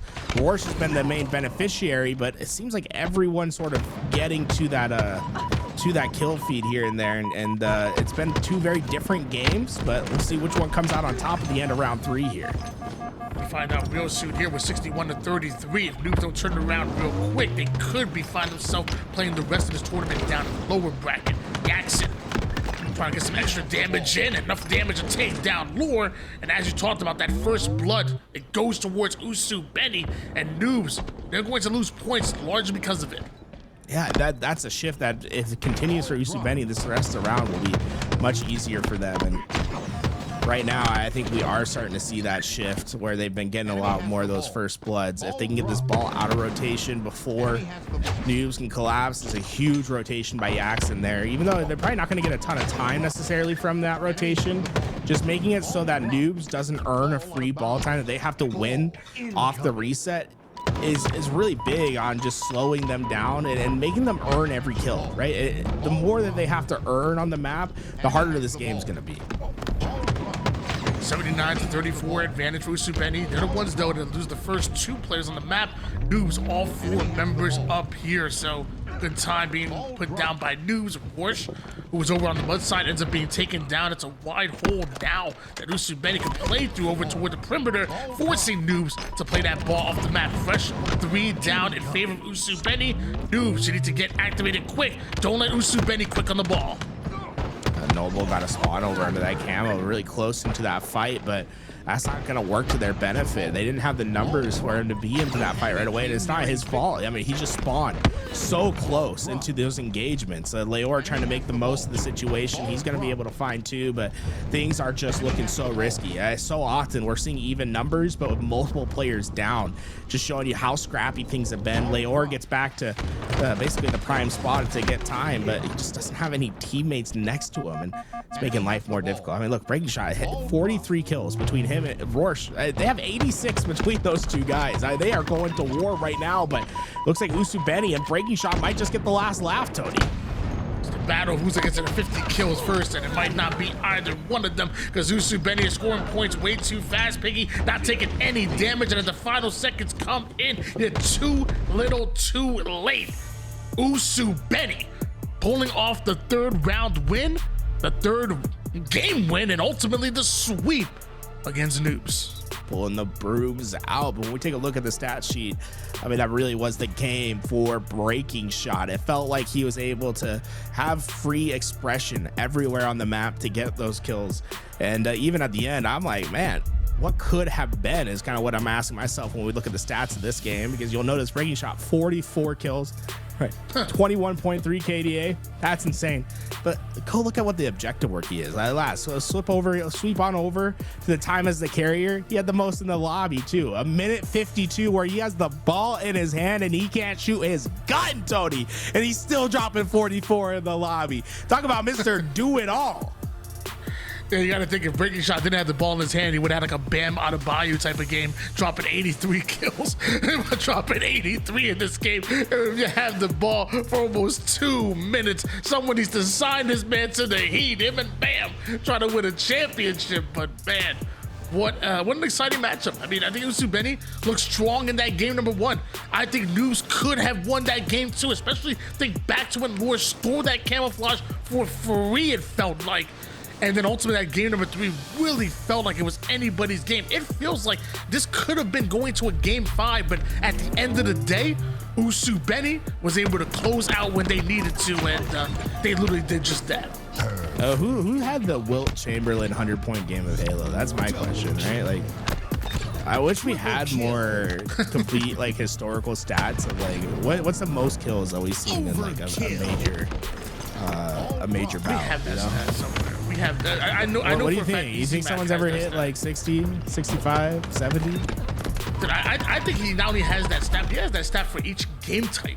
At least as far as Halo Infinite's life goes. I mean, as far as I don't. Well, maybe Data Hive has it too. I was talking about Easy Mac, who was doing the stats for HCS. Well, I was more thinking like the the entire history of Halo, right? Because I think we've done a great job of keeping tracks of Halo Infinite. But like, you know what I said? Like, we go back to like the H2 Halo 3 days. Like, I feel like it's like things that you hear through the grapevine of like, oh, this person had this person had that. But like, like not all the games were like not many of the games weren't streamed back then, right? And then it's no one was like tracking stats the way they are today. So I feel like we don't get to see the big pop-offs. Like the one that I always remember is the like the Ogre one. They came back from like 50, like down like 40 kills in a Slayer. Remember that? Do you know that one? Shoot, you're bringing me back, brother. Oh my gosh. Like, well, I think it was like they're like playing like either it was like Lockout or Beaver Creek, and they went down. They were down by like 50, like 40 to 17 or something like that. They came back to win the game. I was like, we gotta like we need a historical gatekeep, like a historical keeper of all these records, Tony. We gotta find someone for the role. I got you, bro. I'll hit up Coach Callis, get another Paradise Halo video going for that one, because that's a story that needs to be told. And so did the story of this lower bracket here, because what you actually just saw was the end of that winners that brought noobs down to elimination bracket finals, and Usubeni guaranteeing their spot in the grand finals and to fight for the lion's share of this now $1,400 prize pool. By the way, shout out DSA for already helping put this tournament together for $1,000, but then throwing $400 on top of that.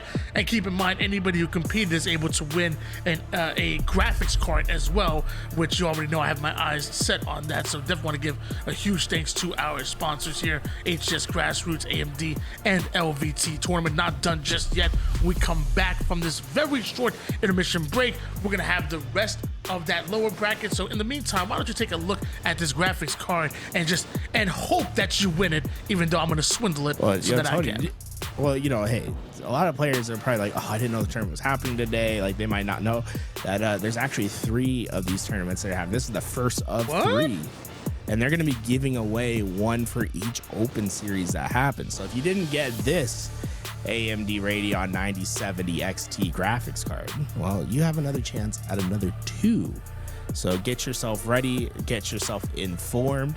One way you can keep yourself informed about all the things that are happening in the Halo scene is by going to !newsletter. Get yourself signed up there. You get some details on what's happening throughout the Halo universe. But hey, yeah, make sure you don't miss out on the other 2 tournaments. Easy as to get yourself a hands on, the AMD graphics cards. Wow. Oh, there you go, ladies and gentlemen. Well, like I said, we come back. We have the rest of this lower bracket, but make sure you also hit up some potential teammates for the future open series so you can get your hands on maybe an AMD graphics card or maybe a lion's share of a $1,000 prize pool. Again, shout out $1,400 prize. No, they put more, bro. They put more. Well, that was this one. I don't know. Are they doing that for the future ones? I don't know. I don't know. $1,400 for today, though. Let me send it a break, Garrett. I know. I just want to keep talking with you, Tony. I just want to keep talking with you. Guys, we'll see you soon. Enemy has the ball. Triple kill.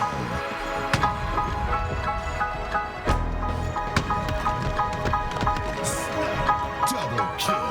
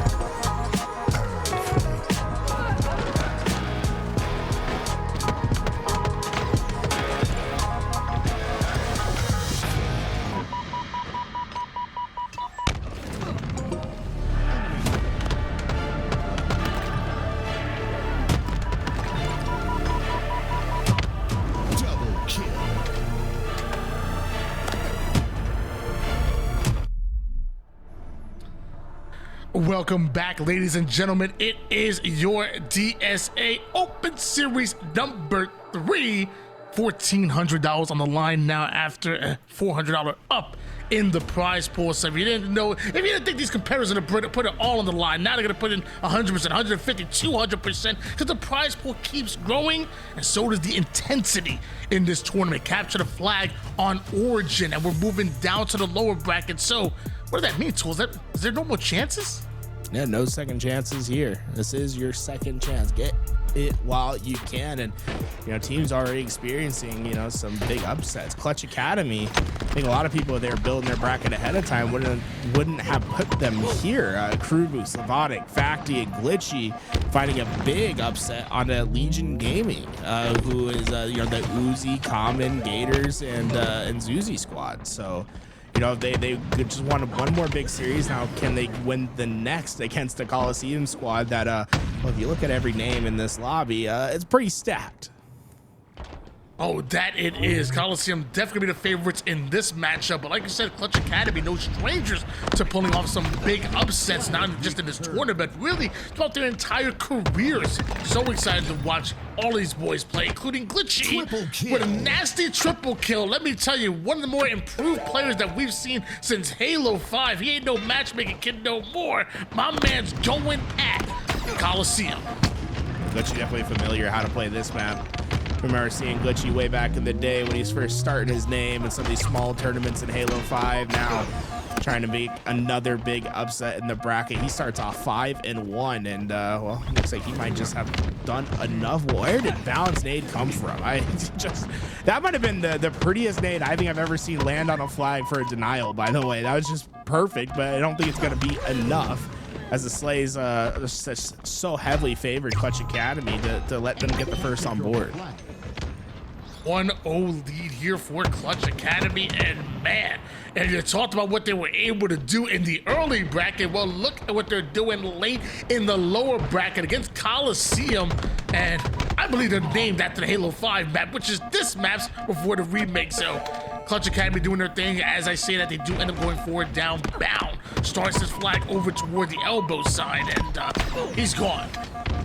And those that are watching, you might remember Coliseum, they were playing with Soul Snipe before. Soul Snipe having to go. Bound going to take his spot in the tournament. And, you know, that's if you're looking for a substitute, I think Bound might be one of the best options here, especially on a map like Coliseum. He's so quick on those flag runs. He's a max damage phenom. He's going to be in the front lines. Hey, you know, it's a pleasure just to watch Bound play. That it is here, Bound. 6 kills already, almost gets the 7th as Glitchy falls from the heavens. What we do with a big nade in order to slow things down just a bit. In fact, he's somehow able to turn the corner despite being one-shot, and Boo wanted to stop the flag, but there was just too much reinforcements, and before they're even able to react, in fact, he has the flag back to the elbow, but he actually does end up going down. Return still on the cards here. Slavonic, that rocket didn't get the kill, but I mean, it certainly pushes those players back. That flag so close to being captured, it should eventually get that rest of the way there as Krubu puts it in. And Clutch Academy 2-1 in the lead, and Slavonic might have dreams of getting another flag pull out, an aggressive play from him. And although he goes down, I do like where his head's at. Even though it doesn't work out, if you're gonna win a game like this, be aggressive. Try to go for any advantages you can find. Snipe in the hands of Bound over toward the catwalk side. Drops down momentarily here. Looks like Facty's a little bit weak over towards Snipe 1. Not anymore. He's respawning now. Oh my goodness, as he lifts up and takes Sylvonic's head off. Welcome Bound to the tournament. Bound looking for more. Yeah, it's always fun to watch Bound play, and when he doesn't get the sniper in his hand too often, actually, so seeing him hit the big shot always was a pleasure, something you don't get to see every day. Kufu now gets a chance with the sniper right to the right thigh of Boo Boo Doo with the marathon runner. Now goes at the Bound. Bound ends up being taken down courtesy of Sylvonic's Bandit, and a fresh 3 down staggered or Coliseum, and an elbow side run once again. And look, Glitchy's already on top of the overextending spawns. He knows that the 50-yard line was up for grabs. Struck did get through, but his position's well known. The nade enough for damage, but look at Druk surviving with just a hair of health. He's the last player on the map, and he has to hold off the rest of Clutch Academy. It's just up to him. Facty finds him. Clutch Academy, the momentum is continuing on. Their flag just needs to get returned, and this is their map. Bound gets the kill. Kruvu gets the return. No one's there. Clutch Academy makes Coliseum bleed. My gosh, Clutch Academy are the real deal. If you thought it was luck before, damn it, open your eyes. Coliseum, one of the better Origin players that we have in the league, and throwing Bound into the mix, so you know things will get scary. And Clutch Academy says, we don't care. We don't fear whoever's on the other side, and Clutch Academy doing their damn thing. I gotta say, you know, there's also, you know, Clutch Academy coming out looking good. Gotta say, big props to them, right? The other part of it is, you know, you just beat a team named Coliseum on Coliseum. I mean, that's like putting a snipe shot through Eric Rona's face. There's just, you can't lose what's in your name. Huge win by Clutch Academy there, and I gotta say, hey, momentum's rolling. How far can they stretch this? Because I mean, we got a stacked team on the other side, but Clutch Academy, if they go up 2-0, think they can get the job done? Well, Louis, change your name to Vacancy, because we can't call them Coliseum anymore as we go into game number 2. Vacancy is going to be our newest map coming in, and one that I don't actually mind for Slayer, even though I know a lot of people are going to disagree with that one. I think if you go 3 or 4 down, you should be punished, and Vacancy, you will be punished. They will have eyes on your spawn, and bad can turn to worst real quick. Vacancy Slayer coming up next. Can Clutch Academy continue what they started? That huge game 2 Slayer. We go to the newest map in rotation, Vacancy. We haven't had too much experience on this map, but so far what I see, you know, I thought this was going to be a map that was going to have these huge blowout wins because of how easy it is to manipulate spawns, but I've been surprised at how often the games end up being very close and scrappy throughout the entire way. So I'm curious how this one's going to end, but so far Clutch Academy, they are just frying. 7-3 to start, and they're just clearly winning these opening gunfights. Big shots coming in from Facty. Able to now to get that kill. 3-1 start, but now wants to go at Druk as well. Charge up that plasma pistol. He charged up like Drake right now. Facty getting his, and Coliseum down 4-10. And you know, if I'm Clutch Academy, I'm rolling with this momentum. You just keep flying at these guys, because right now it just doesn't seem like anything can stop you.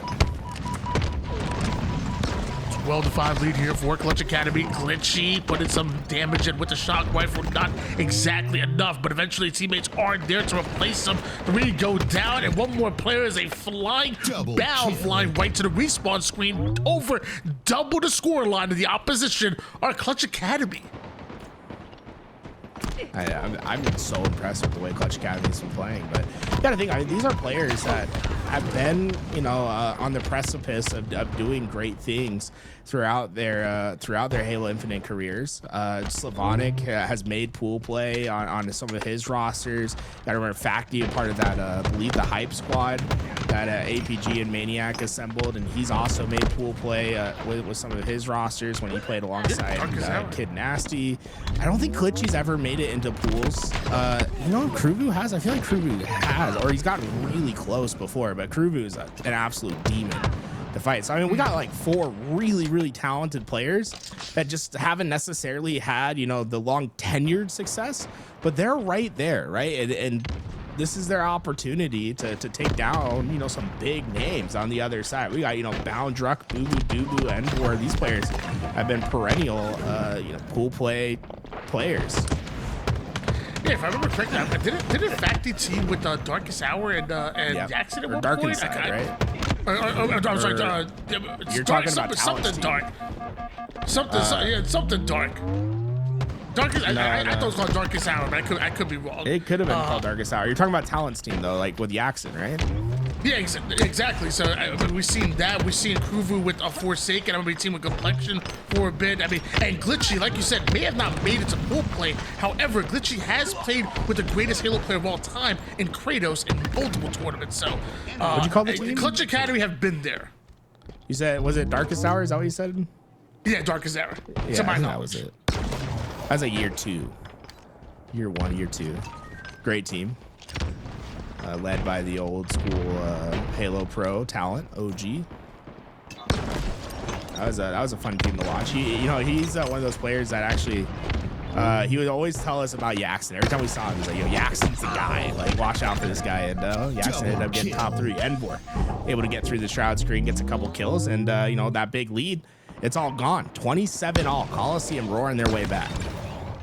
Yeah, it's not about how you start, it's oftentimes about how you finish, and Coliseum have been slowly clawing their way back into it as Clutch Academy end up going 3 down. In fact, Coliseum take the lead and put some space between them. Clutch Academy maybe running out of steam. Maybe Bound trying to get to form as well. I mean, he's 12-8 so far this game. It's been the battle between him and Facty. Facty gonna take that big gunfight, gets Envor down to 1, but Envor not able to get away. Those are big slays. It's gonna let Clutch Academy get out of their spawn.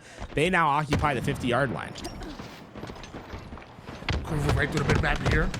Little challenge Bound and gonna win it. Perfect shot out of Kruvu as he joins the likes of Glitchy and Sylvanic on the opposite end, continuing to apply pressure over toward the Coliseum side. Envor right off through the mid and confident as he and Bound shred through Clutch Academy. There's a few signs that show when a player has confidence in him, right? And one of the biggest in my mind is what we saw Kruvu do there.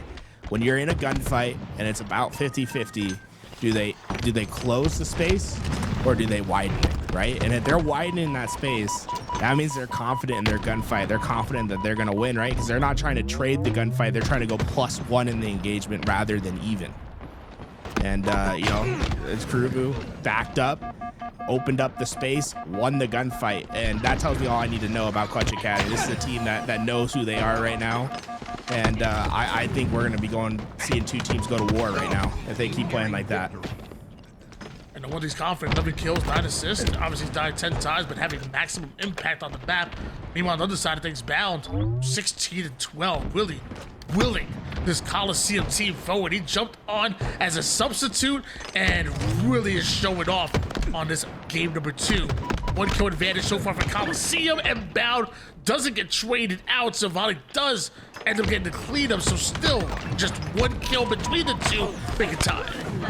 Bound obviously having his impact, 17 kills now to his name. Facty's been keeping up though. I mean, he has 15. In fact, he's going to make it number 16. This has been the war between Facty and Bound. Bound loses that gunfight. It's 45-44 in the favor of Clutch Academy.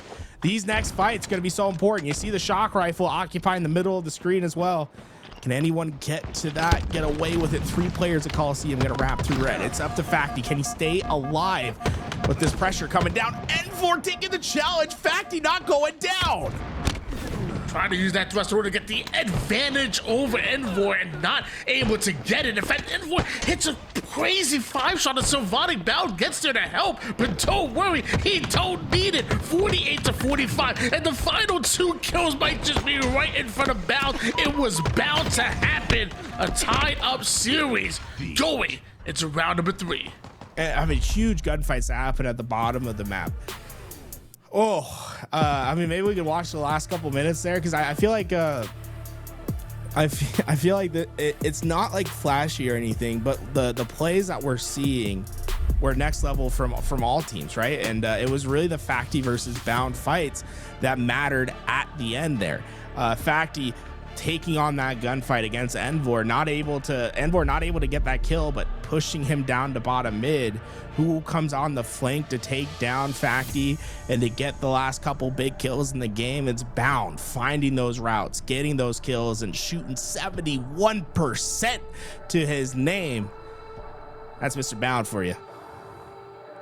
My gosh, imagine having a substitute player come in and drop 20 kills in a Slayer, bro. That's a sub that I want every single time. And Coliseum very happy that they brought Bound to the stage. And honestly, I am too, because this gameplay is extremely fun to watch. Recharge Strongholds, a swing game number 3. Clutch Academy came out with that heat in game number 1, and in fact, honestly, came out pretty on fire in the early game of game 2. It was up to the Coliseum to weather the storm and take back what was rightfully theirs, and that, along with Bound, literally did it.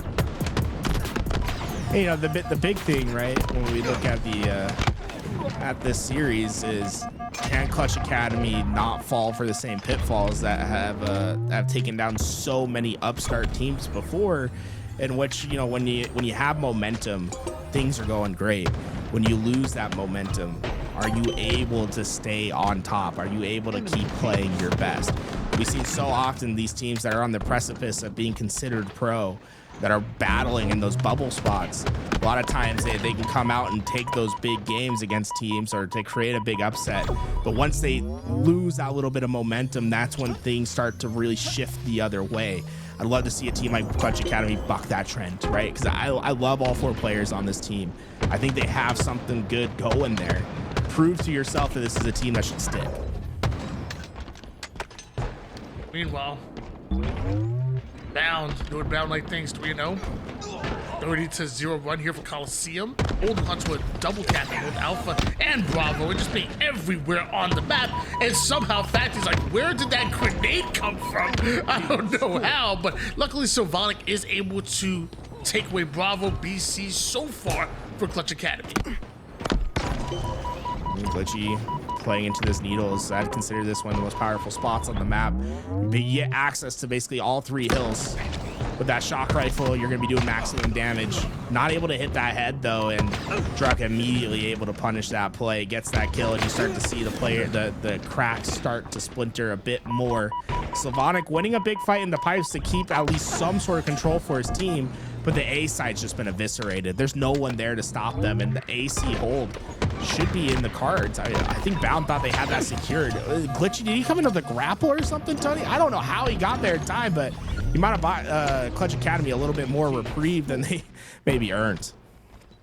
Double cap being held, Coliseum's lead continues to grow here as Clutch Academy having to come off a spawn to make something happen. That's really tough to do when you have Bound in your face and Druck pulling up the rear. Quickly clearing out the gold side, Druck continues to attack Sylvonic and Clutch Academy while simultaneously taking Bravo. That Druck able to get into the back pipes. I don't think Crew even has an idea that he's back here, and he does not. Druck trying to maximize his damage, and that's going to be camo that goes his way. 1 grapple left to get him out of the gunfight as well. He goes to the tower, and he has liftoff. They have no idea where he's gone. Oh, Druck. Messy shots, but when you've earned yourself that big of an advantage, it doesn't matter. Still holding on to the double cap right now at Coliseum, and still falling right now are Clutch Academy. Only 29 points for them and consistently going 3 down. And because of that, you allow Druck to now defend the C side, look for that long haul spawn trap, and they're going after Alpha, and the triple cap are Coliseum. This is what happens when you consistently go 3 down. And Druck kind of just keeps C under his control. Really aggressive play into the long haul, but just they don't take care of him, and this is where things can go from dangerous to downright dirty. They're gonna force the spawn traps over at long haul. They have no quick access, and there's a full ammo shock rifle for Bound to patrol C and B. This is just, I would hate to be in this spot. You have to have a lot of things go your way just to break this setup. 169 points and counting here. Coliseum with Bound on the front line with the shock as aggressive as possible. Sylvonic has to back down because like a wrecking ball, Bound just goes through the Charlie side, and Alpha not yet taken here for Clutch Academy. Almost 200 points for Coliseum. That's a cheeky little play by Bound, right? Obviously, it explodes the nade with the shock rifle, but it's actually doing dual damage, right? Because you're getting the explosive damage with the shock with the grenade, but then the shock rifle's also hitting the pad that the grenade is on to splash damage onto the next player. So, really cool little tech there that you see. You don't see it every day, but always a little fun to see come into play. But Tony, I'm gonna look at the score. It's 229 to 29. They have just opened up on this map. The trip cap is brutal when it gets to this point. It really is, and at this point, Clutch Academy needs to fly into not just one but two bases. Bravo is not going to be enough, and for knows the push is going to the Charlie side, and he just holds it out. And man, that was quite the Strongholds game that Coliseum put on display. Well, we get to, we talked about what it means to not shrink after you lose your momentum as a team. Strongholds might have been the worst game 3 possible to see there for Clutch Academy once you've lost your momentum, right? Because the trip cap is such a brutal punishment for a team, and it just didn't seem like they were ready for that game. Came out a little bit flat-footed, and Bound and Druck, the combination of those two, seemed to take big advantages when they could. I mean, look, Bound obviously had his big plays with the double kill, the shock rifle, but Druck, 10 kills, 10 assists. I mean, peep the damage. I think Druck was everywhere on the map, 3,600 to his name in just 5 minutes of gameplay. Yeah, that's quite the game out of everybody there. You don't win 250 to 29 and don't have multiple players stepping up here to do their thing. So, like you said, 10 kills, 10 assists. Love to see that. And Void coming in with 13 kills to top out the Slays. And just a newly invigorated Coliseum coming in with a whole lot of energy. Maybe that game number 1 was a bit of a warm-up for them. Haven't played in quite some time. I don't even know if Ballard even warmed up before finding out he had to substitute. But since then, since the second half of that game number 2, it really feels like Coliseum. This is the play I was talking about where he shoots the nade, does extra damage to Facty in the back there. And the replay that we saw before that, by the way, you can see it, Balance kind of in his bag there. You see him try to hit that quick fall slide. It doesn't quite work out, but that's what I love about watching Bound play the game is he wears his thoughts on his sleeve or through his controller, right? You can see what he's thinking when he plays the game and he goes for some of these crazy plays. I mean, just look at this, right? Comes in, hits the slide, got a big gunfight, win the first one, the perfect. How do I get the advantage on the second? Quick fall off the edge. Like, think about the inputs that he has to do here, right? Like, he's hitting like crazy inputs to take on that fight. And, he doesn't get the win-win, but he certainly made it a lot harder for that player to come in there and get that kill. What should have been a routine cleanup on the Bound turns into a trade instead. Ladies and gentlemen at home, Tools have been trying to push this narrative for so long now. So let me tell you, at one of the events, Bound's controller broke, and Bound ended up borrowing Tools' controller. And he's been telling everybody since then, every time he picks up the controller, he now can see the game through Bound's eyes. And he thinks he's actually stole his powers, like some kind of Space Jam type of thing, bro. I don't think I want to claim anything from that tournament, by the way. I think that might have been Bound's worst tournament is when he played on my controller. So I don't know. Bound's much more comfortable when he's playing on his own equipment. Let's just say that. I mean, he looks much better when he's playing on his own than mine, because I'm sure you'd rather have his own controller. I don't think any benefit came from that, Tony.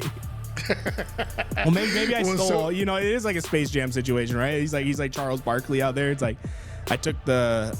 Well, wouldn't it be the opposite? How did it work in Space Jam? They touched the ball and then they took the ball away and then they didn't have their powers? Well, yeah, they touched the ball and the powers went into the ball and then they took the powers from the ball. Yeah. So, but how did they get the ball? Like, they were just like, oh, yo, sign this ball, right? They're like little kids in the sand.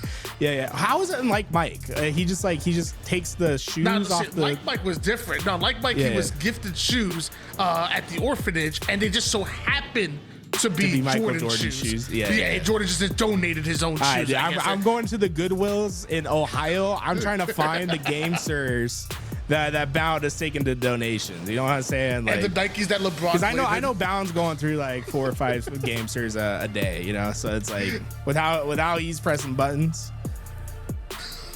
I'm looking for gamesters and Nikes that LeBron possibly owned. That's it. to the two greatest men to come out of Ohio, LeBron James and that man Bound on your screen. Coliseum, Clutch Academy. Coliseum have an opportunity to knock Clutch Academy out of this tournament, which so far has not been easy for anybody, even Coliseum. That Bound going right through the middle of the map, able to find Glitchy, and Slavonic has no chance Double kill. as he's just having to take on two players from two polar opposite angles. And Bound's just taking advantage. A lot of these gunfights. Oh, that's a crazy challenge. Almost up to hill number 1.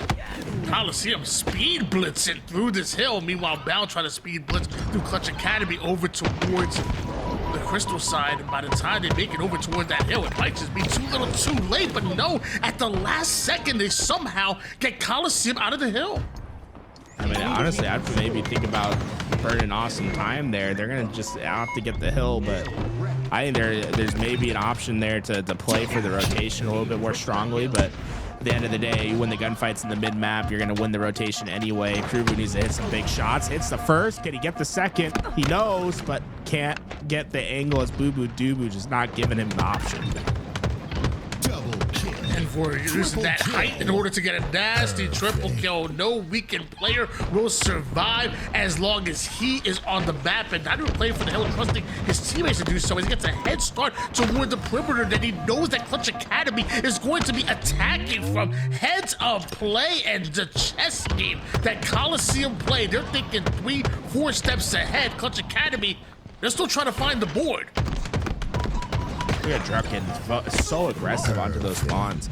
I think for Coliseum here, you have a real option because of how well this beginning rotation's gone for you.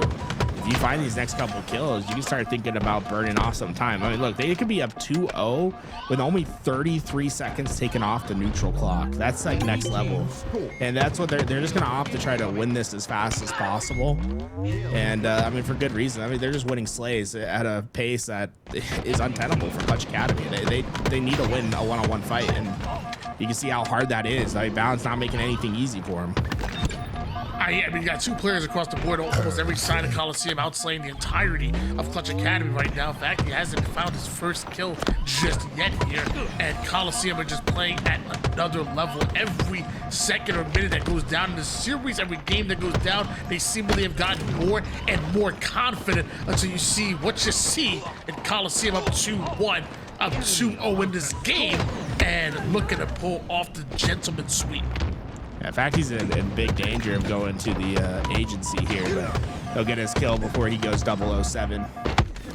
And Bound gonna find that cleanup immediately. And with that, I mean, that's a big gunfight for Bound. I mean, it gets them their third hill. That was almost a must-win there for Clutch Academy. Now, hey, things haven't gone great, right? I think we can all see that, right? You're down 3-0. What are the bright sides of the situation? The fact is, there's 4 minutes and 16 seconds of neutral clock. You have time to make the comeback happen. As long as you can change the tides of slays to your direction, it's not out of the realm of possibility. They have quite literally given you the most time available to try to make a comeback.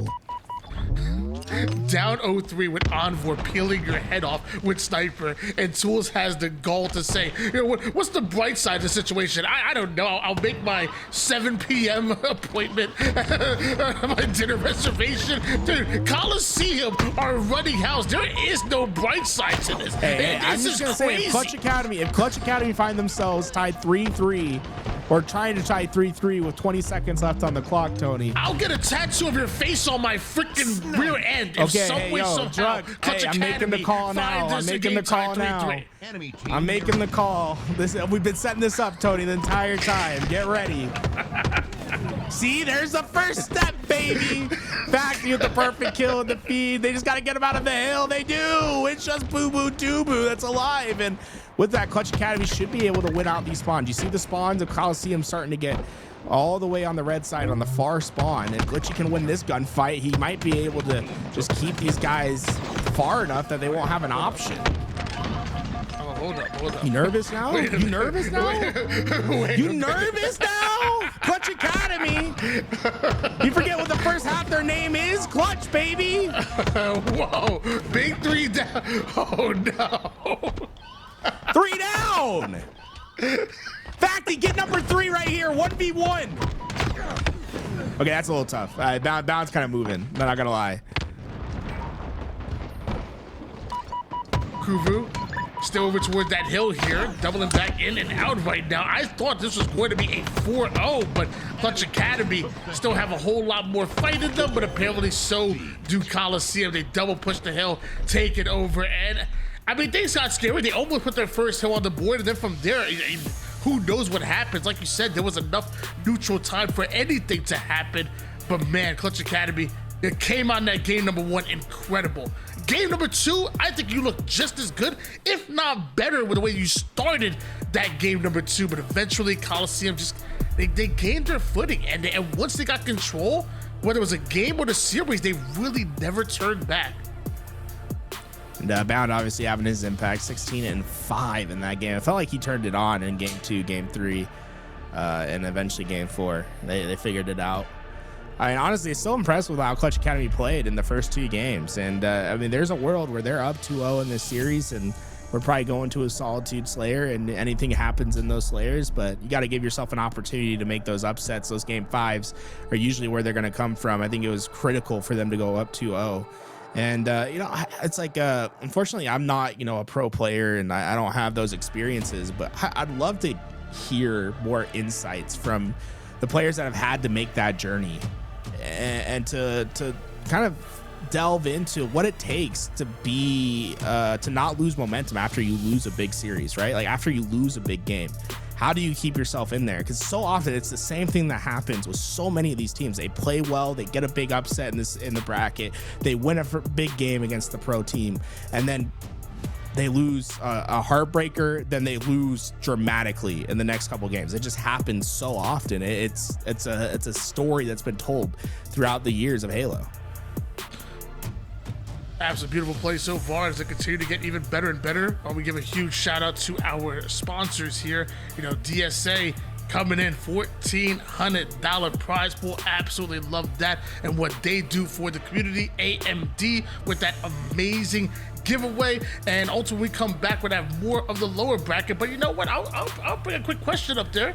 And with the way Clutch Academy started, I was having a discussion in a little bit of the chat.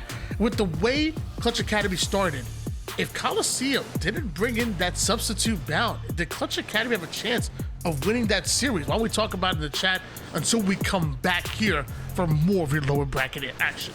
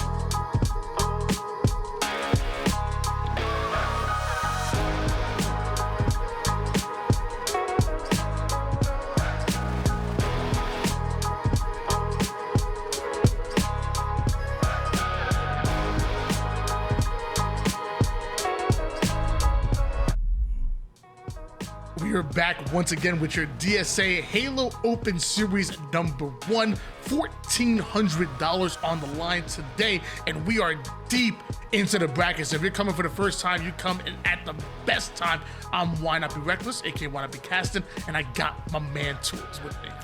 Hey, I'm excited for some games today. We're getting to the end of the tournament, and we're getting some top tier matchups as we go on to live fire. Oddball will see how Coliseum can prepare against the newest competition in their path. Inconceivable, and what might be a little bit, inconceivable to me is you have Cycle on this roster right now. I mean, woof, talk about firepower. I don't think it's inconceivable at all. The man loves playing Halo. Had an opportunity where maybe somebody was busy for the day. And Cycle's like, hey, there's money on the line. I'm going to come out and play and have fun while doing it. Reigning MVP here ends up being taken down and losing that sniper. Luckily, Druck had the QT to get out of dodge, and Envor with the camouflage started to make his presence known. Yeah, I'd just be a little bit concerned because obviously Penguin's the player that we normally see on this roster, and then I'm looking at Inconceivable and I'm like, okay, are you going to be able to perform as well with Penguin being gone, Cycle filling in that spot, and then is Cycle kind of auditioning for Penguin's spot here, Tony? Are we seeing? There's been some beef going on in the Shopify Rebellion. Yeah, some beef over SR. It's like maybe Cycle's looking for a new home. I will say though, maybe not that, but what I also will say is when I look at the Concealable roster, I am thinking to myself, who grabs the ball? I feel like Penguin, I feel like is always that dirty work player and prides himself in that. But when I'm looking at Sab, Falcon, is a Preston Cycle, I think of players that want to slay out and drop 50 kills on every oddball. I don't know who's going to be the first one to just dive on the ball. Well, right now, I'll give you the answer. I mean, Cycle gets their first couple seconds for the answer. A little bit before was nobody. They weren't getting any time, but looks like Cycle will take that. But I mean, I will say Cycle is one of those players that just really understands timings in a way that most don't, and he's able to find these pockets of premium timing to get balls and rotation and to get maximum time. So Cycle's probably one of the better players to be able to fill in that spot for Penguin. But I think you are right about this Inconceivable squad being such a slay heavy roster, right? It's a lot of slay first players. Maybe the objective comes a little bit later style play. And we're trying to find the exit route, ends up being taken down here, and looks like Sab. Looks like everybody's sharing the ball a little bit here for Inconceivable, and that's kind of what you need to do at this point in Halo Infinite. You can't be a one trick here. The Cycle gonna curb slide his way into the. Oh, he could not find that headshot, man. And we're tracking his way back towards this camouflage. But, I mean, there's a lot of players to deal with. It looks like all four of Inconceivable are ready and willing to fight to get this camouflage control. And with that, 3 players of Coliseum go down. Suppress going to find that camo. But I talk about objective efficiency. Look at what Bound has managed to do there. His team going down, he still finds a little bit of time and then eventually plays the ball and himself off the map. I was gonna say, why you say that he's falling slowly off the map? Hey, sometimes you just gotta go. It's your time. Hey, his movement's too good, and so is this play by Suppress. Last time we saw an overkill get dropped, some breaking shot. That time we saw some good damage, but no kills as Druck snatched the sniper off of the ground here, and now just waiting, daring anybody to peek and start this rotation of ball. I think Suppress is just a couple centimeters to the left on his aim there, and he's probably popping off with the craziest triple kill we've seen all day. But I wonder if Suppress probably. So a lot of things that's been happening these last few weeks. A lot of these players have been preparing on Xboxes, right, to get ready for the Birmingham LAN, since that's going to be all on console. And I gotta say, man, that might be one of the biggest nerfs we've seen to some of these pros. It's just the fact that they have to play on these Xboxes. They're not used to it. They're used to their equipment being top tier, and it's been definitely an adjustment period for some of these players.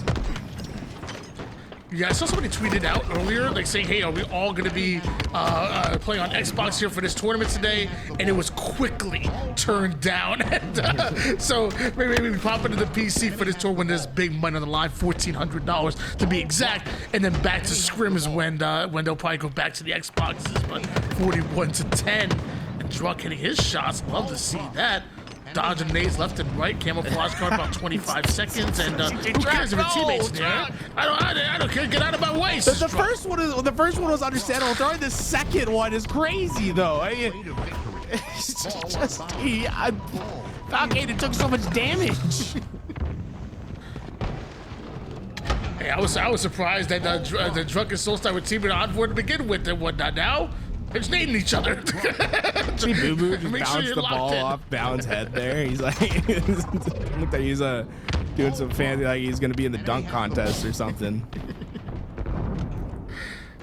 Some madness going on the screen right now. Everybody seems to be having fun at the moment, but at the end of the day, it seems like Coliseum's having a lot more fun than Inconceivable, as they're up 61-10 Bound, doing some tricks with the camouflage over on the cut side of the map, and Sab continue to put down damage, but not enough to get the kill. Luckily, teamwork oftentimes makes the dream work, and dodge those grenades by going sky high. Love that play by Sab. And unfortunately, didn't find himself some superpowers while he was there. Couldn't stay alive.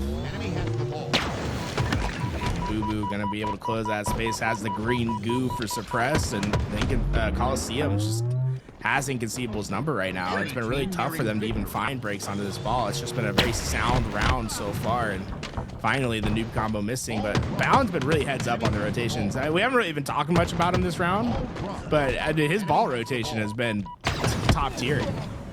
But like, he drops for the fight too. Man. It's I guess you do have to get a lot of experience when you're playing on the Optic Gaming roster, right? Like, they're probably like, figure out how to rotate a ball. they weren't doing much of that for him. It's funny, that's another player that we kind of don't expect to have the ball in their hands most of the time, but looks like, with the substitute players of Bound subbing in for Coliseum, Psycho do the same thing for Inconceivable. Maybe they're like, hey, look, you keep running your strats, you guys do what you do, I'll try to fill in where I can, and playing the objective might be the best for them. That was a mean strafe by Psycho, who I believe turned that into a double kill as well. I like how, I like the idea of like, okay, Bound, Psycho, you guys are going to play the objective. I think it's really funny to be like, yeah, maybe Cycle's playing the objective for the team. He has like 4 seconds of ball time, but the team has 10 seconds of ball time. So it's like, I mean, yeah, he is playing the objective for the team. There just hasn't been much objective to play for them thus far. But it's Cycle once again getting first to that ball. Suppress gets camo, and Inconceivable seems as if they might be able to at least get a little bit more than what their score was in round one on their initial hold. Yeah, it just talks about the fact that Coliseum playing so well and large behind the ball rotation that you were talking about from Bound. I mean, to have Inconceivable only dropping 10 seconds an entire round is crazy. As 17-1 lead for Inconceivable and 3 down go Coliseum, they're getting a whole lot more time than 10 seconds. That Boo Boo Doo Boo trying to find his path forward. Gonna opt to back out here for a second. Reapproach, hits the shot. Can he get the kill? Yes, he can. Takes down his former duo and Falcated and gets a couple shots into Cycle. I mean, that is well played by Boo Boo Doo Boo. Really just showing what it takes to do maximum damage, right? He's not trying to do anything too much on his own. Instead, getting damage and then waiting when there's a chance for his teammates to come in. Even there, right? He goes down, but you see how long he's prolonging that fight, waiting for a teammate to get there. He's very oriented in the way that he plays around his team and trying to just be the most optimal on the map. Double kill. That big double kill coming out of N4. And it takes a pinpoint grenade being thrown by Suppress in order to slow him down just a bit as Boo Boo Doo Boo navigating to fight almost perfectly right there. Stays alive through the first fight and almost gets his former teammate Sab on the second one. I thought that was beautifully played by Boo Boo Doo Boo, but they're the ones who end up 3 down at N4 in that 1v1 against Cycle. He's gonna win that. N4 has been quite impressive. Look at Suppress just flying forward for that gunfight. Doubles into doubles. It's just Bound Falcade on the map. Cycle spawns next to the camo. And, not often you get a free camo like this. Cycle's going to make the most of it. Oh, got caught in the corner. That's one where I'm always raging at the end. I'm like, bro, I can't be getting caught on walls like this. Like, you can tell Cycle wanted to get out of that fight, but the little lip on the wall keeping him there, Druk punishing in that play. Highly unfortunate, but it looks like You always got to just reset and make things happen. Right now, Coliseum scoring. Inconceivable 33 points in the moment. Truck away with the sniper. 7 bullets left. That body shot line connected. And Psycho getting some warning shots fired from him, just distracting him long enough for Bound and Envor to infiltrate the tower side, leaving Suppressed by himself. He can't even go for a play ball. There's nothing he can do. Suppressed goes down. Coliseum scoring. Yeah, classic Halo Pro. Just misses the easy shot, hits the hardest shot you can imagine. He's gonna have a second chance here. Cycle trying to hit it out, but Falcade using that box. You don't get to see that box jump up every day. It's a cheeky little play though. Gets you that extra little bit of elevation, lets you see a lot further into C plat than you'd think, and uses it to take advantage. Gets a couple kills for his team and forces the play ball, but it seems inconceivable. Get right onto that off rotation, and they're not going to waste any time. Falcade building that opening for them. They get that ball back into the tower right away. I like the early push coming from Inconceivable, but Coliseum were able to take Sab down while rotating that ball toward the tower side, giving them at least a numbers advantage. Cycle equalized thing with a big double kill, making a triple, and Cycle says, don't worry, I'll grab the ball too, I'll do it all, don't worry. That's what I'd like to watch on theater, because it felt like a set piece there where they play that ball early, right? They play that ball when there's 8 players alive on the map, right? No kills. And then they play that ball, immediately get a 3 down, pick up ball right away. It was like they just dropped it at their feet for a few seconds, but in fact, it was a set rotation, a Cycle playing in the middle of the map, getting those kills, that triple into an immediate ball grab. Really interesting play that happens there, and you see the chaos unfold. Inconceivable, though. It seems like they're the ones benefiting from the chaos at the moment. 3 down for Coliseum. You notice Falcade rotating this ball, not playing it off the map. They had the numbers and trusting Suppressed in order to get that kill. Love that play out of both Falcade and Suppressed. The camouflage about to come up, and right now Falcade is trying to deny that camo, but not sure he's going to be able to do so. And now a complete rotation out of him over toward the nest side as Suppressed fighting tooth and nail to guarantee this camouflage. Coliseum end up going 2 down, and if Inconceivable can break away with this camo, it could be absolutely huge, and it looks like they're literally gonna do just that. Bound has an idea that camo's out there. Suppress gonna reaffirm that he was there, but not gonna take much damage in the process. Patient plays by Suppress, but Bound has been on the hunt this entire time, and he eventually does find that camo. Is it enough for the full break? Boo Boo Doo last alive. He picks up ball, but can he get away from these nades? He's trying to get to the rotation. His team has a safety outlet for him at B, but there's just so many players ready. But oh, dude, Boo Boo Doo playing some of the best Halo I think I've seen since probably like year 2 when he was on that Sentinel squad. Man, he is just really calm. He's listening to the call-outs really well. He's only challenging when he needs to. And that ball didn't seem like it was going to be able to get rotated for free, but Boo Boo Doo made that look very easy. It feels like that's exactly what Coliseum really need out of him, as right now down by about 7 points here. They drop the ball and they're willing to fight. They know if they win these round of slays, it could mean them taking the lead deep into this oddball round number 2. Envor having a lot of responsibility, holding Cycle there from Bound to coming for the cleanup. Suppressed on the other side, things trying to break his way out of A, and Falcon is trying to do the same, but everybody falling like dominoes right now, and Bound just lines up the spawn trap, and that might just be the dagger.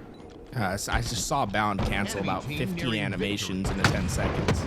But it all ends up with him getting a kill on the spawner Cycle. They now have a 24-second lead, and the time is quickly running out on the neutral clock. This is such a dominant position. It's up to Envor.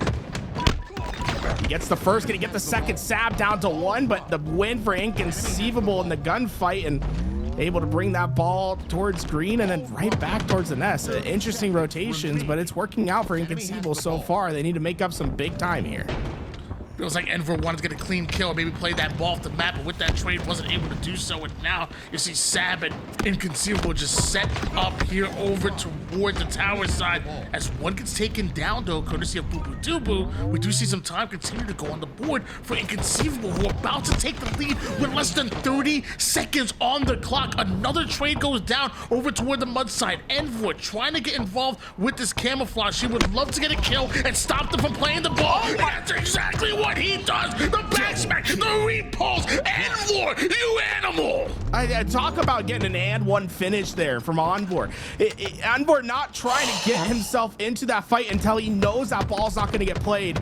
It plays it perfectly. That's a game-winning play by Envor at the end. I put that one into the highlight. That is absurd. Not just from execution, but just the thought process, right? Think about what Envor has to think about. You don't want that ball to play. You need that ball to stay on the map. He waits. This is our time. Sees the first, knows there's a player behind him. Repulse immediately.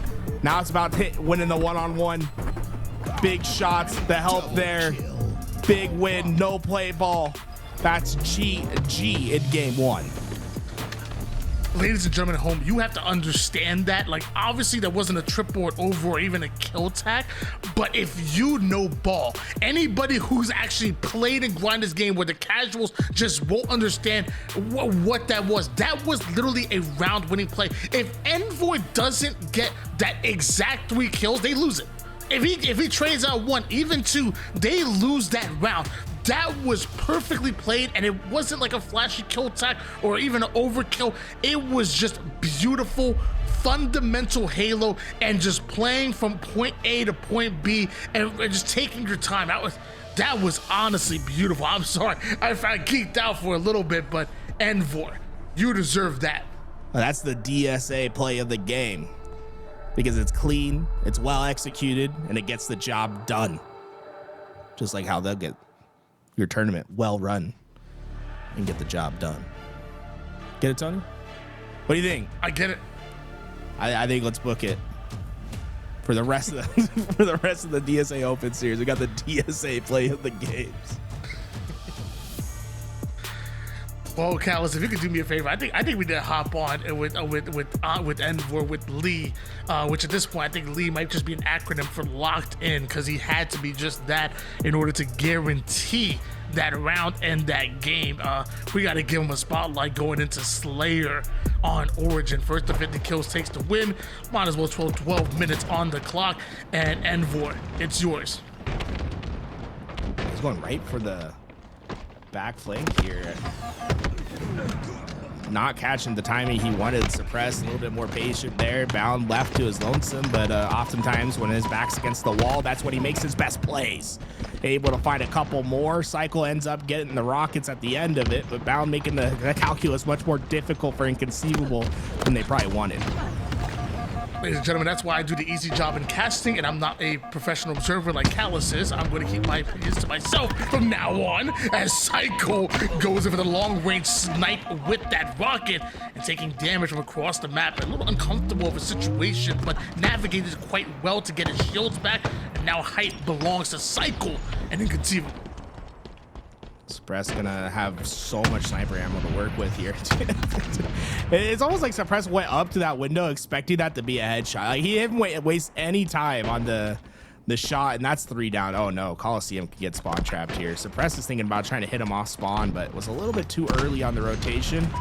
So they're gonna let them spawn all into this back base once again. I'm shocked at how much damage they got on Suppress there. I mean, good cheeky angle on the boo-boo-doo-boo, but Bound is making Suppress life way harder than he probably wants it to be, and Bound finds his 4th kill of the game. I'm so sorry to interrupt you, Tools. Somebody just dropped 50 gifted in the chat. Yo, bro. shout out, dude. The Road Train EG. Yo, thank you so much. That's crazy. 50 gifted out of nowhere. Thank you for the support. That'll stop the commentary right there for a quick second. Oh, big shout out. That's a big time donation. That's going to help us. We got a lot of coverage to bring them at the beginning of this year. You know, obviously DreamHack Birmingham, we're going to be doing that remote, but we got DreamHack Atlanta coming up. That's going to help us with all those costs that are associated with that. So thank you very much for the support. Triple kill out of Valkated. 7 assists, or sorry, excuse me, 7 kills, 3 assists, and only died 2 times right now. Meanwhile, Cycle, he's 7-1 himself and trying to get his shields back in the middle of battle.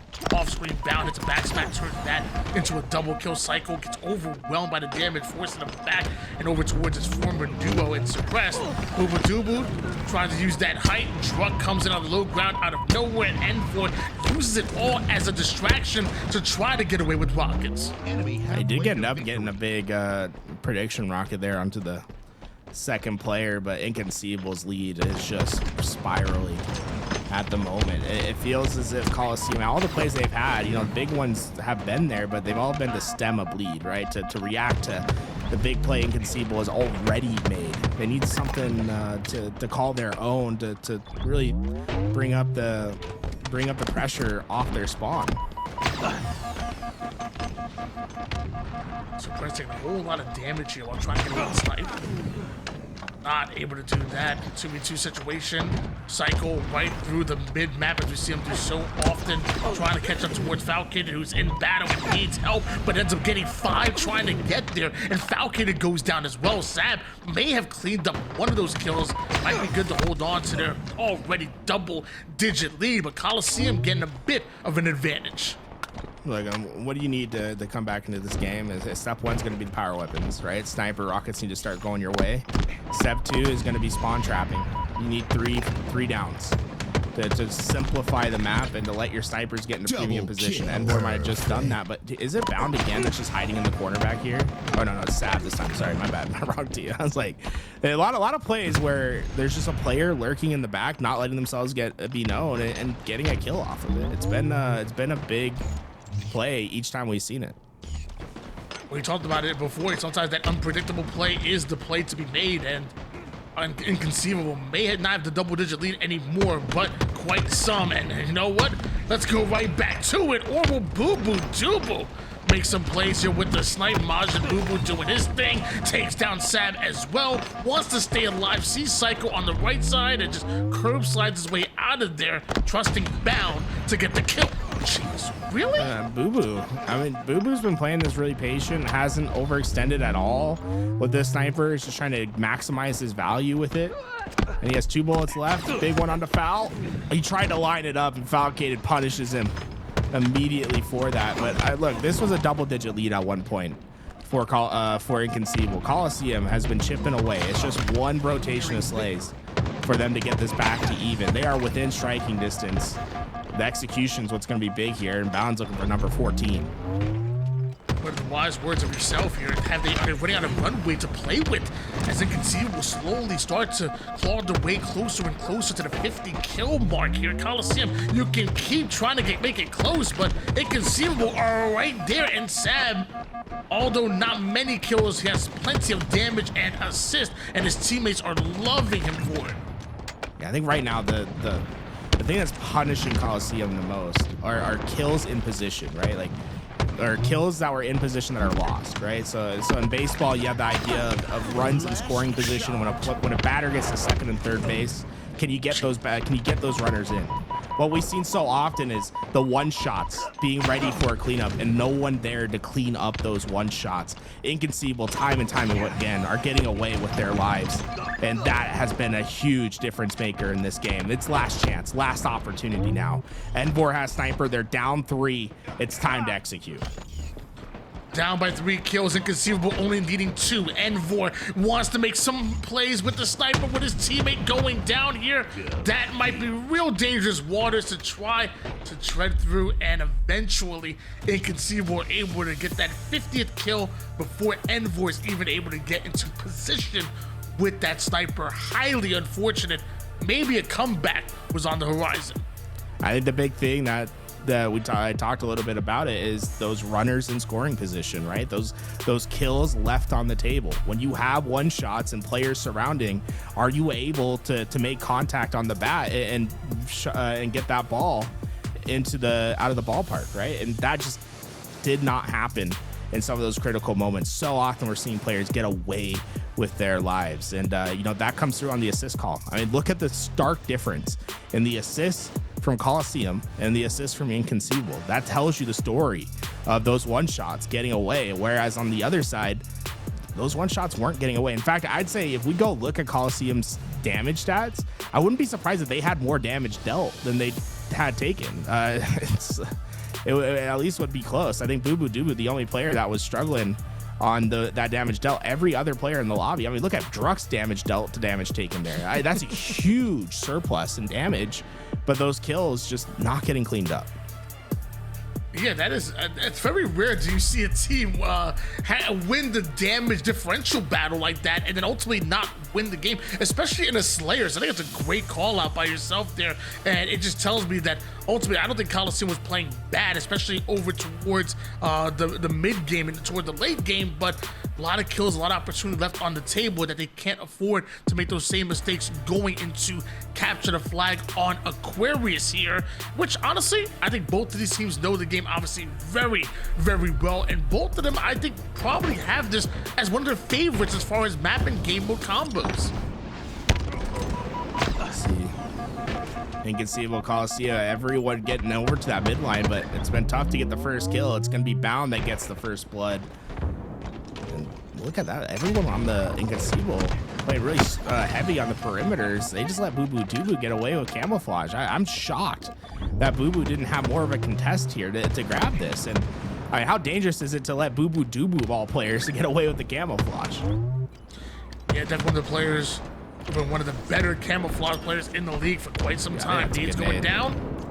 Envor down to one shot, but luckily Boo Boo Doo is covering your back, and now has to find the exit route. Looks like Envor, neither him nor Druck will survive, and Boo Boo Doo has to try to make yet another play with Inconceivable trying to sniff him out. Yeah, he's trying to force those players out of the base now. That's the idea of pulling this flag here. Even though they aren't ready to run it, Inconceivable have really just turtled up in this back base. I mean, look, all four of those players were sitting back there, and essentially, if you're going to keep doing that, Bound it doesn't have patience for that sort of play, right? I mean, like, knowing Bound, he's going to say, look, if you're going to sit in the back base, I'm going to punish you immediately, and yeah, that might be the easiest flag cap he'll get all day. That's one of the big things about certain players in the HCS. I think Bound leading the charge on those hyper aggressive players, that, and just because it's hyper aggressive doesn't mean it's all slays, right? If he sees an opportunity to pull a flag, Bound's gonna take it.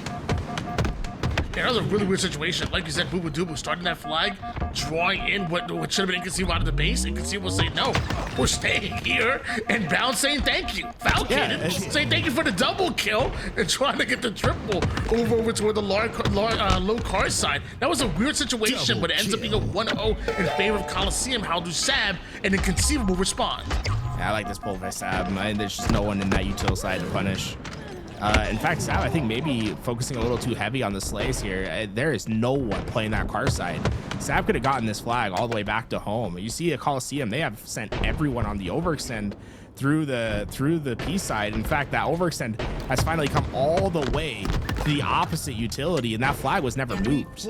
And we talked about you know, the archetypes of players, right? Because Halo doesn't really have like role players per se when we talk about like IGLs like you would in a game like Valorant and CS. But there are certain archetypes of players where you have slayers, right? Players that like to play a little bit more for damage and for kills. You have players that are a little bit more objective focused, like Boo Boo Doo. You have players that like to play for speed, like Bound and Legend.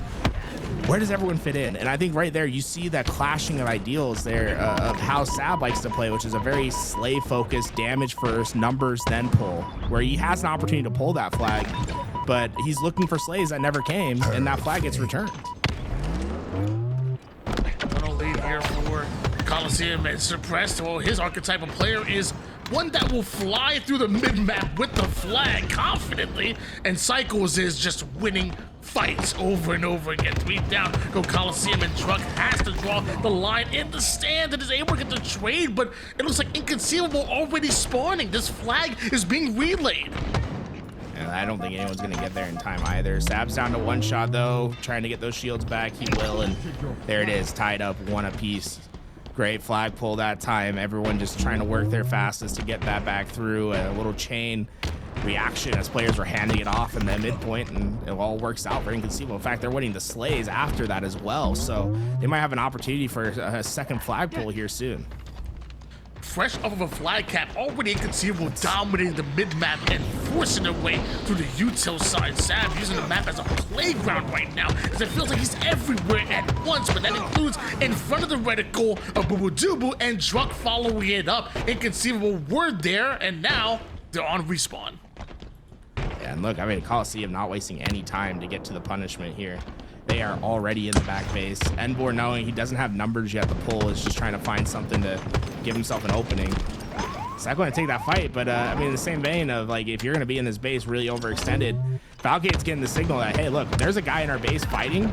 You shouldn't have to deal with much in their own base. Just pull the flag, and they're going to get it to the halfway point. And Envor, the longer he stays alive back here, the more important he is to getting this flag away. He eventually comes out on top, and that flag is now on its way. This has been a very unique game of flag, Tony. I feel like we're seeing so many different situations that you just don't see a rise in many flag games coming up time and time again.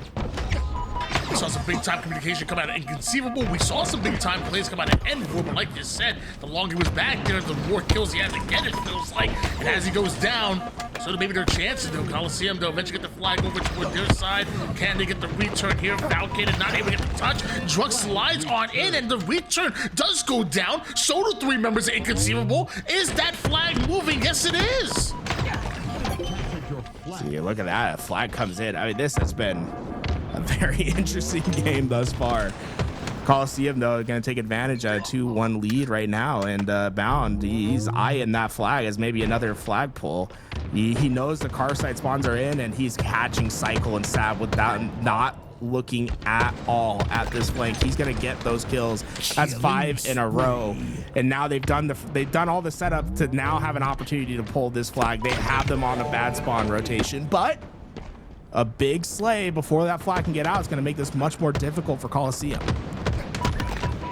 It has been such a scrappy game. When I think of a flag game, literally getting this scrappy, you think of the likes of like a Druck and a Soulstipe really loving that. And obviously Soulstipe getting subbed out for Bound, but Bound kind of fits that same type of, like you said, archetype, as you mentioned earlier, to a T. And it must be a larger reason why they're able to get a 2-1 advantage. And another curb slide flag right through the mid-map, courtesy of Bound. He's already back, right? I mean, like, we started that whole engagement with Bound being in the base trying to get that flagpole. He pulls it, it doesn't get out the window. Okay, we see the gunfights continue on. Eventually Bound's back and pulling the next flag within 30 seconds, Tony. Talk about absurdity of just playing that fast on the map, playing that forward, and it's forward with the purpose of pulling the flag. That's what Bound's focus is right now, right? He's saying, look, we're playing flag. The way to win the game is by getting your flag into my base. And he is playing his life every single time with that explicit purpose. He doesn't care about the slays. He doesn't care about anything other than getting a position to pull the flag back home successfully. 3-1 advantage here still for Coliseum. Plenty of time on the board, though. A little bit less than 5 minutes for Inconceivable to try to make something happen in an oh-so-important swing game number 3. The cycle putting down some damage over toward the mid-map. Can't exactly keep Sab alive over toward the util, so immediately goes down to the low ground. Might be looking to get into a bit of a tussle with Envor, who's over toward the back fridge. As information is gathered and given, Psycho and Envor go at it, and of course Boo Boo Doo makes it an unfair fight, and Bound is already in the base of Inconceivable. Did he spawn here? No, so this is what Bound's doing. He's advancing his timing on the map, right? So what he's saying is, like, if you're not going to have a player in every lane, I'm going to find the open lane, and I'm just going to overextend into your base. And once I get to the flag, what he's looking for is a sign to let him know that it's okay to pull. And that sign can come in multiple ways. Whether it's the kill feed letting you know that you got a couple positive kills your way. It could be a call out saying, hey, there's a player on our side of the map. It's just he's looking for any sort of variable that's letting him know that, hey, I have an opportunity to pull the flag. And I mean, he's on a mission to just get into the opposing base, to pull out flags, and to win games. That is the 3rd time we've seen Bound accomplish that goal this time. Inconceivable, they need to start filling in each lane. They cannot leave these open spots for Bound to exploit. 3 minutes and 30 seconds on the clock just about here, and Inconceivable continue to get further and further behind the 8 ball here. And man, the Coliseum look extremely good here on Aquarius Envor. Still over toward the back base, gets the ping that Falcate is one shot over toward the P side, wants to take advantage of that, but while he does that, flag is actually moving, and actually it's Sab that makes it over toward the midpoint. Envor, another fight over toward the P1 side, doing as much damage as he can, but there's not enough damage in the world to stop this flag. You see the difference there between Envor and Bound. I mean, they're playing the same team, they're trying to accomplish the same goal, but they go about it two very different ways, right? Envor never looking quite as comfortable in that spot to pull the flag, and he's instead out of the play for too long. And that's the downside of making these styles of play, right? If you're not able to capitalize at the moment, you find yourself out of the fight and putting your team at a disadvantage. And there we go. And Inconceivable take advantage. It's 3-4. They just need one more flag capture to tie this one up. Crazy bounce back coming out of Inconceivable, back-to-back caps to really put him right back in the game. And another flag being started. This time it's Boo Boo Doo but look at how Envor body blocks for him perfectly. Boo Boo Doo was down to just about absolute, but he was not stopped. He is not out, and they get their 5th flag. I mean, look, almost every flag captured by Coliseum was the same way. I mean, they just said, look, shooters shoot.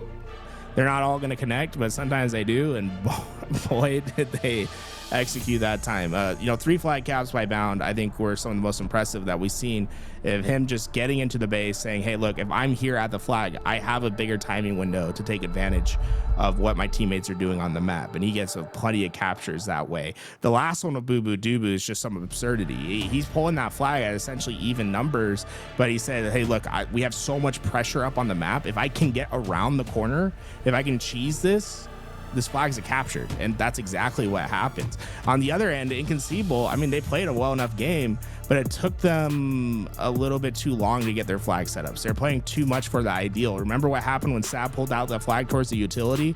They sit there waiting for slays to come to them, but Coliseum was never quite in the zone that they were looking at, right? They were going to play their lane, their way, whenever they could. You can try to consistently play for the perfect scenario, but we just don't live in a perfect world here at Coliseum. 5-3 over Inconceivable, and some of the more creative, or one of the most creative capture the flag Aquarius games that I've seen in quite some time. Now Recharge on Recharge Strongholds is actually coming up next year, and this is going to be an interesting one as well. You can have some teams that play it a whole lot slower and want to play for that A-B setup or even an AC setup, but you have both of these teams who probably be looking for the trip cap as much as humanly possible. Yeah, trip caps really become the name of the game on Recharge. When you're able to get that setup right, when you're forcing those long haul spawns, it can be brutal.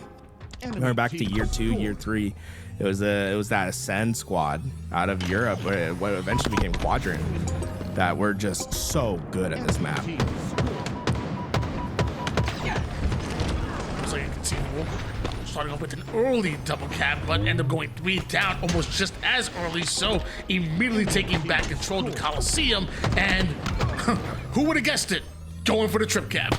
Now look at Envor's decision here, right? He has that grapple, he can get back to C before any of that pressure can come in. He's trying to split out these spawners. I mean, look how aggressive this is.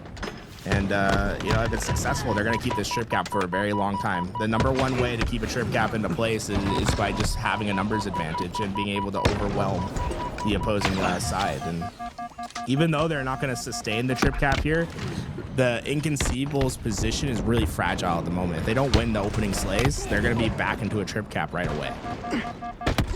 Right now, back-to-back kills go to favor of Coliseum. Inconceivable ends up 3 down because of it, and Falcated by himself ends up getting taken down by his best friend. Coliseum continue to score. And Envor just getting into the phase. Envor has been very aggressive into spawners this entire series, and I don't think Inconceivable has necessarily found the answer to that play yet, of him just being in their face off spawn. It's so important for them to figure out how to deal with Envor and Bound this series. It feels like the combination of those two had just created such a frantic game state. Psycho over to the high ground. Both players down to 1 shot. Druck gonna win the SWAT battle over to the tower side. Boo Boo Ninja somehow hits a ninja. Oh my gosh. Okay, trip cap for Coliseum. He's sunning his son. You know, gotta love it. Boo Boo Doo, one of the key players of helping suppress along his pro journey, giving him a lot of opportunities, teaching him how to play the game. Said, hey, look, I might taught you how to play. I'm gonna teach you once again what it's like to play this game. getting the ninja up into the feed. But look, a 137-3. That's what the early trip cap affords. Finally, Inconceivable get the break, but again, it's not necessarily a sturdy break. It's one that Coliseum's essentially allowing them to have because they're going to focus their resources into letting Boo Boo Doo, probably the greatest camo player in the history of Halo, getting the camouflage once again. Bravo changes hands here. Falcon on the challenge. Suppress is there to clean up the kill. And with multiple going down for Coliseum, Falcon loving his positioning and wants to get over to the gold side as quickly as possible. Envor with a quick strafe. I couldn't even keep up with that one. Falcon wants no part of it. He got out of dodge.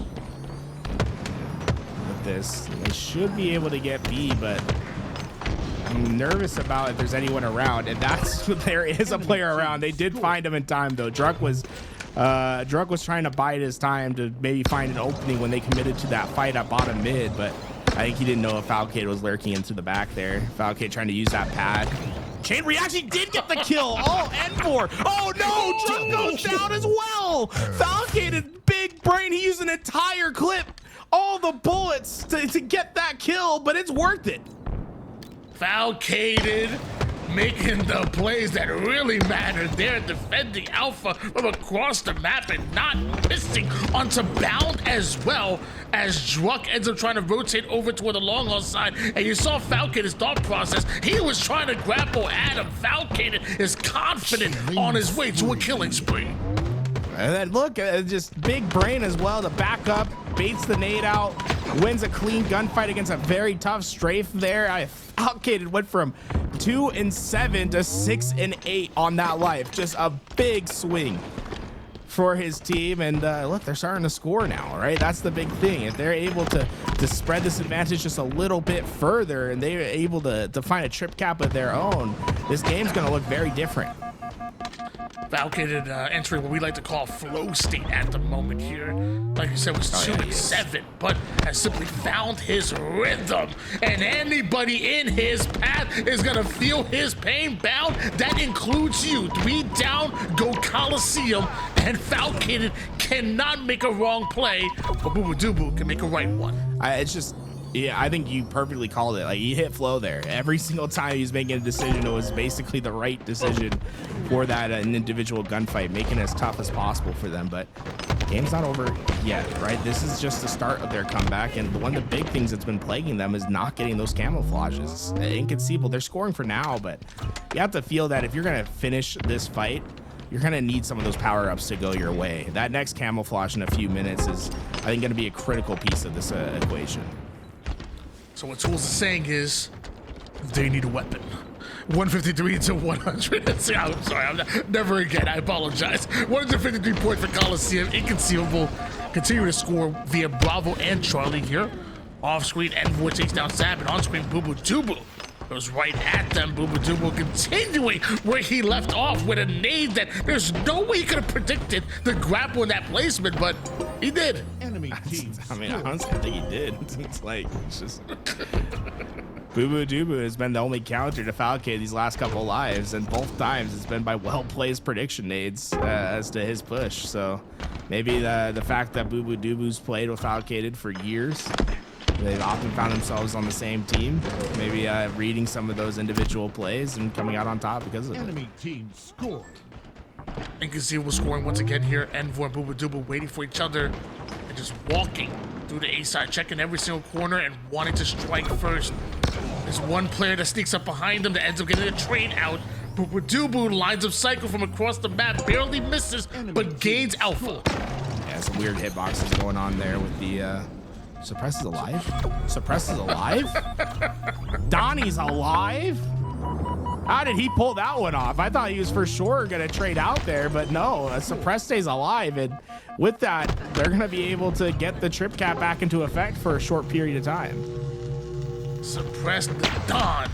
Making some plays there, but now the only player alive here for Inconceivable. Apparently, it's exactly where he thrives. Goes after the one player, and Druk ends up taking a whole lot more damage than expected, and now has teammates spawning with them at the moment. Suppress lives. Large reason why they may be able to get Bravos because of him. That's until Coliseum start getting the kills that matter. I mean, Suppress making big plays. It's him versus Boo Boo once again. Last time it was Boo Boo that got the ninja in this same spot. Suppress gonna close the space, and he wins the gunfight outright. Not before the hill got captured, but here we go. Camouflage for the first time goes into Inconceivable's hands. They have a big difference to make up here, but it seems as if they have the equipment to do the job. Oh, but he spotted him from C-Plat, Tony. From C-Plat, Boo Boo Doo Boo had the eyes. Not only is the master with the camouflage, but apparently the master at finding the camouflage as well. Falcon and Sab able to guarantee their kills, and Falcon gets his shields back, and 2 more players in front of him. That sticky doesn't exactly connect there, so it looks like Alpha will change at least momentarily. Cycle is in a 1v1 by himself, and Inconceivable staggered at the moment where it could cost them the most. At this point, they need to get in the hill, and dying just isn't an option. Falcon wins another big fight though, and Suppress is there to double up into B. So quick answer onto this B hill, and the big thing now is you have to play towards your win condition. That's a trip cap. Get yourself into these, I think, into riskier plays. Oh, that's a tough one, Suppress. I think that nade did what he wanted it to do, but hey, look, the B hill is still theirs. It's going to come down to this gunfight here. Who wins this game? If Coliseum wins these gunfights, the road is no longer going to be traveled. There's just no way for them to get in. Falcon is trying to give up his life in order to save Bravo. It's not going to work in their favor. And Vor is going to close it out here, blocking that player from getting through from the Whirlpool into Bravo. And man, that was an exciting recharge Strongholds. Yeah, I mean, look, we had a lot, but the big difference, I mean, Inconceivable never really got a prolonged trip cap throughout that game. Coliseum, they came out the gate and they made contact. They basically opened up with a 3-run homer and were able to find relief throughout the game. No comeback to be found. And I mean, honestly, huge plays. I think Druck was just a demon to deal with. We saw Boo Boo Doo Boo making clean plays. Envor was always up into those spawns, and Bound was 1 step ahead on rotations. It's just this is a deadly team. I mean, they're fast, they're dangerous. And also moving forward here in the lower bracket over to your lower bracket finals are Coliseum, who have picked up a huge head of steam since that elimination quarters where they took down Clutch Academy. You thought maybe Inconceivable could stop them, but apparently they cannot. Noobs now in elimination bracket finals to go up against this red hot Coliseum. And when we come back from a short break, we're gonna find out who's making it to the grand finals.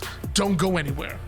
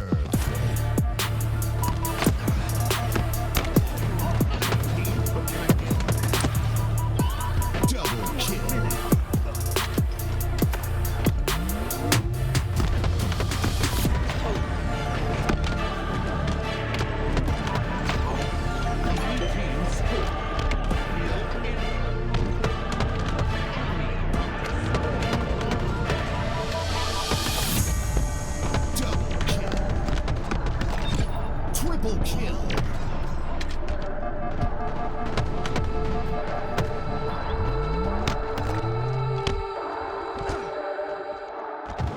About to score.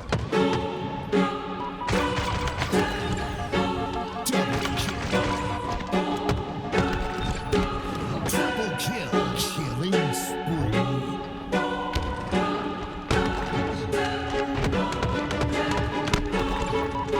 Double kill. Double kill. Triple kill.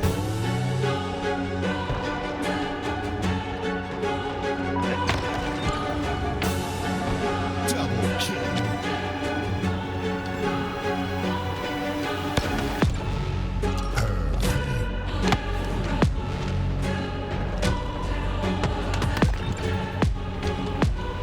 Double kill. Perfect. Double kill.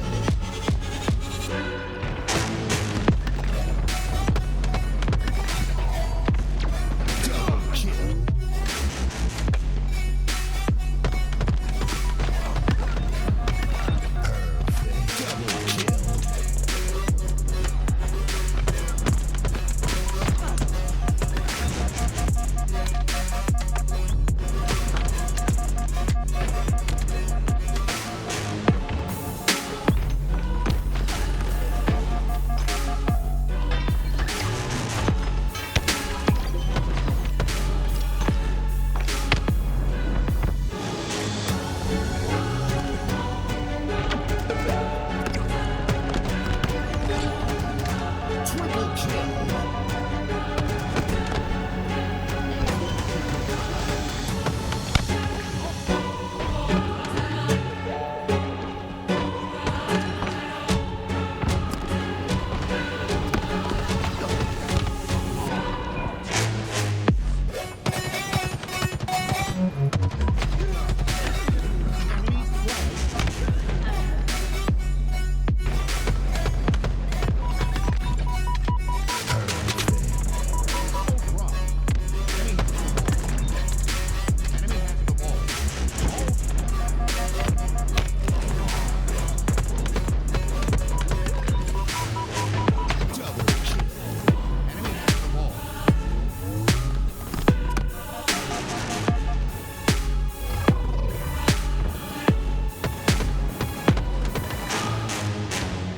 Enemy has the ball.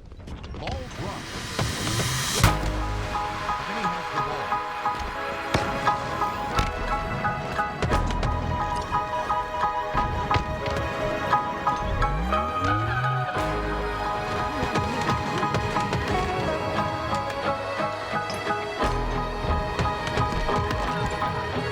Double kill. Enemy has the ball. 30 seconds remaining. Enemy has the ball.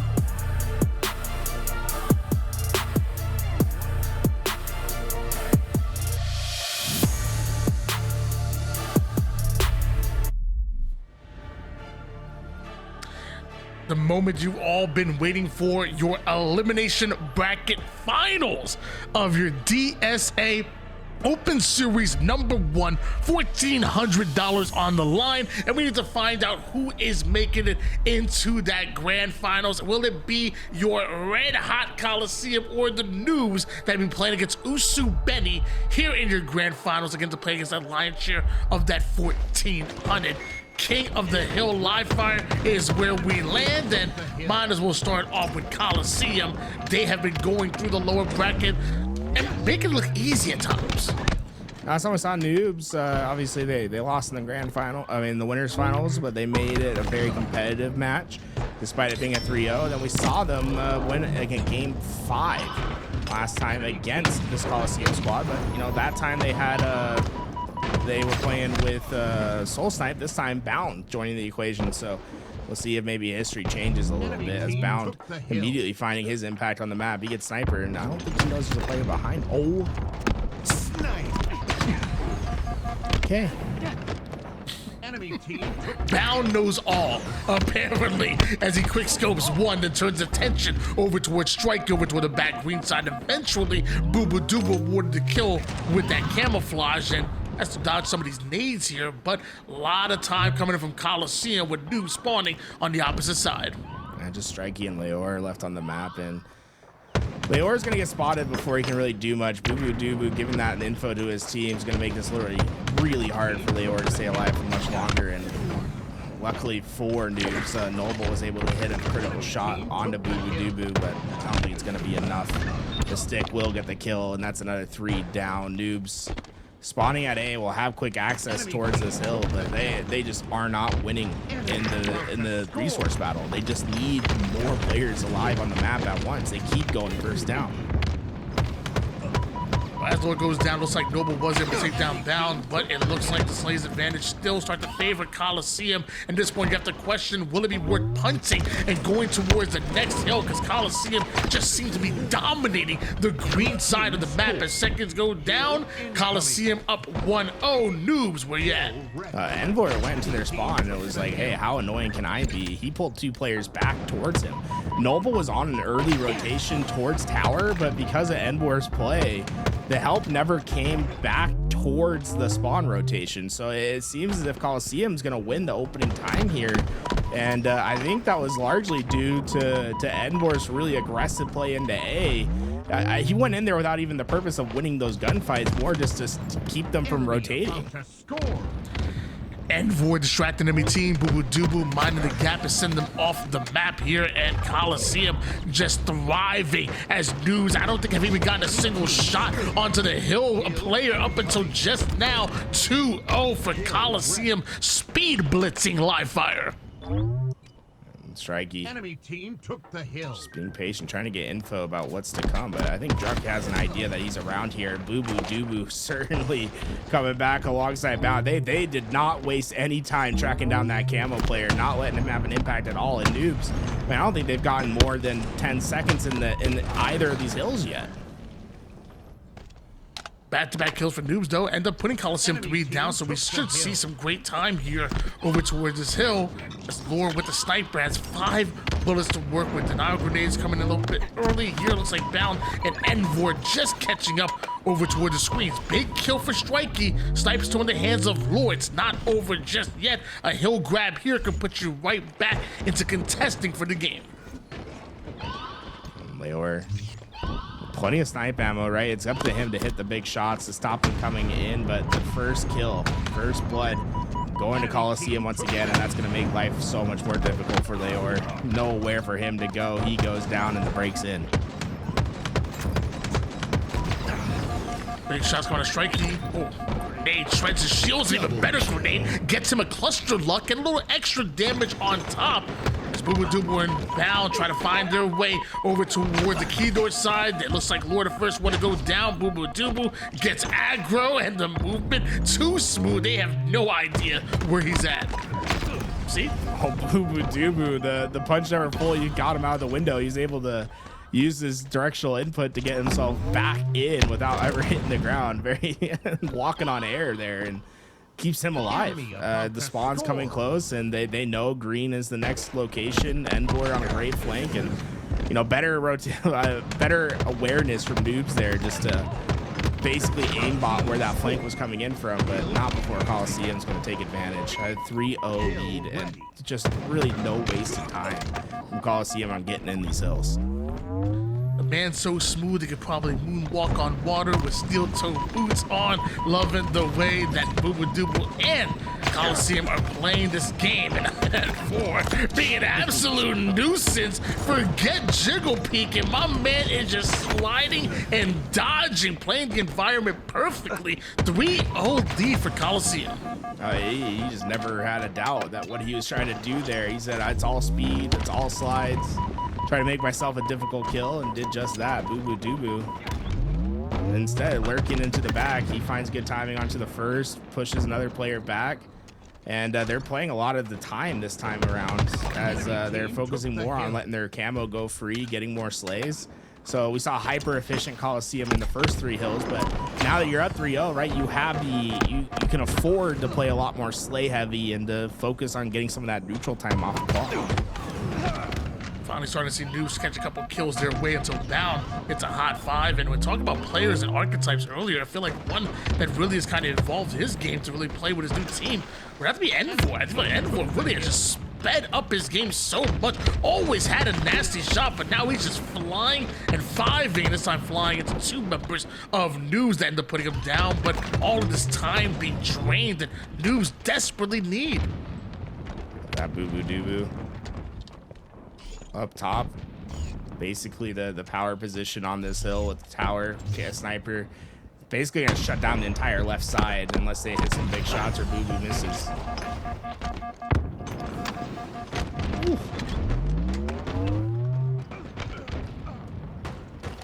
More players. Boo-boo doo-boo still has some snipe ammo to work with.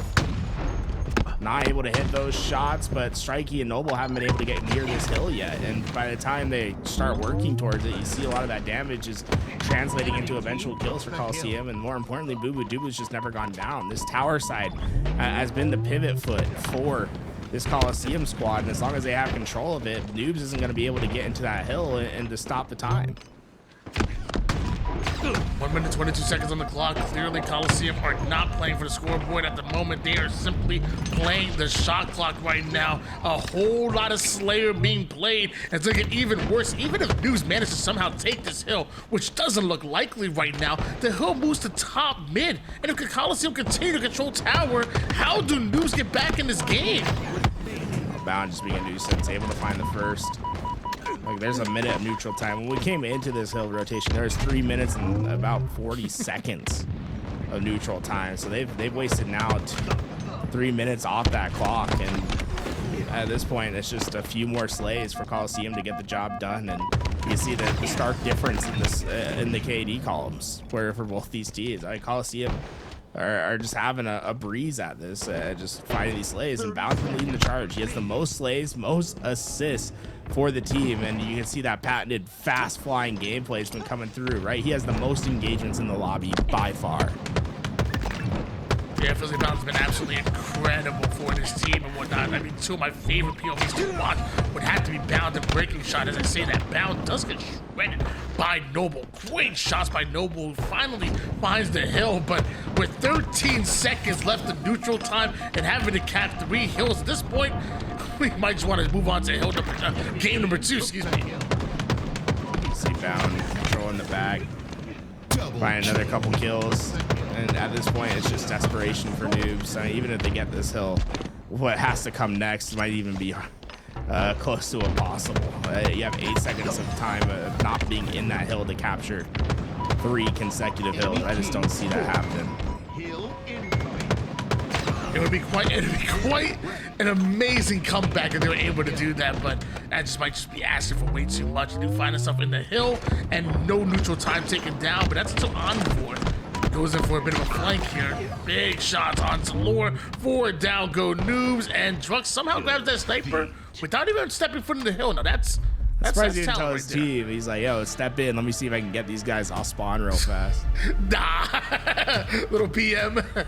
Get the stat sheet up a little bit, but dominant game, and that was not even as close as it looks on paper. 3-1. I don't think is doing the justice to how dominant that was from Coliseum as we go into Recharge Slayer. It was Noobs that took down Coliseum in a Game 5 earlier in the winner's side. Coliseum, though, ones who strike blood first with that game number 1, and you gotta give some love to Bound and Druk. 21 and 22 kills apiece. I love that you talked about the 10 assists that Bound was able to put down. On the other side of things, Druk just playing his life and only dying 11 times, which was good enough for a 12.0 KDA. The combination of these two is quite deadly on the map, and Noobs clearly felt it. Yeah, Bound likes to play with speed, right? And what that means is he's not necessarily going to have the greatest KD numbers, but where he does thrive is his engagement numbers.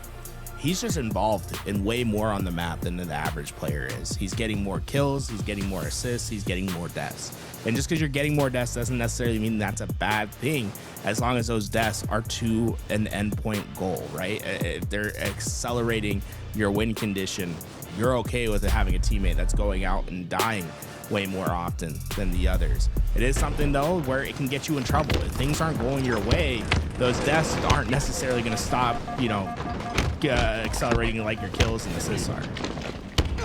Yeah, from his Bound point of view, is probably the only player in the league that's has button clicks per second that maybe can rival a fighting game player. The man's moving 100 miles per hour and has mastered that movement and uses it to get fully aggro.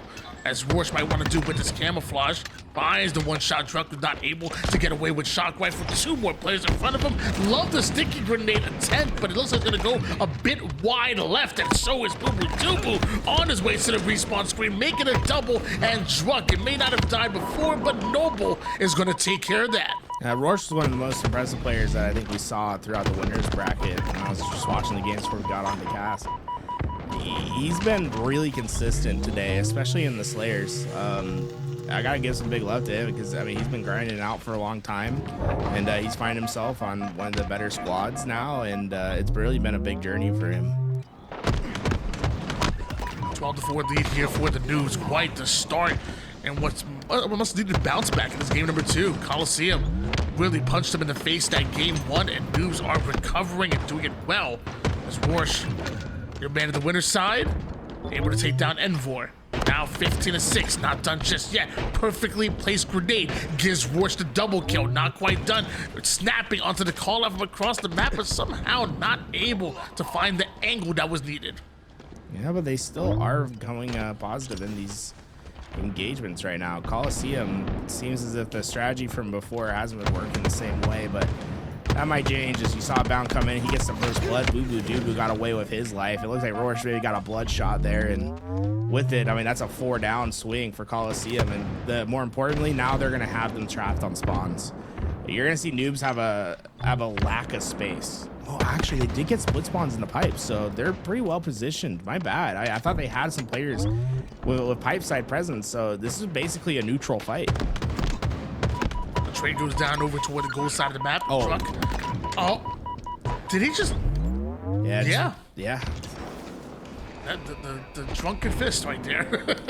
Big stick onto his own teammate in Boo Boo Doo, but he does have the grapple, which is awesome for grabbing that camouflage. Roche knows where he's at. Yeah, there's just might have got away with the camo, but that's just gonna be a burn with the way that one played out.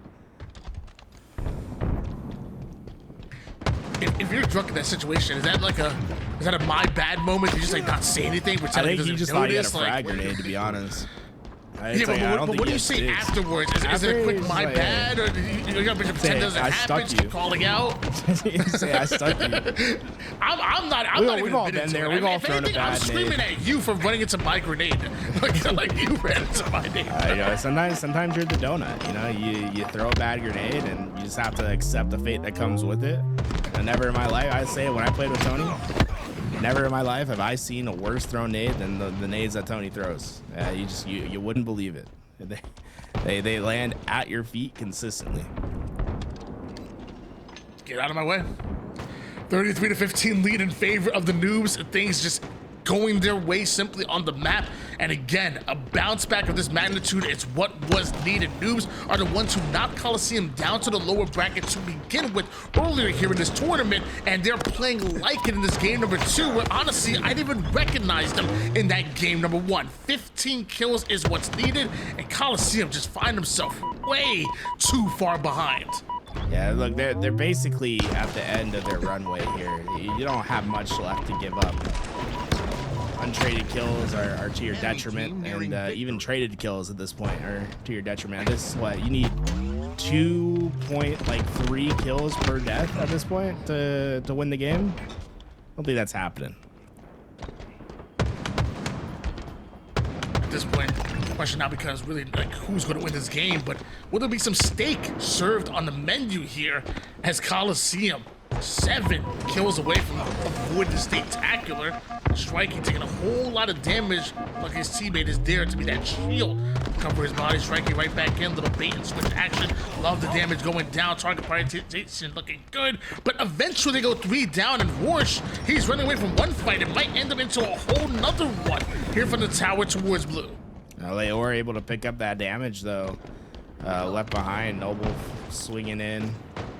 So much, just too much on the map for Coliseum to deal with, and with that, just a couple more kills needed. Question is it steak or not steak? Is the question, and it is steak on the menu. Noobs looking like what we saw in the winner's side. I mean, they looked really dominant in the winner's side. They're coming out on top of those Slayers, and they get another one done, and this time in a steak fashion. Some favored the ever flavorful ribeye, some favored the ever tender filet mignon. Well, Noobs, they prefer Coliseum as their steak in that game number 2, and nice bounce back, nice recovery out of them. Strikey, 18 and 9, 11.3 KDA. That's what you want to see out of the young man. We should do like a tournament where like if you do the steak, like if you do get a steak dinner, like the other team is required to send you steaks or something. That'd be fun. That'd be awesome.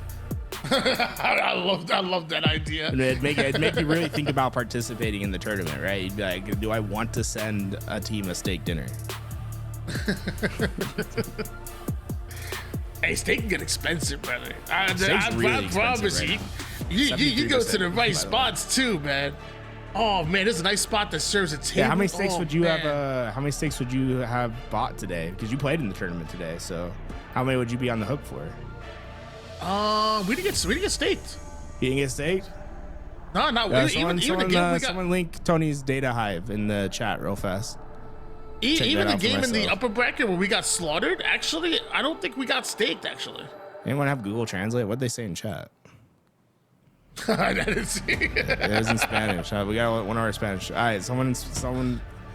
I gotta see. Equip. Verde. That's green. That's green. Yeah. Green. Victoria means victory. Yeah. Queso cheese. Queso. That's not queso. I'm sorry. I'm really hungry. I'm sorry. I'm really hungry. Like Laz is gonna guess. Green displays. Display. I wonder how you say that. I need my meta glasses on, bro. Oh, is he saying you like? I wonder if he's saying like you went observer right after we win. Like, are you milking us? I wonder if that's what it is. Because green, like your observer turns green. The green team. Let's go! I got it. I got it. It's been translated. The translation is the green team after one victory. LL, you're better than that. You see, that's funny. That's funny. I like it. He gets in their head. He's just trying to get it in green, their head. Green team meaning observer mode. Get into mental. Yeah, that's funny. That's really funny.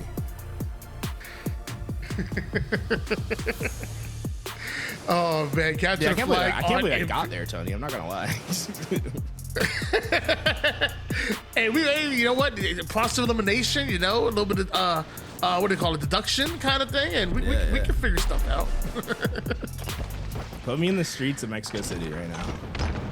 Okay, here, no. You ever watch dude, I think like Ludwig right now he's like traveling through China without knowing the language, and he can't speak English to anyone. I was like, that has to be fire. Let's do it. Yeah, I'm down. fun. I'm down. All right, bound. Overshield on body. Early start, seeming to favor that. He just found rockets on the ground. He's like, yeah, I'll take these. Boom. Into the kill, and this might be an early flag grab for Coliseum. It looks like game 2 well behind them at this point. They're not paying that any mind as 4 go down for Noobs. They have a powerful position to start. Those little sprint strafe in there over toward the green side. Booba-doobu. Snipe in hands.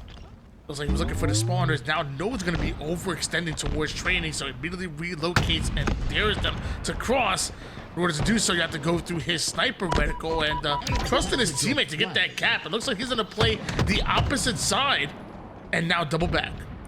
But I mean, they're coming pulling at their flag, right? The 2 remaining players are too far forward. Druk is going to be able to get that at least to the green. And Booba-doobu, if he gets good timing, catches a player. No, okay. I like the idea from Booba-doobu, though. He's waiting for someone to hop on the flag, right? So he's looking at the icon, and then once the icon started going down faster, he's like, okay, someone's there. I can maybe hit the no-scope.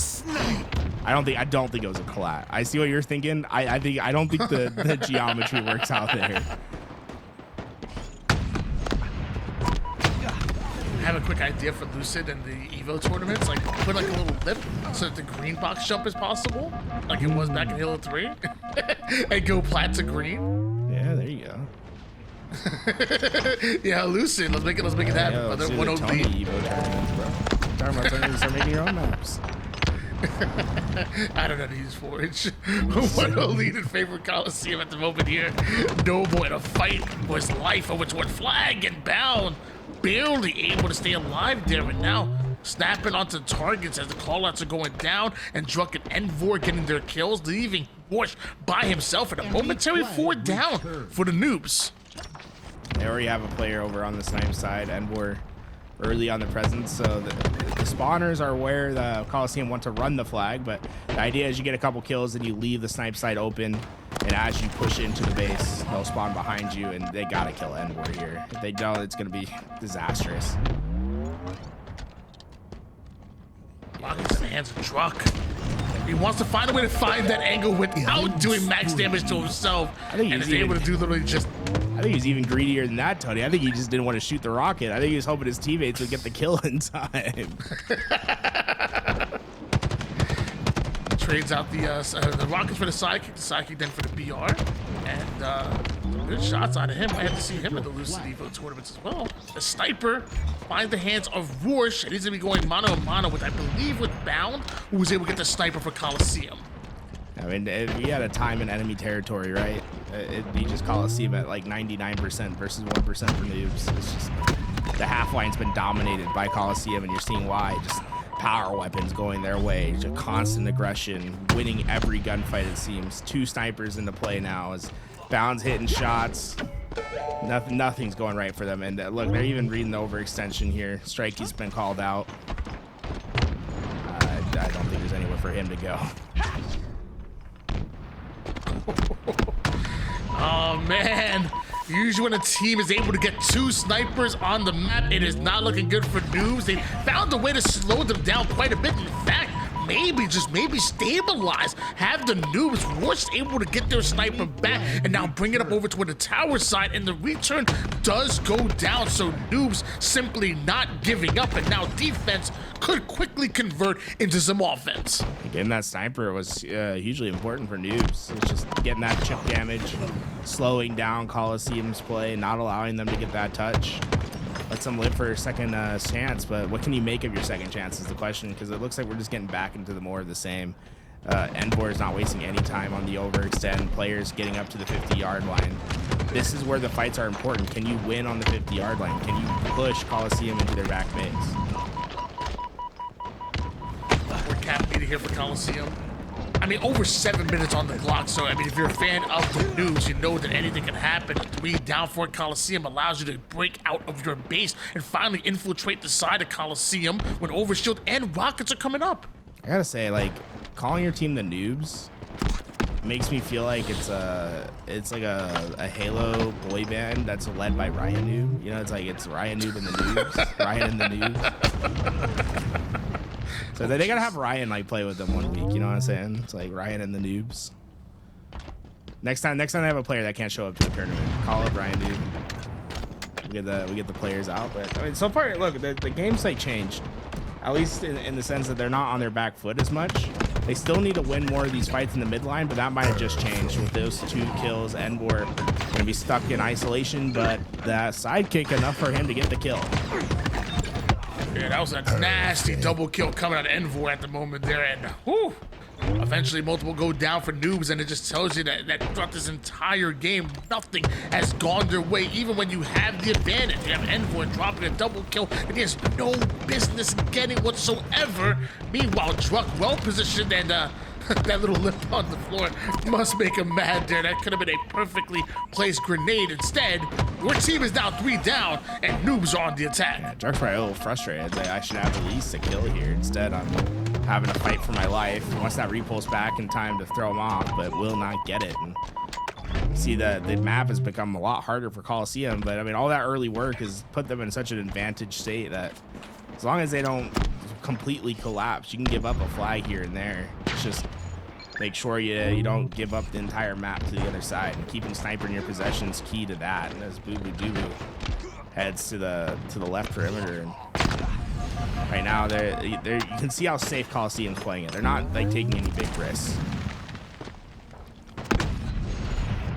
Have a little bit of a sniper battle. Boo Boo Doo Boo on one side of things, meanwhile Warsh having 1 bullet left only in this sniper, which just barely misses the target.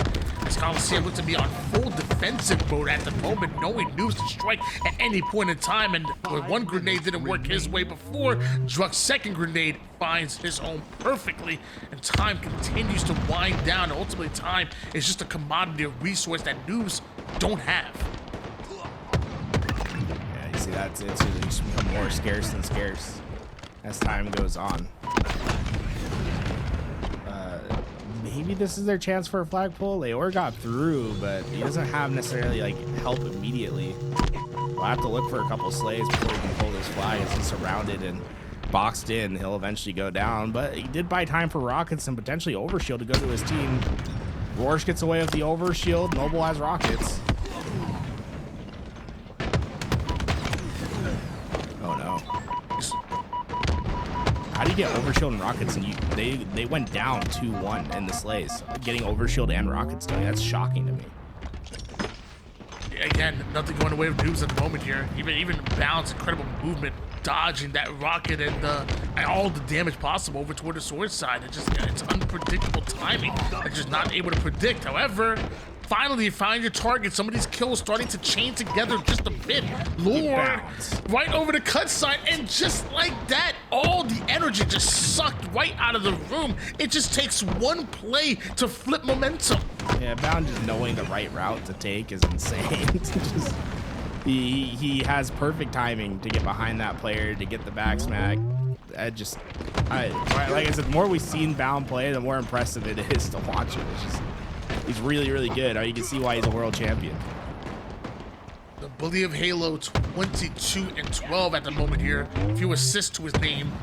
Lord Warsh doing everything they can to try to clear out this flag side. Finally, you've done enough damage at the right timing to at least get a pull. But as we know with Empyrean, you usually need another round of slays as flag starts to move. So does the attention of every player on Coliseum. Lord, with the cross-map shots, but Dubu down to 1 shot. Bound is over toward the low side, guarding him with sniper as well. You got to be aware of him, as he's going to try to find an entirely new angle. Being down go Coliseum, and sadly so is your flag runner's head. Yeah, the other players, but he knows where he's at as well. Leor tried to give up, tried to basically pressure Bound, but Rorsch went before they got the clear that Bound wasn't looking, and Bound was last alive in a 1v2, still got enough damage down to prevent the flag run, right? And even after this 4 down, Noobs, they still have to get the flag back, and that's going to be a problem. It's going to take a lot more. It's going to be even harder when Noble nades his teammate out there. They're running out of time, Tony. 2 minutes essentially on the clock here. Yeah, running out of time quickly, but 3 down to Coliseum.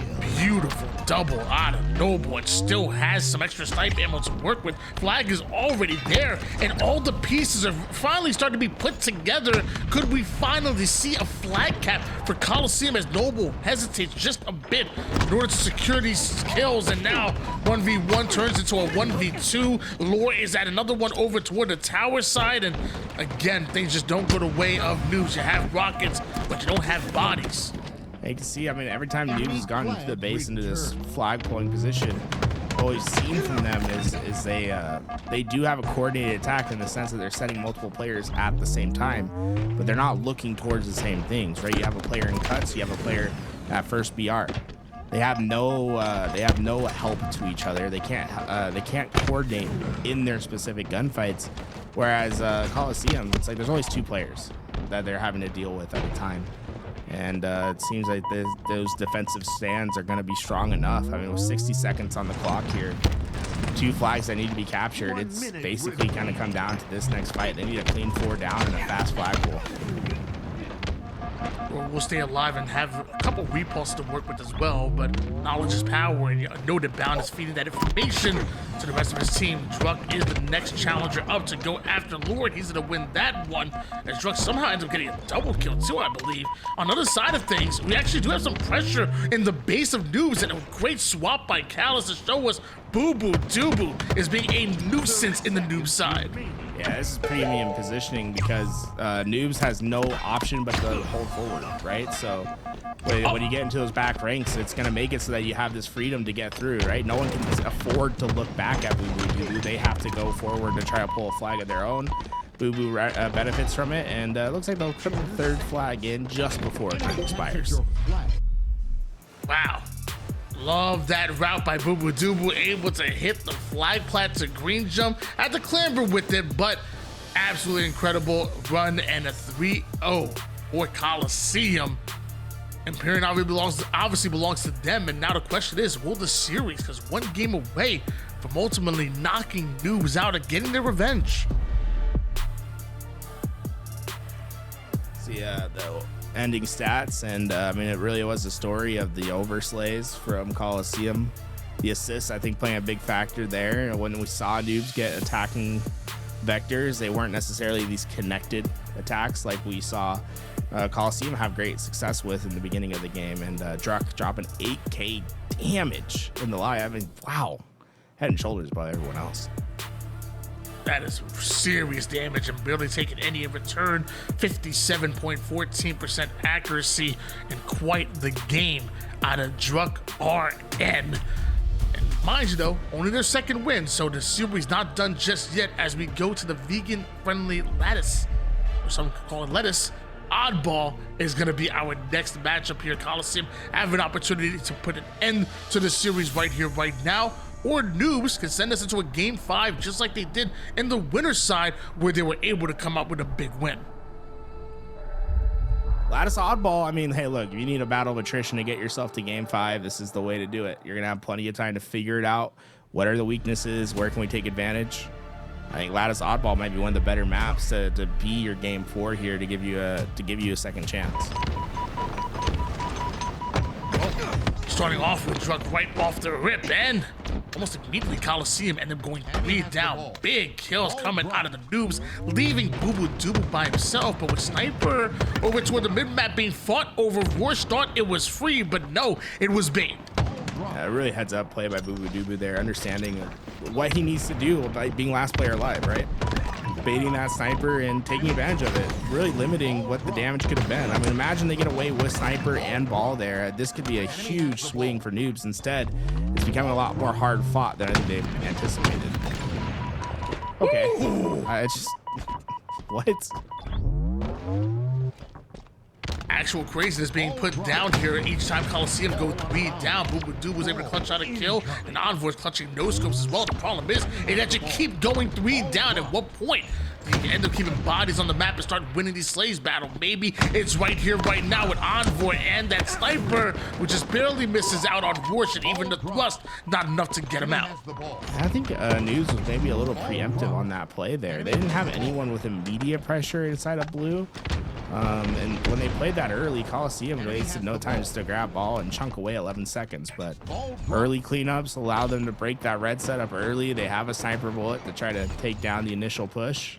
Enemy has the No ball. one giving their head yet, but Rorsch clearly knowing that there's a player just lurking in cargo.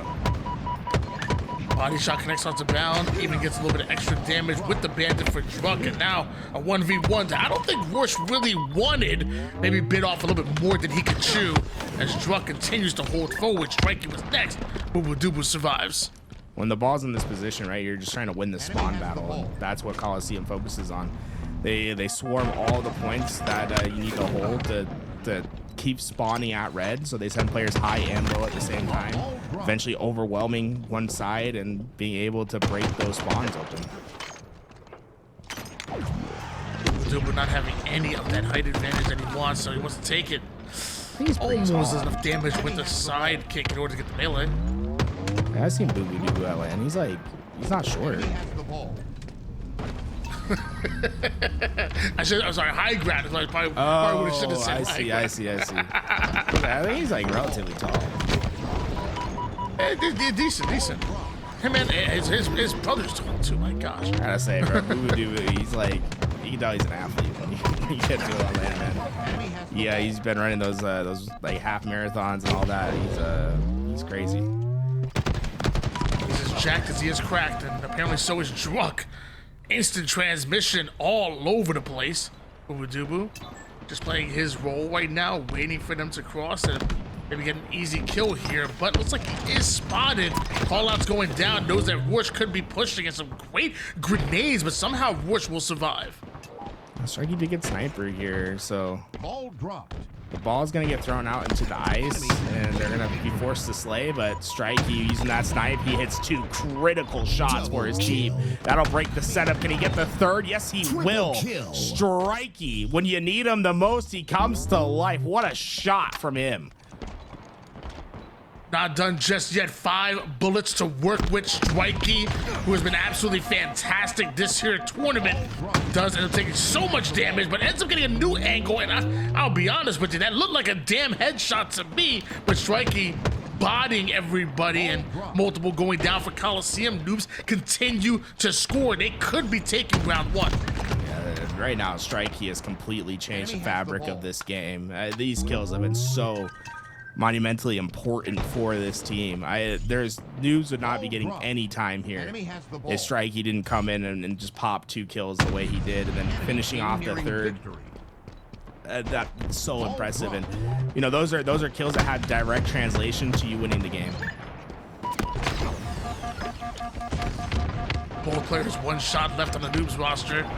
Coliseum somehow ended up surrounding him, and Drunk not able to see that Strikey took a bit of an interesting angle, but Envoy is there, and somehow Strikey still gets the kill. Yeah, Strikey's playing next level there. I mean, he's gonna get his piece no matter what. Bound trying to take the high ground, noble patient there, but Envor's made his way to the ball, and even though he's 3 down, he'll just throw it back into the open. The big thing he's trying to do here, he's just trying to win the red spawns, but Rorsch winning that gunfight gonna make it a lot tougher. Noobs early onto that ball grab. Coliseum, they need to sprint off spawn. They have to get here in time. All 4 members of Noobs are up at the moment here. Can't say the same for Coliseum, who are just dropping left and right. There's only 1 more player that could possibly get hands on the ball player, and it's just too late. Boo does get the kill, but it looks like round 1 belonged to the Noobs. It all comes from the sniper play of Strikey, right? The big shots, the triple kill. It opened up their path to victory, and they wasted no time. Whoa, that is a 3-man push to top middle. Coliseum knowing exactly what they want to do off start. Nice little kill coming out of Boo Dubu. 2 members over toward the low ground in front of him, but an entirely new angle and a full sniper for Majin Boo Boo. Lines up Rorsch. And Rorsch, you better be careful. Many of men go down to the sniper of Majin Boo Boo. Ball in the hands of Coliseum. Noobs look to make the cross. Wishing harm upon him, Boo Boo Dubu.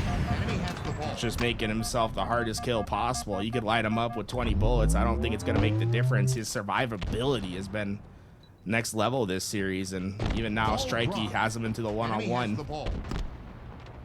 Do not give the sniper to Strikey. That's all I gotta say, Boo Boo. We saw what he did earlier. Boo Boo hits his shot, Strikey goes down. Coliseum seemingly surviving his opening push from Noobs. 26-0 run. Boo ends up running into 2 members of the Noobs. Warsh now 2 bullets to work with, and watching ice side perimeter here. Have still 2 members of the Noobs that ultimately Coliseum have to clear out of this side of the map. As Envor gonna try to fight over towards River. Boo catches the angle that he's looking for. Warsh goes down, and Bound wants to rotate this ball. Bound, I think, thought he had a clear path, and he did. The Noobs won those gunfights as he pulled the ball, and that puts him in a tough situation because he revealed his position, right? And that's the benefit of that fast, aggressive play of Bound, is oftentimes he's finding himself in spots they don't anticipate him being. But when he reveals himself and the opposing team starts to win those gunfights, it makes life a lot easier for Noobs. You see them collapse in, get those kills, move that ball back into red. They have everything in place now. It just comes down to execution on these next fights. Warsh gets into a bit of battle, but then ends up portaling right out of the situation. But looks like Coliseum knows exactly where he's portaling to. Luckily gets his shields back, but the job not done just yet. Excellent damage onto Bound. Portal's right out to try to stay alive. Gotta watch out for Druk, who seemed to be hunting him down. Warsh stays alive. Druk does the same. Warsh can't be tracked with his QT and ends up finding the back of Boo Boo Doo. Sometimes you get unfortunate timing. Warsh gonna take advantage of that. He gets not only him, but assist on the other, the kill on the Druk. The only downside for Noobs is the ball reset during all that engagement. They have great control.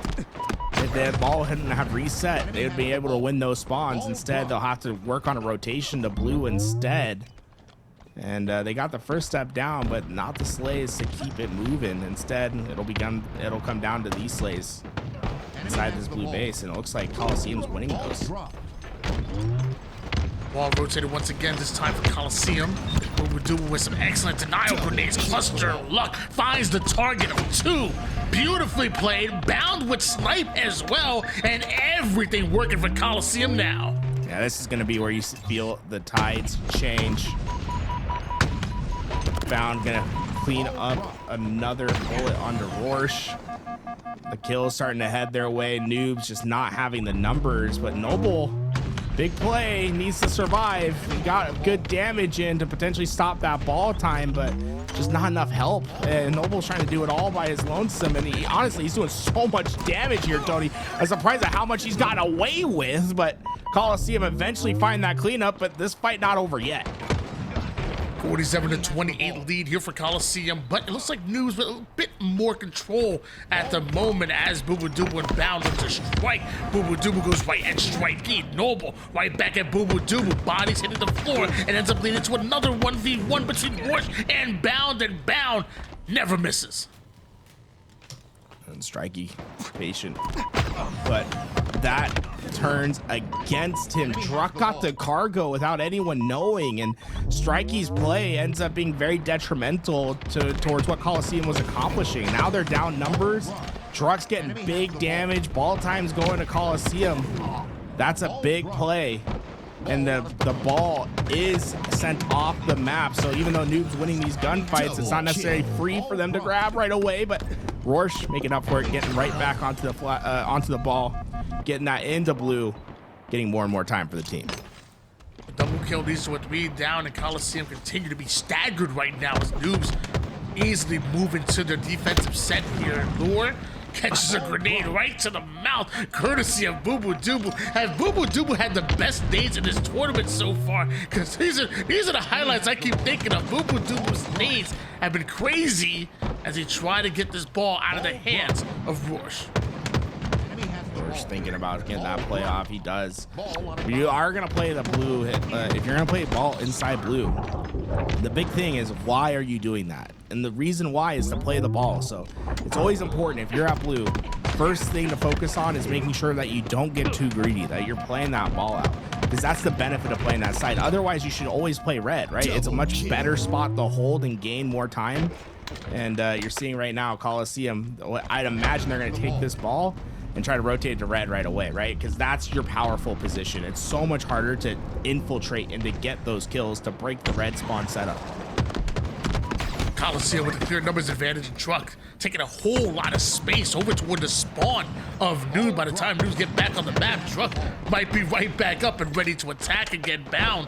Also stretched out quite far here and ends up finding the weakened Strikey and numbers advantage, clearly favoring Coliseum, and they know where the rest of the push is coming from. Coliseum watching every angle on the map, and Noobs can't find an entry point. Just under 60 seconds now of neutral time. Noobs not only need to stop this within the next 15 seconds, but they also need to find time of their own. A really tough task for them in the second round. It seems like Coliseum has done enough, but it's going to come down to these slays. If they're able to find a clean 2-3 down, that's going to be the round for Coliseum. That's exactly what they will find. Final player alive ends up getting sent right back to the respawn screen, and Roach just spawns up and immediately has Truck in his face. And while that happens, Coliseum continue to score, tie up the rounds, and we go to a swing round number 3 to decide this series. Yeah, honestly, it feels like we've seen two completely different rounds, right? The first round was so focused on keeping that red setup, a lot of focus on the sniper making big plays. The other time around, we saw a lot more scrappiness, the setup at blue pretty often, and it coming down to a lot of timing pulls. I'm curious how this round 3 sets up. Is it going to be the sniper or Strikey that comes back and makes an impact? Or we're going to see more of those red side holds again? As of right now, I know we're going to see Envoy and Noble go at it. Big melee out of him, force the sniper to get played off the map. Envoy continues to attack his back blue side. 4 down go Noobs, and Noble ends up getting isolated. The split spawns being forced, and that's just masterful by Envoy Coliseum. Envoy, great nade. He's going to take down Strikey. 2 players, though, from Noobs able to find their kills at the same time. So Druck in a hard spot here and not going to be able to survive. Bound trying to pull in a weak player, but Rorsch just doing too much damage. He finds 2, and that's going to break the spawns in favor of Noobs. This is a great setup for them. Look at how far away Coliseum are spawning and how long it's going to take for them to get 4 players on the map. This is a great chunk of time for Noobs. Who's going to be taking the lead here and also looking to set up Strikey. Runs into Boo Boo Tubu. Great damage onto him, but sadly Druck was there as well. Bit of bait and switch action, forces Fort to play that ball and try to get out, but Coliseum quick to break the setup of Noobs. Envoy finding that quick break. I'm honestly surprised at how fast Coliseum was able to get that break because Noobs had such a strong setup. But you can see how the situation has completely reversed. And the Coliseum have a great setup of their own now. They have players towards ice, red tower, and middle map. It's going to make it really tough for Noobs to find openings to get through. It's going to be about their force of slays, overwhelming players to get in. But by the time they do, Coliseum's going to rack up 20 points and they can just throw that ball towards ice, towards their spawners at cargo to play the ball eventually. This is just really well played and greatly rotated by Envor here. Envor on the rotation here, Noobs right on his tail. It's a 3v2 situation, so Noobs want to continue to get aggressive, but Envor finds the exit route, and Druck ends up going down over toward the top snipe side. Looks like Druck now belongs to Strikey, gets the callouts, wants to get involved. Envor has been all over the map and just refuses to go down. Meanwhile, Bound and Boo Boo Doo are gonna pound their way through. 3 down for the Noobs. And Leor just has to punt that ball away, say, I can't do anything. And, you know, if you're gonna get into blue, it really comes down to getting that ball into play position right away. If you're not able to, it feels so bad when you lose your setup and you just give away ball time for free. Right now, Coliseum being the real beneficiary of that. But man, it has been very quick breaks from both sides now. Very aggressive onto their push throughs as well. This has been a really entertaining round 3, if I'm gonna be honest, man. It's really fun to see how fast these teams are playing. 62-36 lead for Coliseum. Warsh ends up getting taken down here. Lure passing that ball over towards his teammate who doesn't have the sniper, as Lure with his power weapon can make some game-changing plays. Looks like the information's gathered that Envor is attacking at least one perimeter, not able to get the kill, but able to stay alive. On the other side of things, Coliseum are continuing to grind forward. Not able to hit that shot. That's going to be a clean break. Coliseum bound already on that ball, trying to minimize the downtime. They're going to opt for a blue setup here, but Noble got that kill on the bound before he get that ball into position. So Noobs have a chance here to get a clean break. It's just Boo Boo Doo that's alive, but just Boo Boo Doo so oftentimes is enough. Bound's getting the closer spawn. One more fight to win, Rorsch. Bound wins. Bound also gets taken down, striking there as quickly as possible. More importantly, now looking to play his life, and Truck not expecting the double back 3 down to Coliseum. Strikey, that's a huge play by him, man. He's had monumental plays throughout this game, and he might just need to find another with this QT. He is doing maximum damage to the other side. Coliseum, they have the lead, but it might not be for much longer if Strikey keeps playing like this. I mean, he has so much presence with that QT now. He has the options to stay at red, to push into blue quickly, to try to keep that damage down on the opposing side. I like Strikey right here. Get a couple bullets and get out. He's gonna go for the fight instead, and he wins it, killing spree. No cleanup to be found. The big thing, get into action as fast as you can. That's exactly what he does, right over toward the mid-map. Couple shots onto the rotating players through the cargo side, but Bound finds him over toward the top tower, forces the nade play kept it ball. in. Oh, no! That nade kept it in. The nade damage pushed the ball back. That's back-breaking. I mean, they played so well to get to that point, to bridge the difference. But when they need the play ball, the nade pushed the ball back in, and you see Coliseum immediately take a big lead again. They're almost up to 20 seconds once again, and that's what we're talking about in blue, right? You need to play, because if you lose blue control, they're gonna always be able to pick up the ball right away. Well, somehow they're able to find the 4 down onto Coliseum, so it's not over yet. You put yourself in a non-advantageous position by not guaranteeing that ball off the map, but you have a chance to turn it around. One good round of slays could give you the lead here and allow you to run away with it. Strike you with that ball in hands, dodge the nade that comes courtesy of Bound over toward the high side. All of his teammates, though, over on the low as Coliseum continue to attack from multiple different angles. Don't know how Striker was able to find the back smack, but he does. But you're in a literally Coliseum sandwich. How do you take on both members? You don't. You buy enough time, though. I mean, he stayed alive for a lot longer than I think Coliseum anticipated. It might give Noobs a second chance at hitting this ball and having their ability to win the round. Oh, Boo Boo Doo Boo, cheeky angle onto the first, the damage to the second. He finds Rorsch down to 1 shot. Noobs are out of options. Coliseum are taking their victory lap. This is it. What a play by Boo Boo Doo Boo. Majin Boo Boo comes in, laid down the law, and that's a killing spree to end it, guaranteeing Coliseum the win and for them to advance forward into your grand finals. It's this position, right? What a monumental play here. The nade keeps the ball in the doorway. Coliseum able to build that 20-point lead back up. And then Boo Boo Doo Boo eventually calls game with the sniper here, getting big shots. But it was even before this play. They had the ball inside blue, and Noobs was anticipating that push from Coliseum, right? And I talked about it a couple times, right? If you're gonna have that ball in blue, to me, it's a play ball or lose situation. You can't afford for that ball not to go off the map. And Noobs, anticipating that push from Coliseum, they dropped that ball on the ground. And once they did that, they're committing to not playing the ball, and they have to win the gunfight. It comes down, you can't even delay the gunfight to have it matter.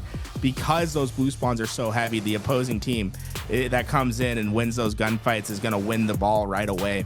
And they gambled on winning in that blue gunfight, and it just didn't happen. Strikey tried his best to stay alive, but at the end of the day, it was too little, too late.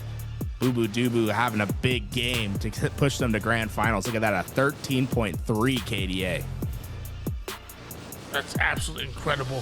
When they needed him most, Majin Boo Boo stepped it up. Also want to show some love over towards Druck, who I believe had 26 assists with it, but also saw Boo Boo Doo Boo having 55 seconds worth of ball time as well. So plenty being done on the map in the damage department, the objective department, and just doing everything they can to guarantee the win here. Coliseum again, red hot since that elimination bracket quarters finals, find themselves in the grand finals to go up against an Usu Benny roster that so far have not matched up in this tournament, but they will after this short break. Don't go anywhere. Grand finals, DSA Halo Open Series #1 comes down to its dramatic conclusion.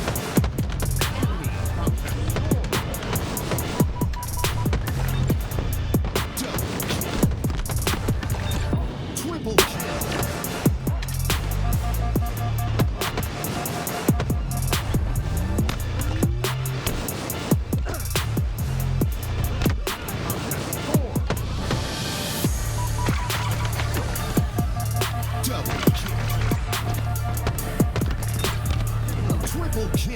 Killing spree.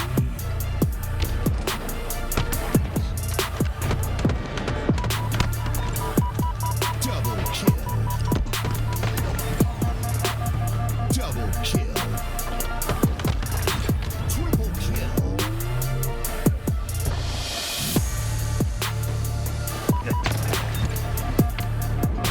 Double kill.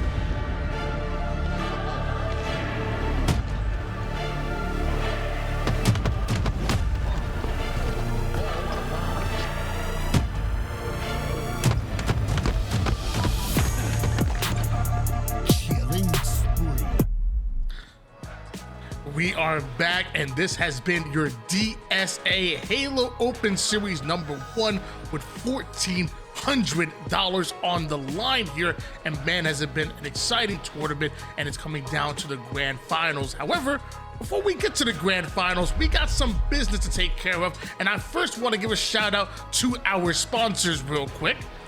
Yeah, the 3 sponsors that helped made this a reality. Obviously, we're here, LVT, providing the broadcast for everyone to enjoy, but also 2 big partners in the HCS grassroots program, right? HCS helping put up the prize pool and giving support all around. And then obviously AMD coming in clutch. Hey, look, AMD sponsoring all 3 of these tournaments coming up, and they're giving away a big prize for each one of these tournaments. That they are. We're talking the AMD graphics card. That's a 9070 XT. And how many times do we talk about if you want to take your game up another level, you got to make sure you have the right equipment. So why don't we give away to one lucky winner? Because in addition to shouting out the sponsors, we want to shout you guys as well. You guys that are watching in the chat, you guys that are also playing in every one of these tournaments. Maybe you're like me and can't make it past round 3, round 4. However, we want to make sure that everybody has a chance to win something today. So you know what? Why don't you spin? Why get ready to spin this real quick, guys? In the meantime, while we're waiting for this to spin, go follow DSA right now. Make sure you follow LVT. Go in and show some love to everybody, because this is a major giveaway. I mean, think about it. Somebody's gonna be turning up their setup a whole nother level and about to be shooting like bound on the damn daily. Well, spin that wheel, DJ. Spin that Well, I thought the wheel. wheel was gonna be way faster. I'm not gonna lie. Yeah.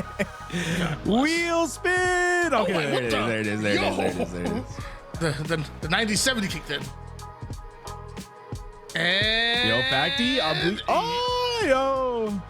Wow, Tribal, congratulations. Jeez, I think I see my name somewhere over here. I don't see it. Were you in there, Tony? Did they not take you out? Yo, we got to re-roll. Wait, did they not put me in? We got to re-roll. What the heck? Oh, I see. No, Tribal coming away.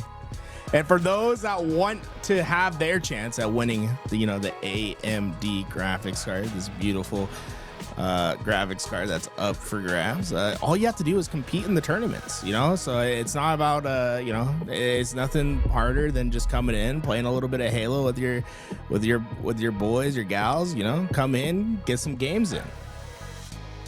Man, that's absolutely amazing. Congratulations, Tribal. Tribal's in the chat right now saying no way. I mean, we probably had like 30, 40 teams, and obviously each and every one of them having 4 players per team. So, you had a 1 in 120 to 140, depending on how many teams we had chance of winning. And congratulations, Tribal. Man. Meanwhile, why don't we get back to our featured matchup? Usu, Benny, and Coliseum, 2 teams that haven't matched up so far in the bracket play so far, will run into each other here in the grand finals. Capture the flag on Aquarius is where we land, and to start off our grand finals. Here we go. Usu Benny gonna have an advantage in this best of 5. They came from the winner's side, meaning it's gonna be 2 series that needs to be won by Coliseum in order to beat your champions here. And maybe next time when the next DSA Open tournament happens, we'll see Tribal in the grand finals, since he'll have that 9070 XT.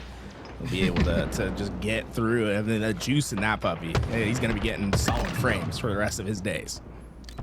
Hey, try, but make sure you send them my information. Who we want it to be shipped. Don't worry, bro. I got you. 3 down. Go Coliseum right off the rip. Usu, Benny starting off hot, and no wonder they made it to the grand final through the winner's side. As the way they're looking right here, right now, even Bound ends up hitting the black screen, but momentarily stopped. Usu Benny. Jackson's been really making it himself a tough kill here, and he might even get away with another kill. He does! The trade doesn't come out. A huge kill by Jackson. That'll keep the flag alive, and the numbers advantage is for Usu Benny. Piggy will kick up that mantle, and look, this is desperation from Bound. He has no good angle, and with that should be the first flag on board within the first couple minutes of play. Man, we talked about Coliseum looking red hot about the lower side, but they have to win 2 series against Usubeni, and Usubeni have already struck first and are not done just yet. Breaking shot trying to bait outbound, eventually goes down, but here comes Piggy down 4 as well. Bound spotted by that threat seeker. They're gonna know exactly where he's coming from, but it doesn't matter if you know where he's coming from if you're down before you can even engage in the fight. Bound just focusing on max damage. He has a one-man army coming through. Jackson finally takes him down, but Bound definitely blazing a path forward for Coliseum to take advantage. Piggy with the cross-map shots looking pretty good, forcing players out of that car side, and now wants to attack the util. Multiple members of the Coliseum flooding from one util side to the other. You're already dealt with 2, but the spawners continue to come out. Piggy keeps sending them back to spawn, though. From one util over towards the red side, Piggy cannot be stopped. All right, Piggy. Oh, how is he alive? He might be the big bad wolf in the story right now. Piggy's gonna be looking for players off spawn. Doesn't matter, there's no home for you to go to. He's blown it all down. Piggy just doing max damage. There's nowhere for any of these players to go to. No refuge for them to seek. What a start coming out of Usubeni. Piggy, Acid, and Jackson, 7+ kills. Jackson able to get away with the camouflage. Somehow able to slow down Coliseum, which is not easy to do. Jackson with that plasma pistol in the back pocket and camouflage in his front. I mean, Jackson having a chance for a good pull here. He's not going to try to get it all the way by himself. They need more slaves for that, but that flag being out is going to make the equation a lot easier for Usubeni to bait the players of Coliseum, and you see that bait working perfectly. Bound trying to hit the middle of the map. He goes down. Acid with the flag pull, and that might just be the second flag on board. I don't know if there's any way for them to stop this. In fact, Piggy might be thinking about how I get a third one on its way. Yeah, no overextenders. In fact, no players even toward the 50% portion of the map. So that is a 2-0 start coming out of Usubeni, and Piggy not done putting down the max damn ham over toward the car 3 side. Multiple now end up going down. Jackson decided to duke it out with Boo Boo Doo. Even the Jiggle Peak isn't enough to keep him alive, and Boo Boo Doo trying to catch up the drug. Coliseum might be in danger here. Oh no, looks like Acid did go down. It's gonna say Acid was on a deep overextend while Coliseum was trying to make this attack happen. If they didn't clear him out, that might have been another flag on its way. Instead, Coliseum working to regain that control once again, and with that, I mean, they have a lot of presence over on this P side, but it's really going to come down to Envor and his position over at Car to block out some of these spawns and to work on that weak side to help crash in with the rest of these players, and they're doing it beautifully. That is so well executed by Coliseum. Well-timed collapse coming from multiple sides here. You're coming from 3 ways, and Usubeni get overwhelmed just a bit. On the other side of things, Breaking Shot is able to take the flag off the base, so that'll neutralize things just a little bit here, as no matter what, it feels like Coliseum gonna have to go through Breaking Shot if they want to guarantee this cap. 2 members over toward the util. Boo Boo Doo down to 1 shot. He gets taken out drunk as well. 4 down. Go Coliseum.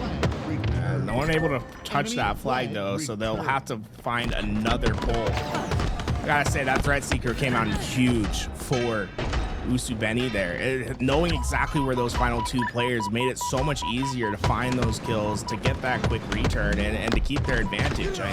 Piggy was able to get right back into that base, pull the flag, and Coliseum has looked largely ineffective against this Usubeni squad so far. These guys are flying and frying at the moment. Camo still in the hands of Jackson. 3 down once again. Go Coliseum, making all 4 members, and Acid is gonna fly with this flag via the curb slide. Bound gonna try everything he can to try to catch up to that flag carrier, but I'm not sure he's there. This could be the 4th flag cap for Usubeni. And look, yeah, it is. They just have been able to bully their way forward. And even on the overextend, they lost 2 players. That's going to make it an opportunity once again for Breaking Shot or another player to get another flag pull. This has just been all gas, no breaks, offensive style play. Here comes Piggy to try to do it once again. Bound, the only player that can defend this. He found the first, but Breaking Shot still knocking on the door. Here is the kill. Jackson trying to open up a path through the middle of the map. 1 round of slays, and that's the 5th flag home. It is a flag relay race being ran by Usubeni. They are always ready to get another pull, and man, Coliseum are struggling because of it. However, counter pull over toward the other side of things, and Coliseum looking a lot more healthier than Usubeni do, at least at this stage of the game. We could see a first flag cap go the way of Coliseum, as it's Usubeni that go 3 down, and Yaxon is by himself.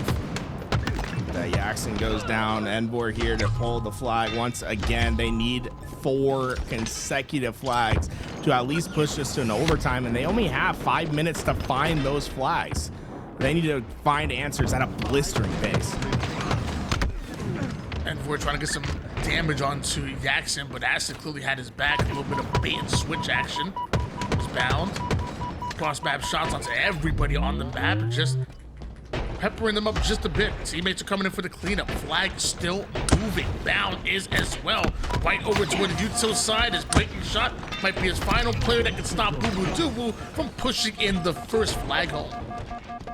That breaking shot, though, did find an answer right after that capture, so they're going to have an opportunity for a flag pull. And breaking shot, look, he wasted no time to try to get that over to P1. It's just Bound that's alive. Drukoff respawn. Is that enough? 2 players to stop this flag. Looks like Piggy, knowing they have such a big lead, isn't going to try to force anything here. Instead, wanting to survive with this camouflage, but might be a tough task. With Bound getting so much damage on him, Piggy's going to really have to slow himself down here, but Piggy survives. And with that, another 3 down. 4 minutes on the clock, 3 players down, and 3 flags that need to be captured. Coliseum has such a tough task ahead of them, and Piggy might just shut the door on this play. Coliseum cannot afford another 3 down here. You have Usubeni that are marching down your base, walking it down, and it looks like Envor with a huge kill and making a double, and they really needed that. Otherwise, Usubeni could have been ending this one.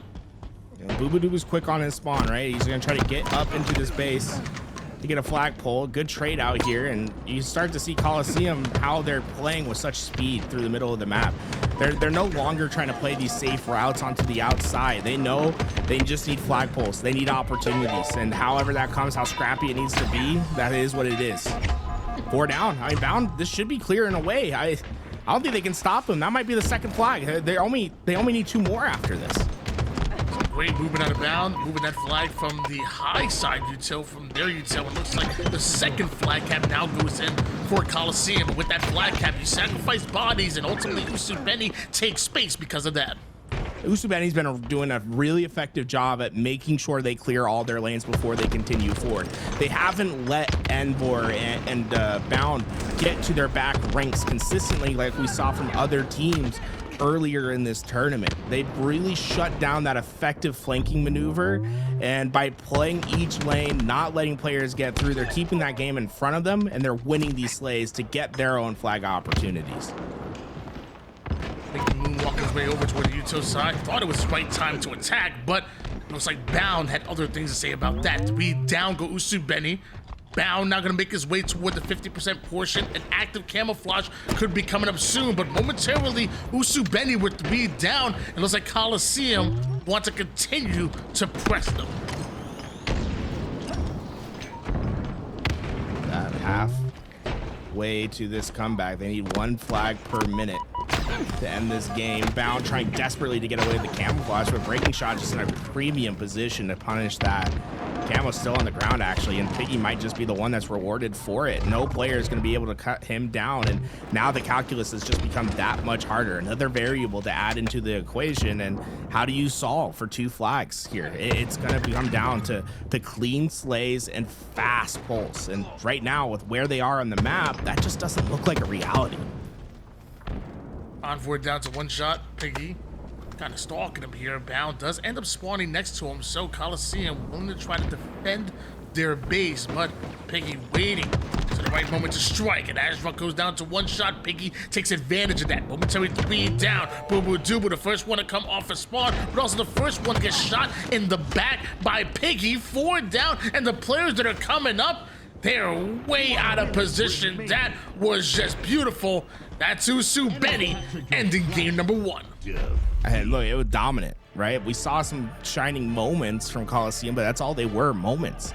Blips in that game that was largely dominated by Usubeni, and it came down to slays first. This team is so effective at finding their slays and playing together.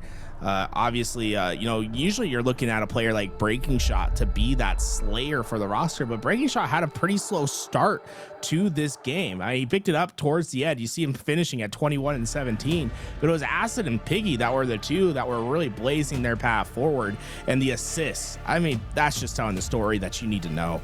And 3 players having double digits for Usubeni, one player being just a couple assists away from there, not one from Coliseum, being able to achieve that double digit assist column. It really ultimately is that teamwork that makes the dream work, and game number 1 handsomely goes in favor of Usubeni. But can we say the same for game number 2? Slayer live fire, first to 50 kills takes the win, 12 minutes back on the clock. And we know I love me some snipe action, but also love me that camouflage coming up on a bit of a delay. I just, with how Usubeni was playing in that game, it's like we know that Slayers can go to either side. This is going to be a competitive match. But in my heart right now, it's like, how do you even doubt the way Usubeni with the way they've been playing? It's just they look so dominant, and Breaking Shot on live fire seems to be a cheat code. Breaking Shot of Halo Infinite seems to be a cheat code at times. Snipe in his hands, 5 bullets to work with. Camouflage obviously not up just yet, so putting himself in a position where he can bait that out and ultimately really make this camouflage a hard grab for Coliseum. Piggy taking a whole lot of damage over on the front line. Yaxi gets obliterated courtesy of that grenade, and there's no way he can get out of that. Triple kill by N4, 4 down for Usubeni. Really smart by Coliseum. They had players ready to fight for that camouflage, but they didn't push early, right? They knew that a sniper was watching it. What they waited for was the developing flank of Envor. He was able to get behind enemy lines and get that opening damage. Once that happened, they swung in and they got the clean 4 down. A pretty disastrous situation when you lose sniper early that way and you lost those opening slays, but Coliseum just made the most of the situation. In fact, find themselves up 6 kills now because of how well they played that break. 10-4 advantage here for Coliseum as Druk takes a whole lot of damage and forced out on the sandbag side while continuing to have nades just rain down on his position. Eventually, Druk ends up getting taken down. Envor continues to absolutely win every single battle, and even the ones that he doesn't get clear wins, it's a trade. Envor has been fantastic on live fire. And the combination of Envor and Bound right now, this 1-2 punch has been too much for Usubeni at the start of this Slayer. But Usubeni, their strength really relies in their teamwork, right? If they're going to start to chip away at this, expect to see that assist column start to play more of a factor. Right now, a lot of these fights are coming down to one-on-ones, like that one from Bound, right? 2 players there, but he's able to isolate both those gunfights. He doesn't have to worry about the team shot. 6 kill advantage here at the Piggy takes down Envor. Acid goes right in, Stick, and then Portal's right out. Druk seemingly ready for them, a double kill for him. 19-12 advantage for Coliseum. With that, Druk really wants to put pressure on these tower spawners, but he just doesn't have that help right away, and it looks like we will be ending this game a little prematurely. I think a player maybe not fully there, maybe crashing. Well, don't know what the thing is yet. Boo Boo Dubu didn't have a kill in that so far, but he had 8 assists, Tony. he was out there helping everyone. Looked like I don't know who's a good, I was gonna say Chris Paul, but there's probably a better analog than Chris Paul, right? I mean, I don't know. I kind of like Chris Paul for that. Maybe how about a Steve Nash? How about a Steve Nash? Yeah, I like Steve Nash more because it's like, yeah, Steve Nash is better. So I wanted to like make some sort of abbreviation, so literally like SNBB, Steve Nash, Boo Boo Dubu, okay, the BBDB. Please stop. The BBDB. Dude, that kind of goes hard. Come on. You know what? Sure, that goes. That goes BBDB. Yep. You keep saying it. It's working. It's working. Hey, it's gonna catch on. Trust. But no, I'm right there with you. Like, I feel like a lot of people might be looking at that stat line and be like, "Oh no, Boo Boo Doo was goosing." But dude, if you're able to put out 8 assists and only dying 2 times. I'm loving that. Like, I'm as a teammate, even if that's my own stat line, I'm absolutely loving that. So, both the way Bubu was playing, the entirety of Coliseum was playing well. 19-12 is a pretty damn good advantage to have against an Usu Benny that literally just came off a decisive game 1. Bound accusing of fake lag outs. It's a classic. Now, do you think they come back with like fake sub? What's the answer back? Who's in the lobby still? If it's Jackson's gonna be the one that's gonna answer, right? Unless Jackson's the one that crashed. Okay, so I imagine. Okay, so Jackson's forming a response right now. Oh, it's Piggy. He had 2,000 ping and his game crashed. See, so Piggy, this is where you made the mistake. You shouldn't bring up the ping at all. You should just say his game crashed, because then if you bring up the ping, then it opens up the conspiracy theory route of like, oh well, he like crashed his game because of the ping. You should just say, nah, his game crashed. Keep it nice and simple. Never give more than what you need for an answer, right? 2,000. 20,000. 20,000. 20,000. That's a lot of ping, bro. Like actually 20,000. Maybe just a couple extra zeros. Maybe it was 200. His power level was over 20,000. I mean, if you're seeing that type of unstable packet loss and you're touching 20,000 ping, and then obviously the game crashing on you, I think It stopped at 20. it stopped. Yeah, and I think this is also part of just how Bound gets like in your head. Like I feel like Bound probably believes that it was a crash and whatever, but he wants you to believe that he doesn't. He wants to get in your head. Bound keeping the conversation going.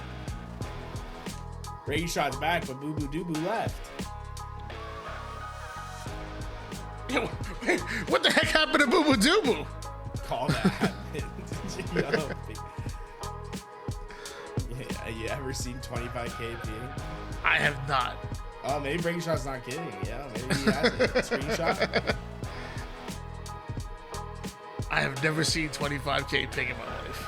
I thought the internet in Texas was supposed to be good. I've been lied to. And now we're waiting for Boo Boo Doo Boo to get back in the lobby here. I guess Boo Boo Doo Boo was like, you know what, my game didn't feel like it was running optimal as well. So he decides if Breaking Shot's going to reset, let me get a reset as well to save us one in the long run here. And ultimately get it back into this lobby. But I think no matter what, there's going to be a 7-kill advantage in the way of Coliseum. And I guess, the good thing for Usu Benny, obviously not having 25,000 ping is not a good thing, but that crash does kind of slow down Coliseum's momentum, which was building. Well, it looks like Breaking Shot ping spiked once again. He's gone. Yo, chat. What can we ask chat, Tony? I wanna like learn more about chat right now. You want to learn more about them? Yeah, I want to learn more about chat. Chat, where are you from? I want to know where people are from. Okay. Any like fun states, cities, countries, right? We have people from different countries. What would you countries. define as just a like how fun DSA state? Group is from Canada, small Canadian company. Bay Area, dude. Really, what I'm looking for is like a roommate. So it's like, okay, like Scotland. I could go to Scotland. Northern Ireland, dude. You got people from Northern Ireland? Wait, What's in Mouse, Northern you back in Ireland? Scotland? You think they're lying to you? I mean, I know Mousie's from Scotland, but he's been in the U.S. for 20 years. Your Still home has the state accent, of by the way. Utah. Hey, he will not let go of that Scottish accent. You've been here for 20 years, Mousy. New Brunswick. Isn't New Brunswick like the place that's like the furthest east? Like it has its own time zone. It's like even further than the East Coast. Nah, it's in New Jersey, bro. Jersey has the furthest time zone. Like, bro, it's just a random ass city in New Jersey. They got 30. I actually It's know New crazy. Brunswick Wisconsin very has well. 30 inches of snow, Tony. It's 90 degrees outside for me right now. It's so hot. Yeah, it was hot. It was hot here as well in Atlanta. I'm from New Jersey, but I live in Atlanta now. Minnesota. Damn.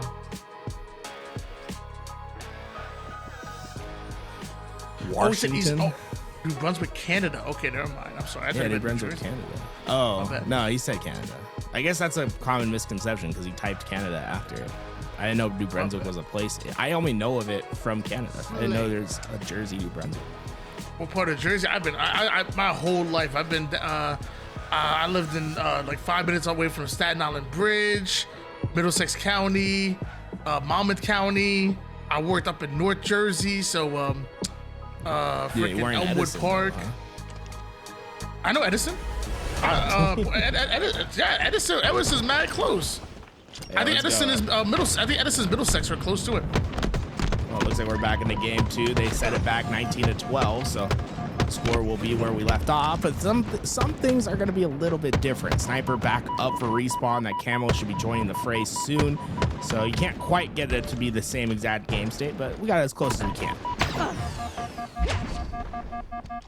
And Acid getting as far as he can away from the ground with that repulse. Camouflage coming up.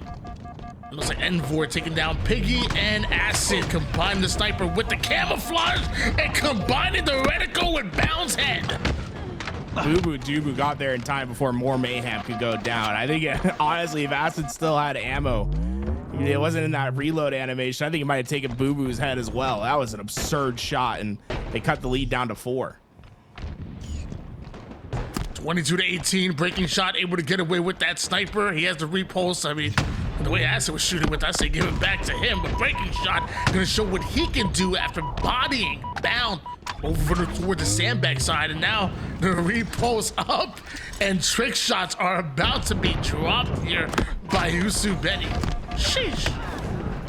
Oh my gosh, breaking shot is like, if he can think of it, he's going for it right now. That sniper playing a little hot potato, going between a couple players' hands, but it seems to settle in Boo Boo Dubu's.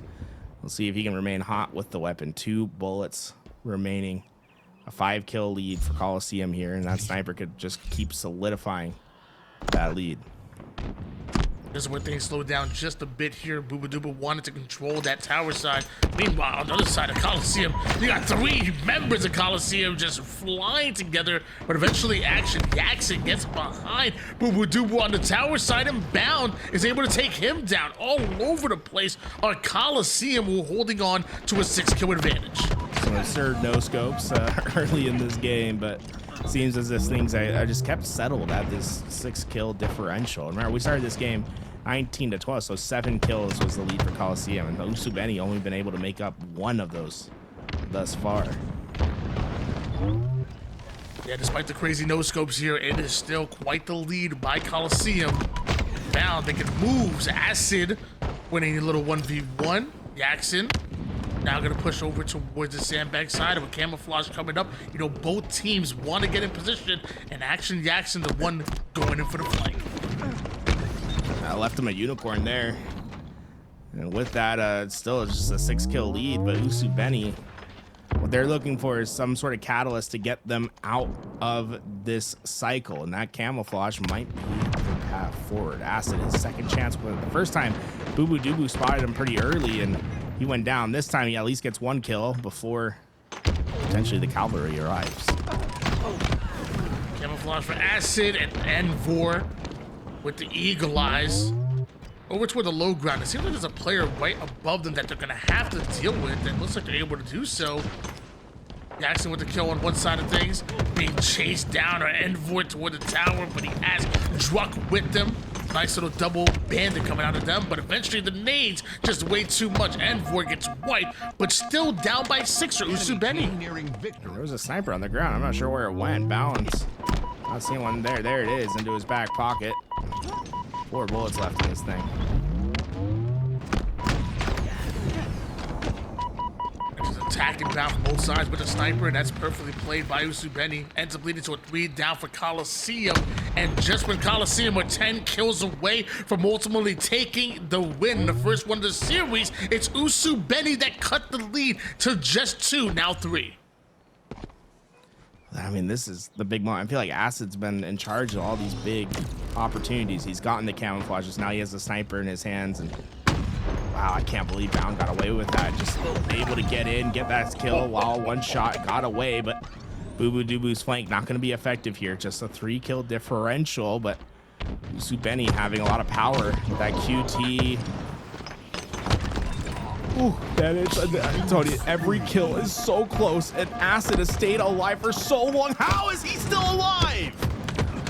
Eventually needed out. That's courtesy of Boo Boo Dubu towards Tower. Just before Boo Boo Dubu gets chased away by Jackson. It's 45-44. Coliseum still have just a 1 kill advantage. Another camouflage comes up. Breaking shot. Ends up getting his shields obliterated. Bound and Coliseum stay alive over toward the back A side, but about to be a 3-man push out of Usubei. Oh, Envor, great timing on that flank. Was able to find the 1 shot, gets a couple bullets into breaking shot, but can Druck find the finish? Bound comes in, they just need 1 more. Acid's that target, and Acid goes down. Coliseum tie the series at 1. Coliseum went into that version 2 of that game to up 7 kills, but eventually Usubeni were able to cut it down to as little as just a 1 kill advantage and almost looked like they were ready to take back control, but eventually Coliseum just hold on and come out with a huge win on Live Fire. Vacancy, King of the Hill comes up next, but before we get there, why don't we talk about these stats? And see who took on the challenge the best. So Jackson double positive at 12-6, but remember they had a 7 kill handicap going into this reset, so not able to overcome that challenge, that gulf. And I think that hyper aggressive play of Bound and Envor did the job once again. You know, their stats aren't flashy. In fact, they're negative when you look at them, but I think towards the end of that game, that flank that Envor makes, like going up the cuts, finding that 1 shot, getting away with his life, and then obviously Boo Boo Dubu shooting 70% to his name, gonna make a big difference. I feel like not every play is gonna really show on the scoreboard its true value, but flanks like that really can make things happen and really can create some openings that you just gotta play through and take advantage of. Vegas and King of the Hill, gonna be another map and game mode where we're gonna try to find a way to find your opportunities, find your windows, and kick it open, take advantage. Hill spawns over toward the mid map. There is a shock rifle, which I would love to get in the hands of either one of these 8 players in the lobby. This can be a fun matchup, especially when we talk about the spawn trapping opportunity after those kills. In this grand finals, Vacancy is going to be playing a big part, at least in the first best of 5. We're guaranteed to go to game 4. Game 3 is Vacancy King of the Hill, and then it looks like we go to recharge for ball. I thought we went to Vacancy ball. My bad. But Vacancy King of the Hill, then recharge ball. But Vacancy King of the Hill, I think honestly, I'm not a huge fan of Vacancy completely. I think the only game type that I like playing Vacancy on is King of the Hill. It feels like a map that was made with King of the Hill in mind, and it might be the only map in rotation where I feel like King of the Hill was its focal point in creation. Yeah, it's definitely interesting. The bottom mid hill definitely gets like super mixy, and I kind of love the idea of kind of just camping corners and just kind of daring teams to go down to the bottom mid side. It's a fun King of the Hill map. Like you said, maybe not my favorite map on the circuit, but I will say when it comes to reading spawns and being able to punish your enemy team for going multiple down, I can't think of one that's easier to do than Vacancy. Yeah, that bottom mid hill it might as well be a bloodbath. You go down there, there's 3 different entry points, right? So it's fun. The big thing is just trying to keep them to one side, and usually that comes down to blocking the side that Boo Boo Dubu's on, so you keep them into that doorway. But top mid is going to be the first hill that we go to, and Usubeni putting all their resources to Red Tower. Passed it over toward the high side, and with 2 of his teammates going down, that focus really changes towards him, which obviously he's ready to answer. Big nade in order to take down 1 toward the double doors, and Jackson now holds onto Blue Tower, which is definitely what Usubeni wants. Jackson trying to get up into the fight. Envor gonna go down to that nade, and Jackson staying alive. Oh, not long enough. So often, if you're able to win those critical one-on-one, those gunfights where you go down to 1 shot and then stay alive, it's a huge difference in the game. You see Jackson going down, eventually the triple kill comes to fruition, and now it's shock rifle in Bound's hands. And honestly, someone needs to take this hill over for him so he can get free with this weapon. He's gonna be deadly with it in his hands. Also, that's exactly what happens. A player hops in the hill, and now Bound is free to roam the map, and gonna choose to go over towards the Blue Tower side, pulling a sniper over toward the high ground. Definitely is a play that I would want. Meanwhile, off a screen, Acid with a double kill. Bound ends up firing perfect shots onto breaking shot with that shock rifle, and now it's Acid and Piggy that are holding them back. Trying to take his reapproach. Usubeni's the one in the hill. Bound is supposed to be the answer here. He's getting lots of damage, but eventually it just has too much to deal with. But I think he might have just been enough to break that setup nonetheless, as his teammates start to come off of spawn. Jackson, the only player alive in his position, being well known, but just because his position's known doesn't mean you're gonna win the fight. Jackson comes out on top, and they're contesting right now. I mean, it's not over for Usubeni. They can still win this first hill. Jackson got another one, and there's Piggy with the kill on the Boo Boo Doo Coliseum just need a second or two in this hill, but Usubeni, they're well set up now. And look at the tech from Acid jumping on the window. Oh, this is going to be close. They have to contest at all points in time, and you know, Coliseum can use that to their advantage. Was a big lead down in favor of Usubeni, but was it enough to get him this hill? But as Breaking Shot and Jackson get sent to the respawn screen, Coliseum slide their way in, take back that hill, and Acid hitting perfect shots. Perfect shots might make you feel a little bit better about losing that first hill. It felt like Usubeni maybe had found that momentum, but Coliseum will be the first to strike, and I love this collapse coming in from Jackson. Just able to get to the worst possible spot for those players. A double kill for him, and now they're setting themselves up at Blue Tower. Their ideal situation is having a player present at Blue Tower, a player present at Red Tower, and then two playing it either through the bottom or the hill, and being able to keep those players as far away as possible. But that can be a really fragile setup when you're trying to put it into place. And you saw the perimeter players that didn't quite have those established help lanes yet go down quickly, and it's a really quick break for Coliseum. Switch gears over towards Envor. There are some players that are starting to sneak their way over toward the back blue side, and Envor attacking this long haul position. There's Jackson over toward the height. Good damage by Jackson to slow down Envor. It looks like Bound flies on in for the challenge onto Biggie, and Jackson still holding onto that blue tower. Meanwhile, Coliseum are holding onto the hill. They're just about done. Great shot drops down, trying to do something, but Envor just perfectly positioned to cut that off and trying to get this flanking play. Did not see Acid in the back corner there, and Coliseum close to getting this capture, but they're going to need a clean break. And right now, Usubeni, they have their players into the midline. Breaking Shot and Piggy are the two most important players for them to deal with right now. If they're able to find their kills and get away with that shock rifle, it'll be a big moment for Usubeni. Looks like Boo Boo might have just stolen it away. Yeah, Boo Boo getting attacked from the front side, but also there was a player flanking right behind him in the top mid. Meanwhile, Acid trying to put that commando to work. Envor, the final player alive, and ultimately punching that hill. Usubeni tying things up. Envor lives to see another fight. It looks like fighting is exactly what he'll do, but Usubeni are here. Jackson trying to win out these spawns, right? You see how deep they're playing into these perimeters. Their goal, trying to get these red spawns for their team. But Boo Boo Doo Boo is making things difficult. He's in a 1v2 there, or it's technically a 1v3 if you include Jackson. Caught two of those kills, and more importantly is making the spawn battle a little bit more lopsided towards Coliseum's favor. Druck gets in, gets those kills before the spawners of Usubeni come up, and with that, they should be able to get a ton of, at least a good chunk of time in this early hill. Envor and Coliseum about 10% done with the hill already. Want to get to at least 20% before Usubeni were able to break in, and man, back-to-back kills almost immediately for Usubeni. Piggy taking height over toward the red or top red, and it goes right through the hill as Usubeni now want to start scoring, chasing Coliseum away. Good flanking play by Jackson to get that kill, and they're able to find Boo Boo Doo Boo before you can make that that influence. That's going to be a great position for Usubeni now. Look at the spawns of Coliseum and how far away they should spawn. Oh, actually, they get that shroud towards Blue Tower, so it's not too far away, but they don't have any good route, and this is the problem. You usually want to attack from the red side rather than blue, because you just have a couple more opportunities and different angles to take. From red, it's a little bit more open. It's less predictable for those reticles, the pre-aims, and you're seeing a lot how much harder it is from the blue side.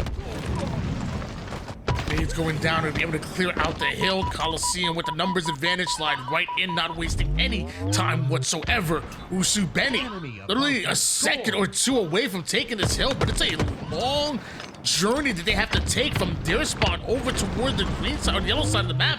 By the time they're here, though, it might just be too little too late. Bao gets his kill. Breaking Shot somehow pushed the shot to work. They just dive in toward the hill in order to guarantee it. Coliseum now up 2-1. Bound really the MVP of that last little push there, sitting in that corner, anticipating that push from Red, gets a critical back smack to really reduce the efficiency of that push and the effective firepower that they had from Usubeni. And with it, I mean, Bound's also basically secured that red side spawn by winning those gunfights over there. So they're going to have early time on this hill as well. This is really just well played by Coliseum in these last rotations. Gotta love the shock rifle shot out of Drug, but eventually does end up being taken down. Acid now on screen. Challenge onto Bound. Bound wins that fight. So does Envoy, another side of things, scoring once again on Coliseum. Almost halfway done with getting their third hill. Usubeni needs to get him out. Bound been just really effective at basically hiding in these corners and waiting for it to be advantageous for himself to reveal. You know, that's not what you're used to hearing about Bound, right? Bound, we're so used to being in the mindset he's gonna charge and be in your face and always be in the front lines. This time he's really taken the opposite approach, has done a great job of baiting players into space and then closing it down rapidly once they enter in that zone. It's basically, once you're within a 2-meter circle of him, it's a kill zone. You don't want to be anywhere close to anywhere closer than that to Bound. Enemy team took the hill. Just one more hill needed here for Coliseum. Drunken breaking shot decided to dance over toward the top red side. Both players will end up being taken down at the end of things. Coliseum firmly planted in this hill. Usubeni now wants to attack from two different sides, but the first one to go down, Acid and Jackson, have to pick up their kills. A 2v2 scenario, and Coliseum want to retreat, but Acid, he's on the prowl. Yeah, I like that aggressive play by Acid. Getting that opening kill is going to make it a lot more difficult for Coliseum to find their entry, but maybe a bit overzealous onto that next challenge on the Envor, especially since the grapple goes into his hands. It's going to give Envor a couple options here on how he can play, how fast he can play. More importantly, he's going to bait. I like this. Players, are they going to check their corners? That's the question. Enemy team took the hill. Envor About to score. gets one, grapples right over toward the high side, and it's gonna eventually attack Usubeni from an entirely new part of the map. There is no way that Usubeni could have predicted that one, but Usubeni scored at the final seconds. Envor has to feel a little bit tough about that one. He made the right play, right? That grapple allowed him to get to that spot where they weren't looking, but he just couldn't find the head, and it makes the difference in that fight. I mean, if he gets that kill, it seemed as if Coliseum was going to be there to find the rest. Just one more cap needed here for Usubeni to tie things up. Meanwhile, on the other side of things, Coliseum one cap away from ultimately going up 2-1 in the series. Piggy over to the back blue tower side. Long range shot started to connect. There's a player right in front of him, able to get the melee on him, but two players replace him. Coliseum have controlled the blue side and have forced Usubeni out. Yeah, you see they're clearly calling players out, and at this point, I mean, the way they're playing, it feels as if they're playing more towards time in this game. So I would expect to not see Coliseum getting into this hill. And, you know, that might feel a bit dangerous with so much time left on the clock, and the fact that Usubeni's already halfway to this hill capture. One good 3-4 down could just be all that Usubeni needs. Right now going for the high side here. Madubu ends up getting his kill, and whoa, Usubeni just gets squad wiped just like that. All of this time that's going to be going down here for Coliseum. You're right, this could be real.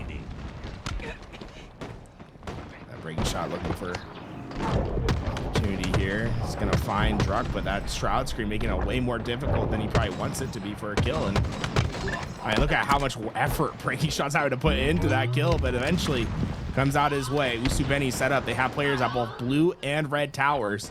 Coliseum is gonna take a coordinated effort here to get the break. Just needed one break from Usubeni in order to take control. Now scoring Usubeni, but Piggy wants to stay alive. Thought he was in a 1v1 bound, introduced himself to the fight, but Envoy down to one shot, and it looks like that score goes the way of Usubeni. One hill to take him all. Envoy trying to find his opening pick, but man, Usubeni, they're everywhere on the map, and there's nowhere for them to exploit. Just too much pressure being applied. Envor trying to get his shields back, but looks like they're hunting him down. I mean, he's been so out of the fight, and during all this time, Usubeni have flipped out the spawns, right? They're the ones that are controlling the hillside now, and although Envor stayed alive this entire time, he's been relatively ineffective on the map. Usubeni have done a great job of just capturing space and not necessarily having to rely on their slays, but just passively pushing players outside the hill. Graf about to come up here. Usubeni will have a slight advantage as far as hill progression towards his final hill, but it is Envor and Bound doing the max damage in order to take them out. Envor now finds a way toward the back, clears that out. Coliseum are scoring. Look, they got their break. Shock rifle in hand, that might just be enough, but it's gonna come down to some big opening slays. Boo Boo Doo Boo trades out for the first. Druck catches Yaxon. That's the next. Piggy. Huge win. Acid comes in. They got the 2 break. They're trying to flip out the spawns now. Team took the hill. 3 down go Coliseum. Acid makes it in the hill.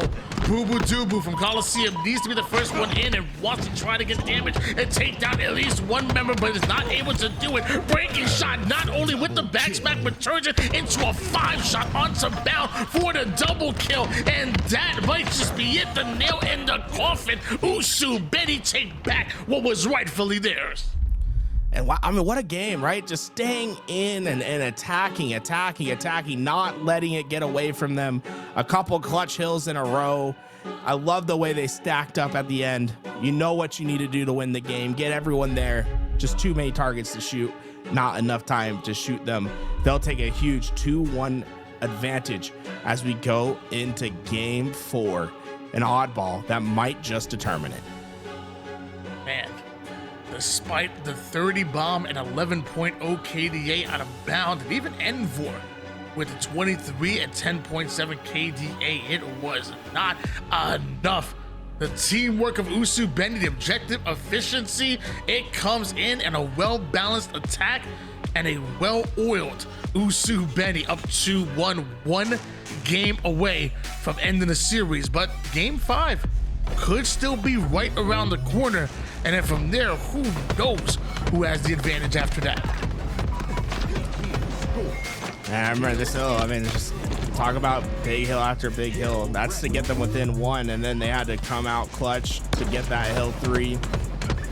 3 unanswered hills in a row to win that game. I thought this was probably the biggest play in that last rotation. The fact that Piggy and Acid were able to break that. I think if they fall down there, I think Coliseum just well establishes their hold, and that would be it. Well, ladies and gentlemen, potentially the final game in this series. We have Usubeni going up against Coliseum, and it's an oddball here on a recharge. Breaking shot early with the camouflage grab, using every bit of that shroud to guarantee he gets out alive, and now a double push between him and Piggy as he looks to claim control over towards Gold, and Druck looks to take height. Great shots getting hunted. I mean, that player from White was immediately trying to take him down after Druck gave him the info, but Breaking Shot will be the last Spartan standing in those pipes. The problem is the rest of his team went down in the process, so he doesn't know where is safe to pull, right? Like, he doesn't know what those spawns are going to be. He has to wait for that information, and by the time it comes up, too many players would Coliseum on the map. Boo Boo Doo Boo able to find the kill. They were definitely happy with that kill on the camouflage player. The rest, Usubeni coming in, but they have the knowledge of exactly what Boo Boo Doo Boo is. Bound quick to the ball, and a couple points go their way, but the nades down, left and right, pulled, end up making it through Gold and somehow take down Bound. I love the way that Piggy committed into that first gunfight. Despite Bound being there and him being one shot, as soon as Bound missed that opportunity, he wasted no time pushing up with his teammate. And although they didn't win the outright control, he basically secures his teammate's life by getting in there, and they're able to throw that ball out. And, you know, Coliseum, they might have won the eventual pipe battle, but they're not getting any time off of it. And we're right now guarding the gold side of the map. First map shots just a bit. And nades doing a whole lot of damage. That forces him into an entirely new route, a new angle, and Bound trades out his life over toward the low batteries, and somehow Envor is able to cross map for the kill. Boo Dubu is here as well, so right now map position momentarily favoring Coliseum, but a whole lot of damage in return from Usubeni. Look, 2 minutes are essentially off the neutral clock now, and the score is 4-1. It's giving you an idea of how tough it's been for teams to find an established hold. Coliseum might have just done that for the first time this game. They're going to be able to get into pipes. Whoa, Bound. So aggressive out that spawn, but he's finding spawners, and he's not slowing down once he does find those spawners. Talk about trying to do maximum damage, have maximum influence. Bound was not giving them any room to breathe. That's exactly why Usubeni threw about 9 grenades in that direction. Too quickly going down for Coliseum. Somehow Breaking Shot ends up getting stuck. And Acid finds his way over toward the back gold side, trying to bring that ball closer to him with those grenades. Here come Coliseum, 3-man push, trying to go through the red door. I talk that noob combo doing as much damage as it could. Hits him with a full charge for the first and just knows he's gonna die. Acid spams the shots to break out those shields. It doesn't take a lot from the noob combo and peppering those shots to at least get enough damage for it to be a fair fight. Just 22 seconds worth of ball time for Coliseum, so theoretically, still a close match, but one that feels like it may just go to time with the way that things have gone down here. Usubeni finally starting to claim control of this gold side of the map, and because of that, Piggy starts scoring, the setup is being built. Breaking Shot's a big player here. He has 2 players to deal with, and he's just getting info onto the first. Can he stay alive is the question. I mean, he is surrounded, but he is having huge influence at the moment and slowing down that push. You see Acid hitting the double sprint strafe there on the ball to try to get that kill onto Boo Dubu. Boo Dubu, for one, not losing to a double tap sprint strafe. That's insane work. Dubu stays alive, does enough damage for his teammate to come in for that cleanup kill. The 22-17 advantage still for Coliseum. The ball as close as possible to them, and ultimately Coliseum continuing to win the fights that matter. 3 down go Usubeni, and this is going to be a good chunk of time for Coliseum. Oh, you see Boo Dubu, is he going to read the pipe spawn? He does get his reticle there in time. A very interesting strategy from Coliseum. There's 2 big spawns open there. They strategized to leave the pipes open and start to rotate that ball towards long haul, but they never finished that rotation. I think they got caught off guard by those pipe spawns being opened there when Boo Dubu went over to the long haul, and Usubeni get a very quick break. That might be the break they needed to get the lead back in this game. Enemy has the ball. Breaking Shot with that ball, looking for a possible rotation on the other side of things. With Acid looking for the face of Boo Dubu, and he's gonna get it. And with that, first 2 kills, not to start to favor Usubeni, and Acid really feeling himself, killing spree, getting him right over toward the long haul side where he knows Coliseum can be pushing from. It's only Bound they have to deal with, and the bait and switch works perfectly, but nades from behind force Acid out. What is happening with this ball? That was really well played by Acid, and that's a technique called filling, right? When Acid comes up, he's coming in with that grapple, he's telling his player, go forward, I'll fill in your position. That keeps that player more forward for that fight against Bound. They have more map presence to deal with, a more effective team shot down the road. They win those slays, and now they got themselves a decent chunk of a lead here as Breaking Shot goes to the play spot.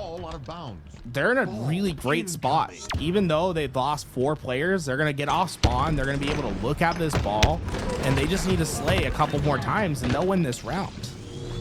I will say that was quite a fast break out of Envor and Coliseum, like denying at least maximum ball time out of Usubeni, who still currently have a lead, which is 44 seconds left. So Coliseum still on their back foot at the moment, which is hard to say when you have Bound shooting like that. 2 quickly go down for Usubeni. Ball time just a bit here for Druk. Envor off the screen with the 5-shot might turn that into a double kill. Acid.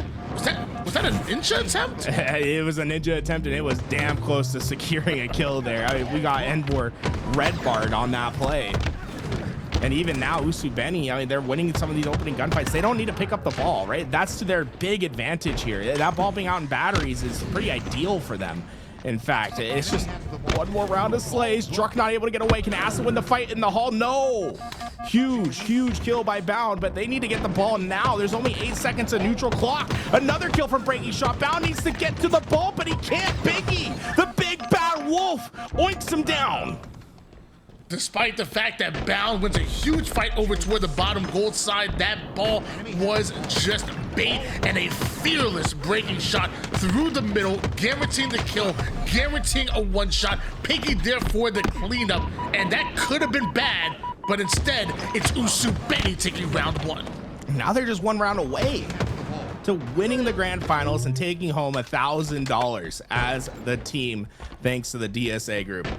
Remember, another $400 was added to the prize pool as well. Second place going to be coming home with that split. Early break for Coliseum. They've been able to get that ball into the long haul, but I don't know if it's necessarily safe there. A couple players trying to break in through the pipes. So far, it's Coliseum that starts scoring first here, but not much on the board either way. Either one of these teams really want a clean wipe, a clean setup, and some good ball time when those seconds start turning to minutes, where things really start to matter. Action, Jackson, perfect kill with the shot. 3 down, go Coliseum, and this, a setup, could be some good time for Usubeni. I think Jackson probably a little peeved about that shot not connecting there. That looks good. Nonetheless, he's the first line of defense. Bound cuts him down. Perfect shots. I mean, the Bound, I think, shot his bandit from a radically different spot each time in that engagement. He's running, sliding, doing what he can to get into these gunfights, and he is a one-man army.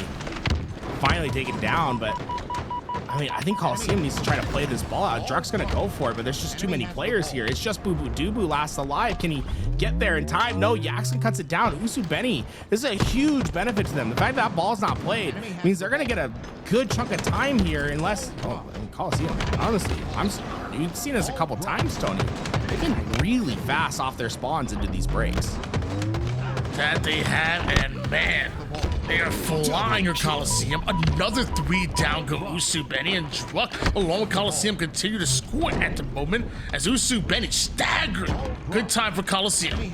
Yeah, look, Usubeni just got the spawn that Coliseum used to find their quick break, so they're right back into these fights. And Breaking Shot focusing on playing that ball rather than getting that kill. I think he had an easy kill there if he kept his reticle up, but yeah, a couple interesting plays there. I mean, when you have that ball set up at blue, you don't necessarily expect those long haul spawns to be so close. You usually anticipate some sort of A spawn and having a little bit more time, or at least like a pipe spawn where they have to run through the middle of the map. But no, just really quick access, and it's making it really tough for these teams to get prolonged ball holds. Perfect 5-shot from Druck and some killing spree. Panky with the triple kill and some nades. They're gonna force Envor away from there.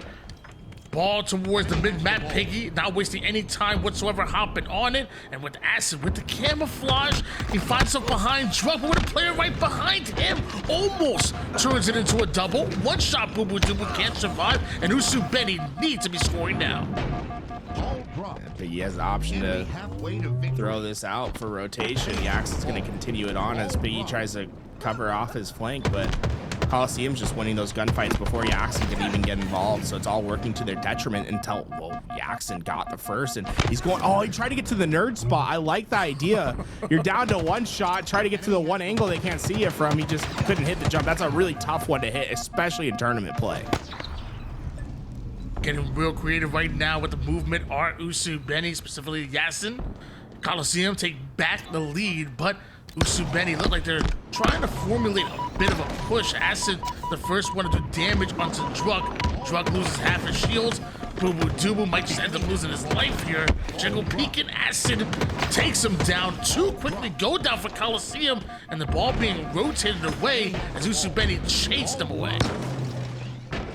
Look, those players from Coliseum stayed alive, so even as Usubeni finds this break, they still need to find these kills, and they're just not getting them all. Druck, last shot, double kill.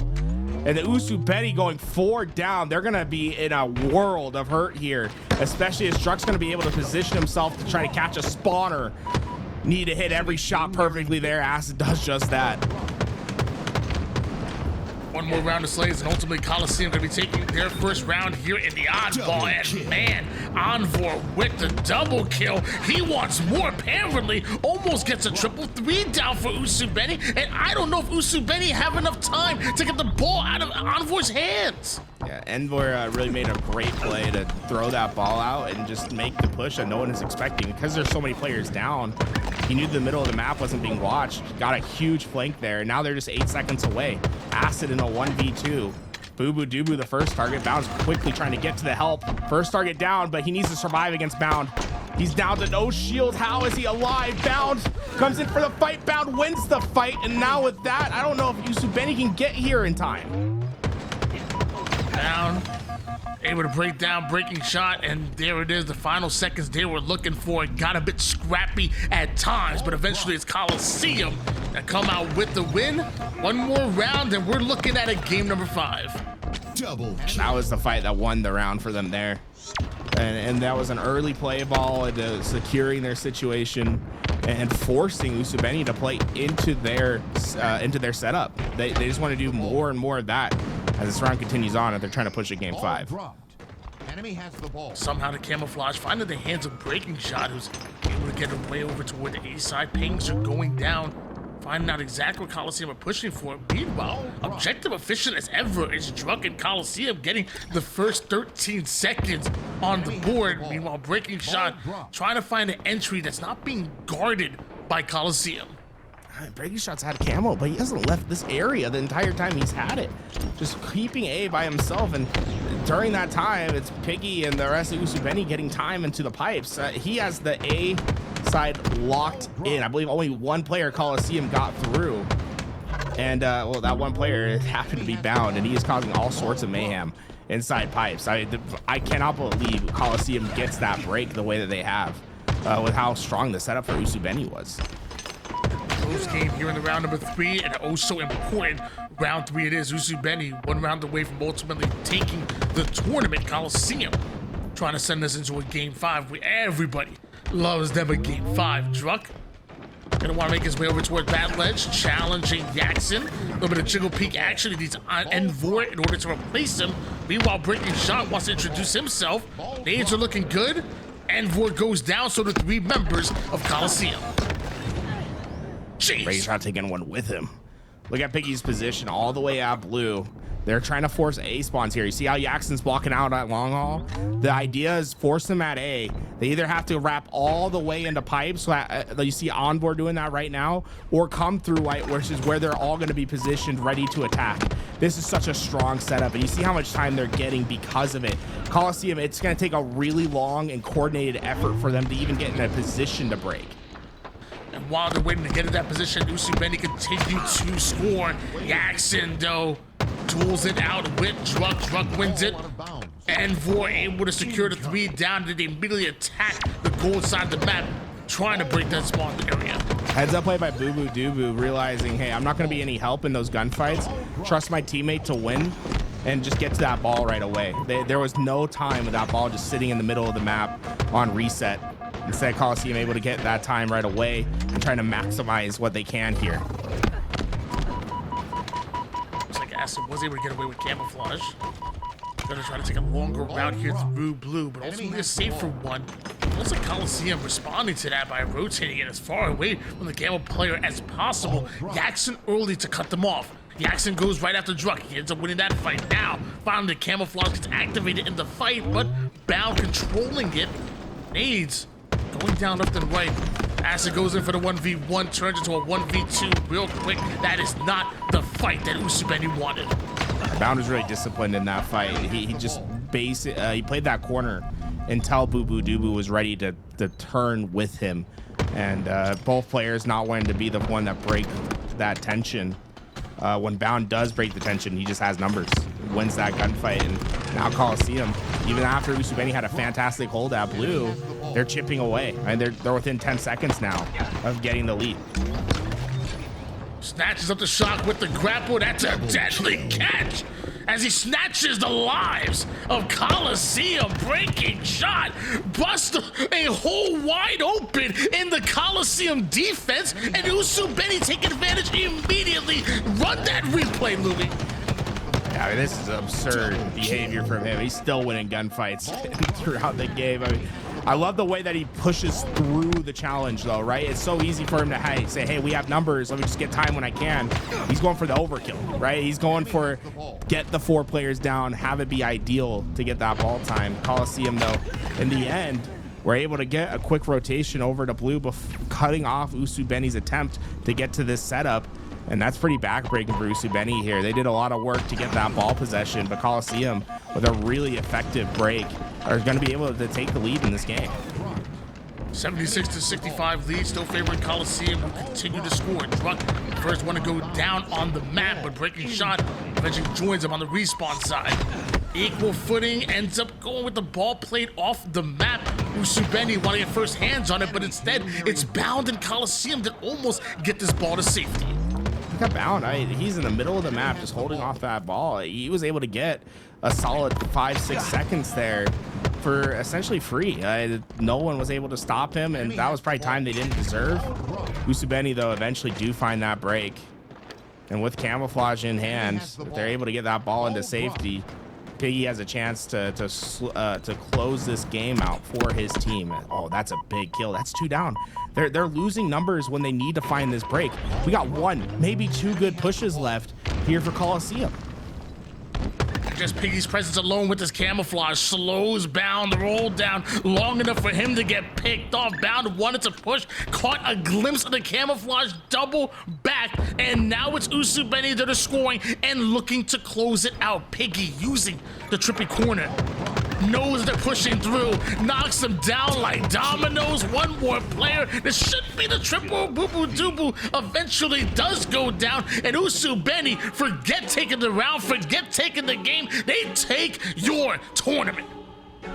Love the plays by Piggy with camouflage. Game winning in the end. Using the game state against the other team, able to find those kills and come away your champion. No threat in their way, was able to take them down. They get it done in the first best of 5, and they played this so well. And I think this camo play from Piggy is game winning. You get to this point, play the corners, there's nothing these guys can do. Able to find 2, could have been 3, but I think Boo Boo Doo understanding, hey, I'm not gonna get to this ball at time. Let me just stop the clip. Wow. What a tournament, and man, what a show both of these teams have put on literally all day long. Coliseum, we talked about it. I mean, they were absolutely on fire through the lower bracket in order to make their way through the losers bracket finals, making it into the grand finals, fresh off of subbing in Bound, who really just brought a new energy to that roster. But when it mattered most, it got to the grand finals. Usubeni made it that way through the winner's side for a reason, and literally showed why just then. 3-1 is your series scoreline. Usubeni are your champions. No wonder they're one of the top seeds heading into Birmingham very soon here. I want to give a big shout out to everyone that made this a reality once again. Primarily the DSA group putting on this tournament. They're going to be, Usubeni can call themselves the DSA Open champions. Big shout out to HCS and their support, and importantly, AMD giving away graphics cards here. I mean, dude, Tribal won a graphics card by just playing in the tournament. That means you get a chance to win a graphics card. You play in the next 2. Man, your final score line, or your final top 3, I should say, Usubeni at number 1, Coliseum number 2, and Noobs. Don't forget, Noobs were damn good throughout the winner side and the lower side. Noobs, the one who actually sent Coliseum down to the lower bracket to begin with at a game 5 early, and then Noobs ultimately getting knocked out in that top 3. Man, Tools, do you have any final words for the people at home before we end it? It's a little sad, but we got to go home. I just want to give a big shout out to the DSA group once again. I mean, I think they are largely the unspoken heroes behind the scene whenever there's tournaments going on. Throughout the last few years, they've been the ones kind of leading the charge on that admin front. They're at the LANs. They're doing all these online tournaments. They're basically the backbone of what competitive Halo is. So I want to give them big shout out and thank them once again for throwing on a tournament. It's fun to be able to get here and cast some great Halo, and that's possible thanks to our partners and DSA group today. And you know, hey, LBT, we love Halo. DSA loves Halo. It just makes sense for us to keep working with each other for a long time to come. Definitely does. Like I said, really are the unsung heroes.